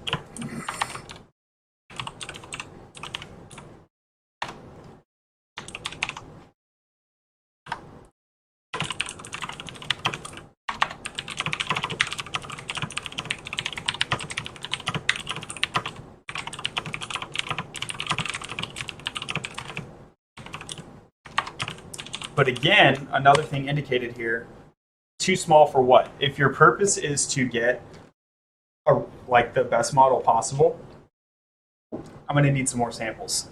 But if my purpose is to get a good enough model to achieve some goal, then I might not need more samples. And what is my goal? My goal here is to demonstrate whether or not skill gaps are important effects. Now, if this happened, if my skill gaps were completely eliminated and gender effect was found, that would be a bad sign, because, or it would be a good sign that there are no skill gaps. What it would say is skill gaps either don't exist or they exist and they are weaker than gender effects. And we know gender effects exist. But what has happened is that gender effects have not been identified in the sample. And skill gaps have persisted, which means either gender effects don't exist or they do exist and they're weaker than skill gap effects. But we know they exist. And we also know attractiveness effects exist. So this is starting to become we've basically shown that skill gap effects exist. And from here on out, it's just a matter of identifying their coefficient. Like, we pretty much know they exist now. Maybe not all of these, but at least like these two, like conscientiousness gap, customer service skill gap, those two are for sure. Like, look at these bad boys. Look at the p-value on there. Okay, rule breaker. No, even so, we'll wind it down, but I really think it might be the case that all of these gaps matter. Because as we eliminate other factors that matter less, like this guy's about to go, these two are about to go, company size, as those are eliminated, there's more explanatory room that these guys can partial in. So their p-value could go up or down. So yeah, some of these might be eliminated, that's fine, but they're all under 0.3. And there's a very, very high level. This is a rule of thumb. This is not like mathematical proof at all. But remember when I said that when all of your factors are under 0.3, that tends to be about when your adjusted R-square is maximized? Similarly, whenever your factors are under 0.5 or so, which technically we're still not there yet, but whenever they're under 0.5 or so, those factors which remain and are under 0.3 tend to remain under 0.3. That is, they're relatively stabilized. They're not fully stabilized, but they're relatively stabilized. Sometimes when you remove a factor, the other factor p-value pops up.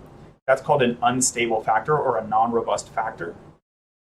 And it tends to indicate that there was a spurious relation to begin with. You usually don't have those p-value spikes in the situation I just mentioned, where your general model is under your general factor constraint is under p-value of 0.5. For those which have a p-value under 0.3. In fact, let's just go ahead and see. Let's try and get under 0.5. So I made the note. I said gender is eliminated could be a sign that our overall sample is too small, because we know that there is some gender population effect. Also, no non-binary response in this sample, which we know exists in the population. So both of those are reasons to think that our gender effect is under-identified. If it exists at all, except that we know it exists. So basically, skill gaps are more important than several known effects, including gender, attractiveness, and possibly salary.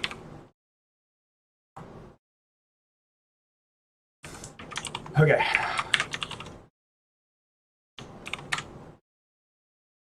Company size 5'4". Don't see any other 5s, so we will drop size 1.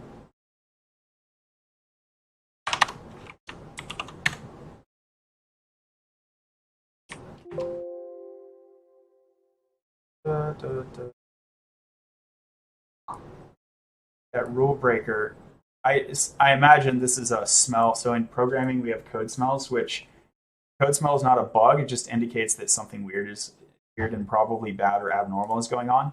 So there is something weird and probably bad and abnormal, which is that we have a redundant specification for this factor. We have 4 variables for the same thing, this rule breaker effect. So the fact that this guy is still sitting at 4.5 means it's probably going to pop up at some point. But that doesn't mean that this effect doesn't exist. It probably means it's getting partialed into these guys. So basically, I need to think through how I want to specify my model and then also analytically describe this stuff. Because basically what we're saying is, hey, willingness to break rules doesn't matter. That's what this factor says. Willingness to break rules doesn't matter. But these are all saying willingness to break rules does matter.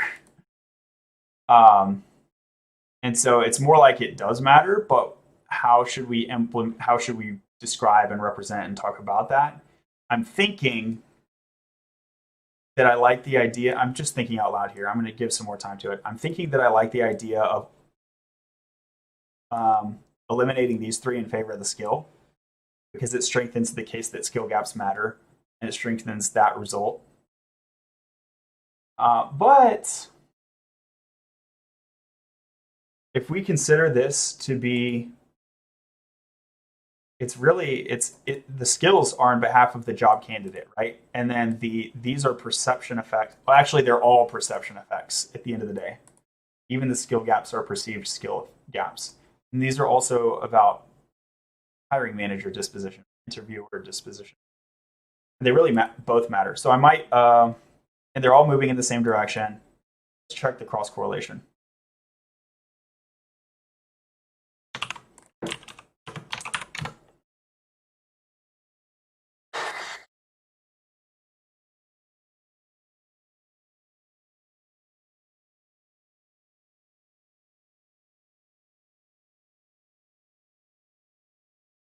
Rule breakers. Okay, so this is the only one.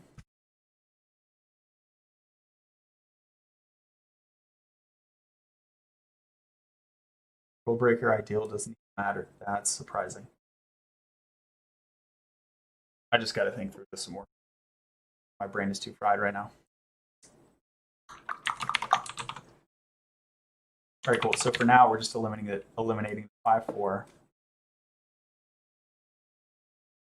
Size 1. And this is where bouncing ideas off of other people is a really good idea. Okay, I'm probably going to talk to some people about thinking through that perception.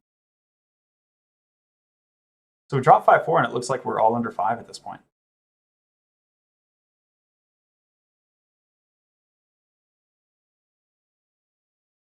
Yeah. And at this point, these have yet to pop up, so I think they're relatively stabilized. Let's drop a couple others. It's surprising that awareness of relevant credentials doesn't matter.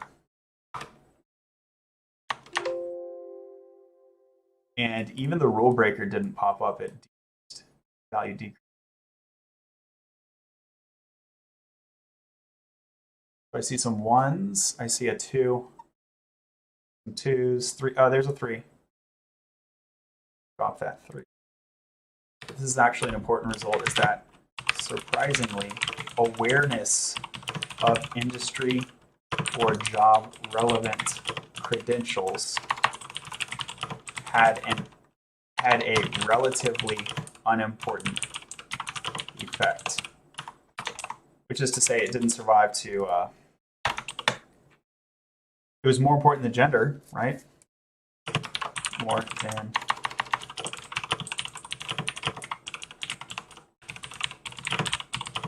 than gender of attractiveness, less than skill gap effects.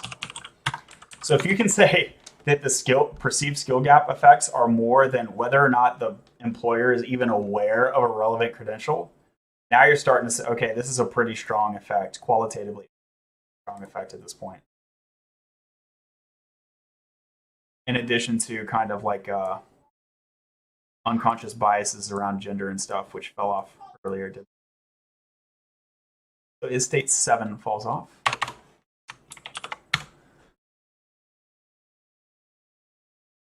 Three, 4, 5. These guys continue to shrink. Yep. It looks like even the rule breaker is stabilizing. So 3, 4, 5, state 15.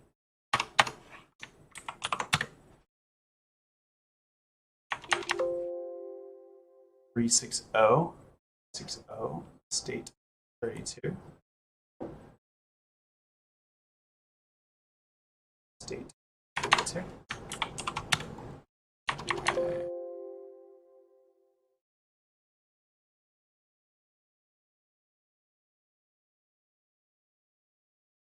And let's keep an eye on the R squared. So here's 2760, 2753. So it's still going up, albeit very, very small, 2760.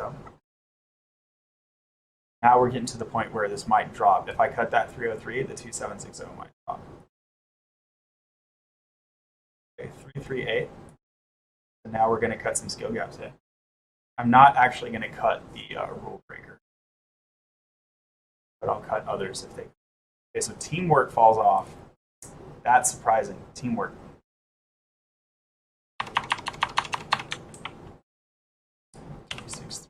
Teamwork. That should still jump it. 2768. 768. Still enough.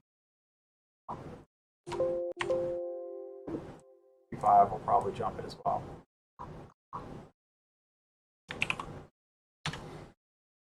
Okay.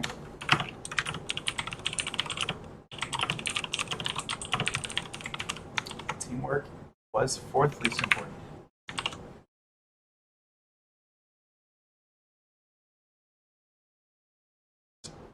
We already cut it. Teamwork. So we already cut it. 3, 5, 8. 3. Got 303 went up to, oh, and there's a 3-4. 303, I think. Cut. Mute.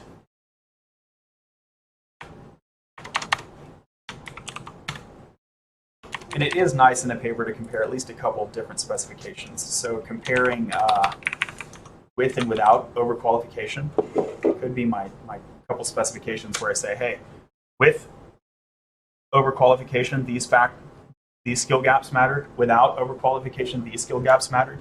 These skill gaps mattered for either specification. So these are the robust skill gaps that statistically important and robust to different specifications. So those ones really matter. That's probably what. Okay. At this point, wow, the rule breaker has p-value is getting really good and independent from these guys, which kind of solves my problem for me because it's like, is it the perception of the skill or is it the self-positioning of the candidate?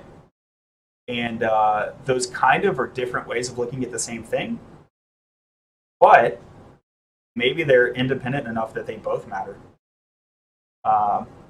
Or it could be a case of attenuation. Yeah, okay, they're sign opposite, right? So rule breaker is sign opposite these. So it appears to just be a case of attenuation. When you have two factors that measure the same thing, but if they measure the same thing in a different way, sometimes one measure will attenuate the other. But if the measurement difference is significant, the two factors can appear independent, even though they're measuring the same thing. And it's a measurement difference. But if you have a significant measurement difference, that is sometimes a good reason to multiply operationalize a factor. Although usually multiple operationalization is bad. But hey, what's up, buddy? What? Yeah, please don't hit the drum. Hey, please don't. All right, thanks. Tell Mama I'll come out in 5 minutes. All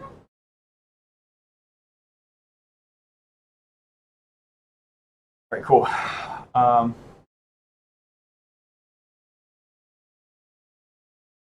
Forgot exactly where I'm at, so let me run that one more time and look.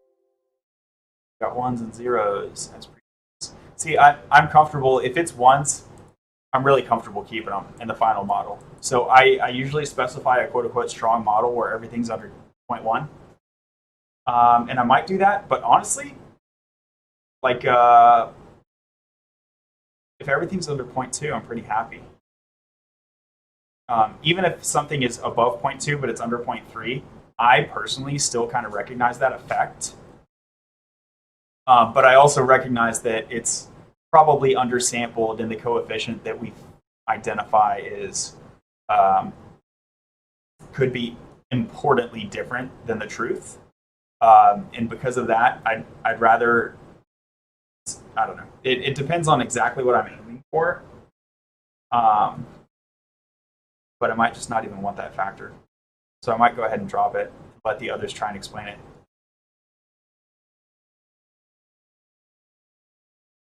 In particular, if I'm trying to get a strong coefficient on the skill gaps in particular. So we got some threes, 3, 2, 3, 4. Here's 3, 4.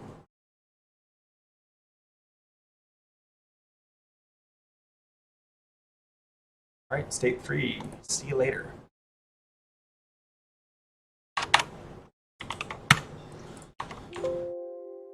There's a 4.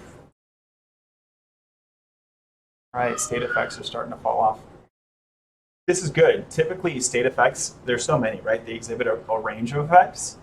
And so you'll have these really weak, like spurious state effects, and then you'll have some kind of medium effects, which are, again, probably underspecified and the coefficient's wrong. And I think we're phasing them out right now. And then what you're left with is like the strong state effects. I'd like to go for that. I think the 4-1 is at high speed. So state 27, goodbye.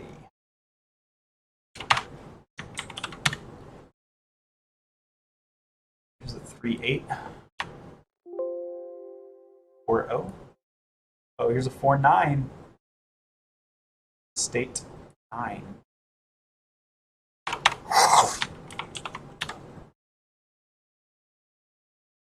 Six. 4-6. See, we're popping back up. So these were those like medium. They're like latent, unstable variables. They're like, there probably is some relation, but the samples are underspecified, so that there's when there's few samples, your estimate can basically there's a large standard deviation, and your estimate can change rapidly. When your estimate changes rapidly, that's a sign that you don't have a very good estimate. So those are like they're really when you start having a high bar for factor strength and stability, they'll fall out. And what that's saying is not that the effect isn't there. There very well may be effect, and I think there are clearly state effects. But in any given state, I probably don't have enough samples, and I'm eliminating 465 state 22. I probably don't have enough samples in a lot of these states to identify the effect with confidence. And that's why they're falling off. They're falling off late, but they're falling off. And they fell off late because there kind of is something there. There kind of is something there. But when we start pushing stronger variable, at some point they flake out and pop. And you'll notice the p-value shoots up really quickly, right? And they're intercorrelated so that when a few of them pop, then like a whole bunch of others pop.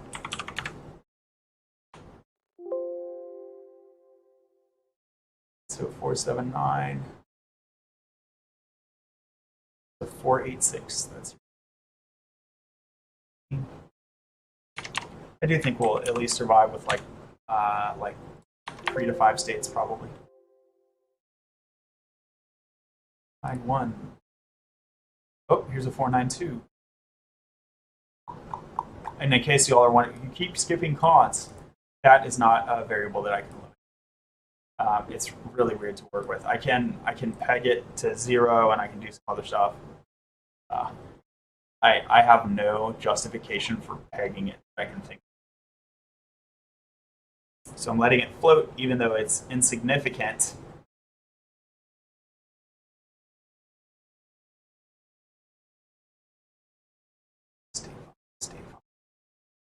State 5 is state 5. I keep forgetting the way Stata orders these variables. It's not like 1, 2, 3, 4, 5. It's like 1, 10, 100. It goes anything that starts with a 1 before anything that starts with a 2, which confuses me sometimes. So the fact that the p-value is like so high on that constant means it's insignificantly different from 0. So for the purposes of our model, whenever we finalize the model and we stabilize it, when we are forecasting, we'll plug in a 0 there. Actually, no, we won't. We'll technically plug in this booger. We just are not very confident about it. So really, we should forecast a range because we're not confident about the starting point, so we can't really be confident about the ending point. But if we forecast a range, we can say it's probably going to be in that range somewhere, even though we really, like plus or minus 1, say. That would give us more confidence. Okay. 2, 3. Okay. Oh, here's a 5. Bad boy. State 35 later.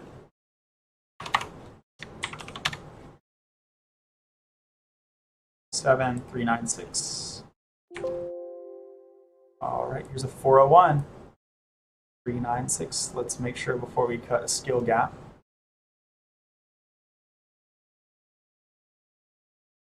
Six, 401. All right, goodbye verbal. Goodbye verbal skill gap.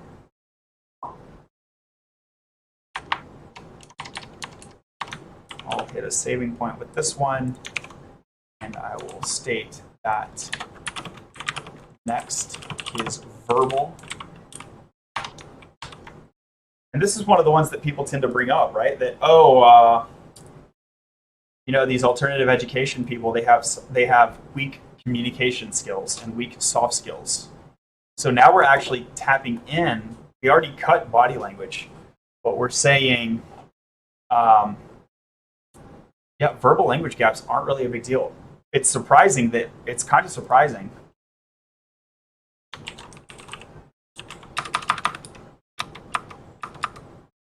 Oh, I guess is body language still in there? It's just that ordering threw me off. Okay, so body language is still here. Okay, and it's actually really strong. Okay, and it's negative, right? So that goes with the theory that, hey, these alternative educated people, they have this like, it's not necessarily written or technical communication, but it's this social skill, soft skill of like implied like body language. Like they're reading computers and shit all day, and they're not talking to humans and like having the college experience. So that seems to be reflected in this data because there seems to be this gap. And we'll check with the different specification whenever we rule out overqualification. But remember, the aggregate body language gap was not good enough. Alternative educated people have less than ideal. So it's not, in aggregate, we don't expect that is a detrimental overqualification effect. We expect that there is some positive body language gap, at least perceived, and maybe actual, but at least perceived, that the people hiring are going to say, hey, this guy probably doesn't have informal communication skills. And what we're actually seeing, which is a bit surprising, is that they're also lacking, perceived as lacking, formal communication skill.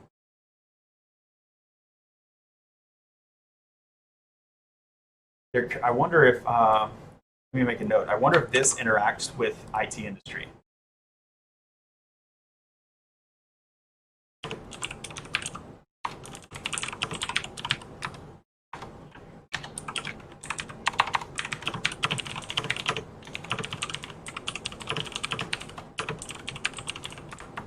I'm going to take that on its own line and put it down at the bottom. I'll create an interaction effect. Interaction analysis is an advanced kind of analysis that I usually do. So this is the basic exploration. And yeah, it jogs your mind about stuff like this. Like, what if there's an interaction here? You don't want to create every possible interaction because it's like a lot of those effects don't even matter to begin with. How would you possibly tell? So interaction effects are usually weaker than the primary effects they're interacted on. That's not all the time, but it's usually. So my practice is I'll usually identify the effects that kind of matter, and then the interactions among those that matter, rather than the superset of all those way more interactions that probably don't even matter and could lead to like a ton of spurious results. So it's like we know these factors matter. Now let's see if they interact. Rather than we don't even know if these factors matter. You can see how the second case, multiplying variables even more, is likely to create a situation of overfit. There's so many factors, some even by coincidence, some are going to have significant effects. So at least you have some grounding for the interaction. You're like, hey, the factors it's interacted on, we already know they're important. It's like a better justification. So we see verbal popped out, and that makes sense because communication is intercorrelated. Even though written is like the more formal facet of communication, still, facets of communication are highly intercorrelated, so that when one pops off, the partial in and partial out effects are going to importantly shake up, if you will, the other facets of that communication thing that we're measuring. So what this seems to indicate is that, hey, verbal and written don't matter so much as body language. But the body language thing is basically the important thing. It basically captures all of it. Now let's double check that we don't have something else more important than a 498, but 498 is looking strong. It actually looks really weak, but it's a strong candidate for elimination. Okay, so written. Great. Next is verbal communication skill, then written. Okay. So I don't even care if the written thing interacts with programming. Look and see. Maybe I care if this one does.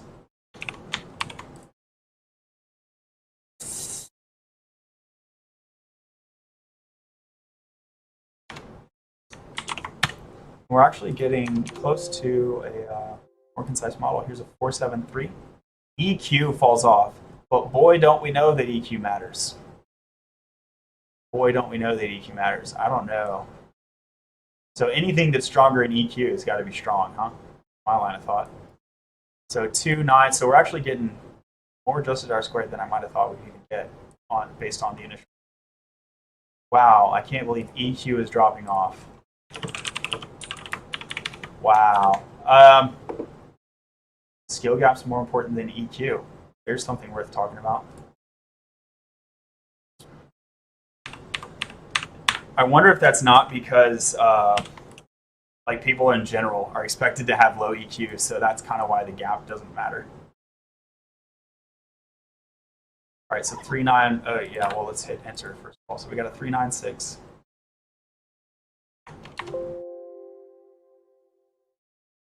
Okay. 829.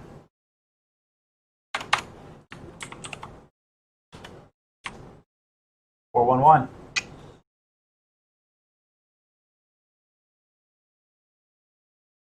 Let's see any. Okay. State 30.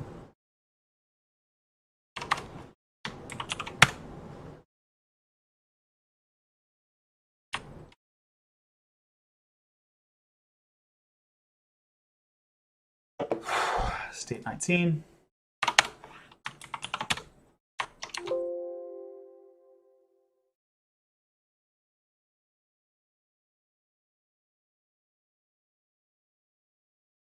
So here we are, 3026. Let's see if it's still going up. We'll eliminate 3. 3026, 3029. So we're still going up very slightly. Close to that up. I popped up. 3029. 4, goodbye.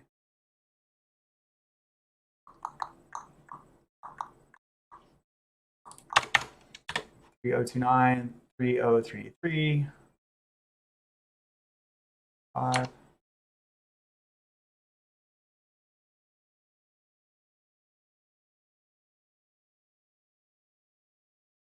State 38. 3033 to 3034, getting really close. Close to not increase.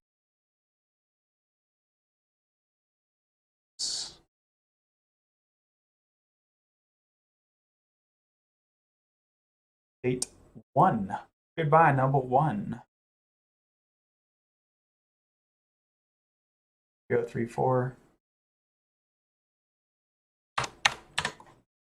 3036, so that went up. And I will continue to eliminate for my model hardening. I'll eliminate factors even if the R squared doesn't change, as long as it doesn't decrease. So if eliminating a factor yields the same AR2, adjusted R squared, I will go ahead and probably eliminate, and I'll go ahead and eliminate that factor, at least for the purpose of identifying that model. The adjusted R squared maximizing model. 304.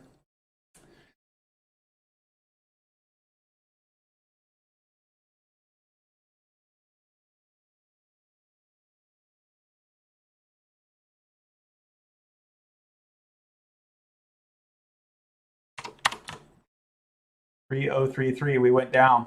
3036, 3033. Let's make sure nothing popped. If it pops, sometimes you can still get like a 2-step elimination overall gain. None of this. I don't really see any of this. We'll try and eliminate this 299, 97, 25, and 28. Kind of our desperate last swing. It's looking like 104 is the guy. So 28, 25, 8, 25. 104 is going to become 10. Oh no, it's still 104. Cool. Did anything pop up? So we cut 2 more guys. Did anything pop up? No. Looks like they're all stably under 3, and that R squared continues to go down. So we're no longer maximizing the AR2. Now we can harden to a strong model, but this is a good landmark model and a good stopping point. The 3036 is our adjusted R squared maximizing model. It doesn't mean it's our best model, but it's a really good landmark model. So this will be AR2 maximizing model. And I will probably add in the interactions, check those, and through how to respecify rule breakers. I'd probably do all of that cleanup with this model before trying to harden to a strong model where everything's under 0.1 or 0.2. But really a strong model, everything's under 0.1. But I would do, with this kind of medium, I would call this like a medium-sized model. It includes some strong effects. It includes some weaker effects, but everything that's at least plausible and potentially important. Good overall model power. We're getting close. So this explains about a third. So the R squared is over 0.4, but some of that could be spurious. The adjusted R squared is not quite 0.33, but the actual model power could be in excess of that. So I think that the true explanatory power of this model is around a third, 0.33. Cool. Well, thank you all for tuning it in. It's been almost 5 hours. Let me do a last check. Probably no one has commented, right? Yeah,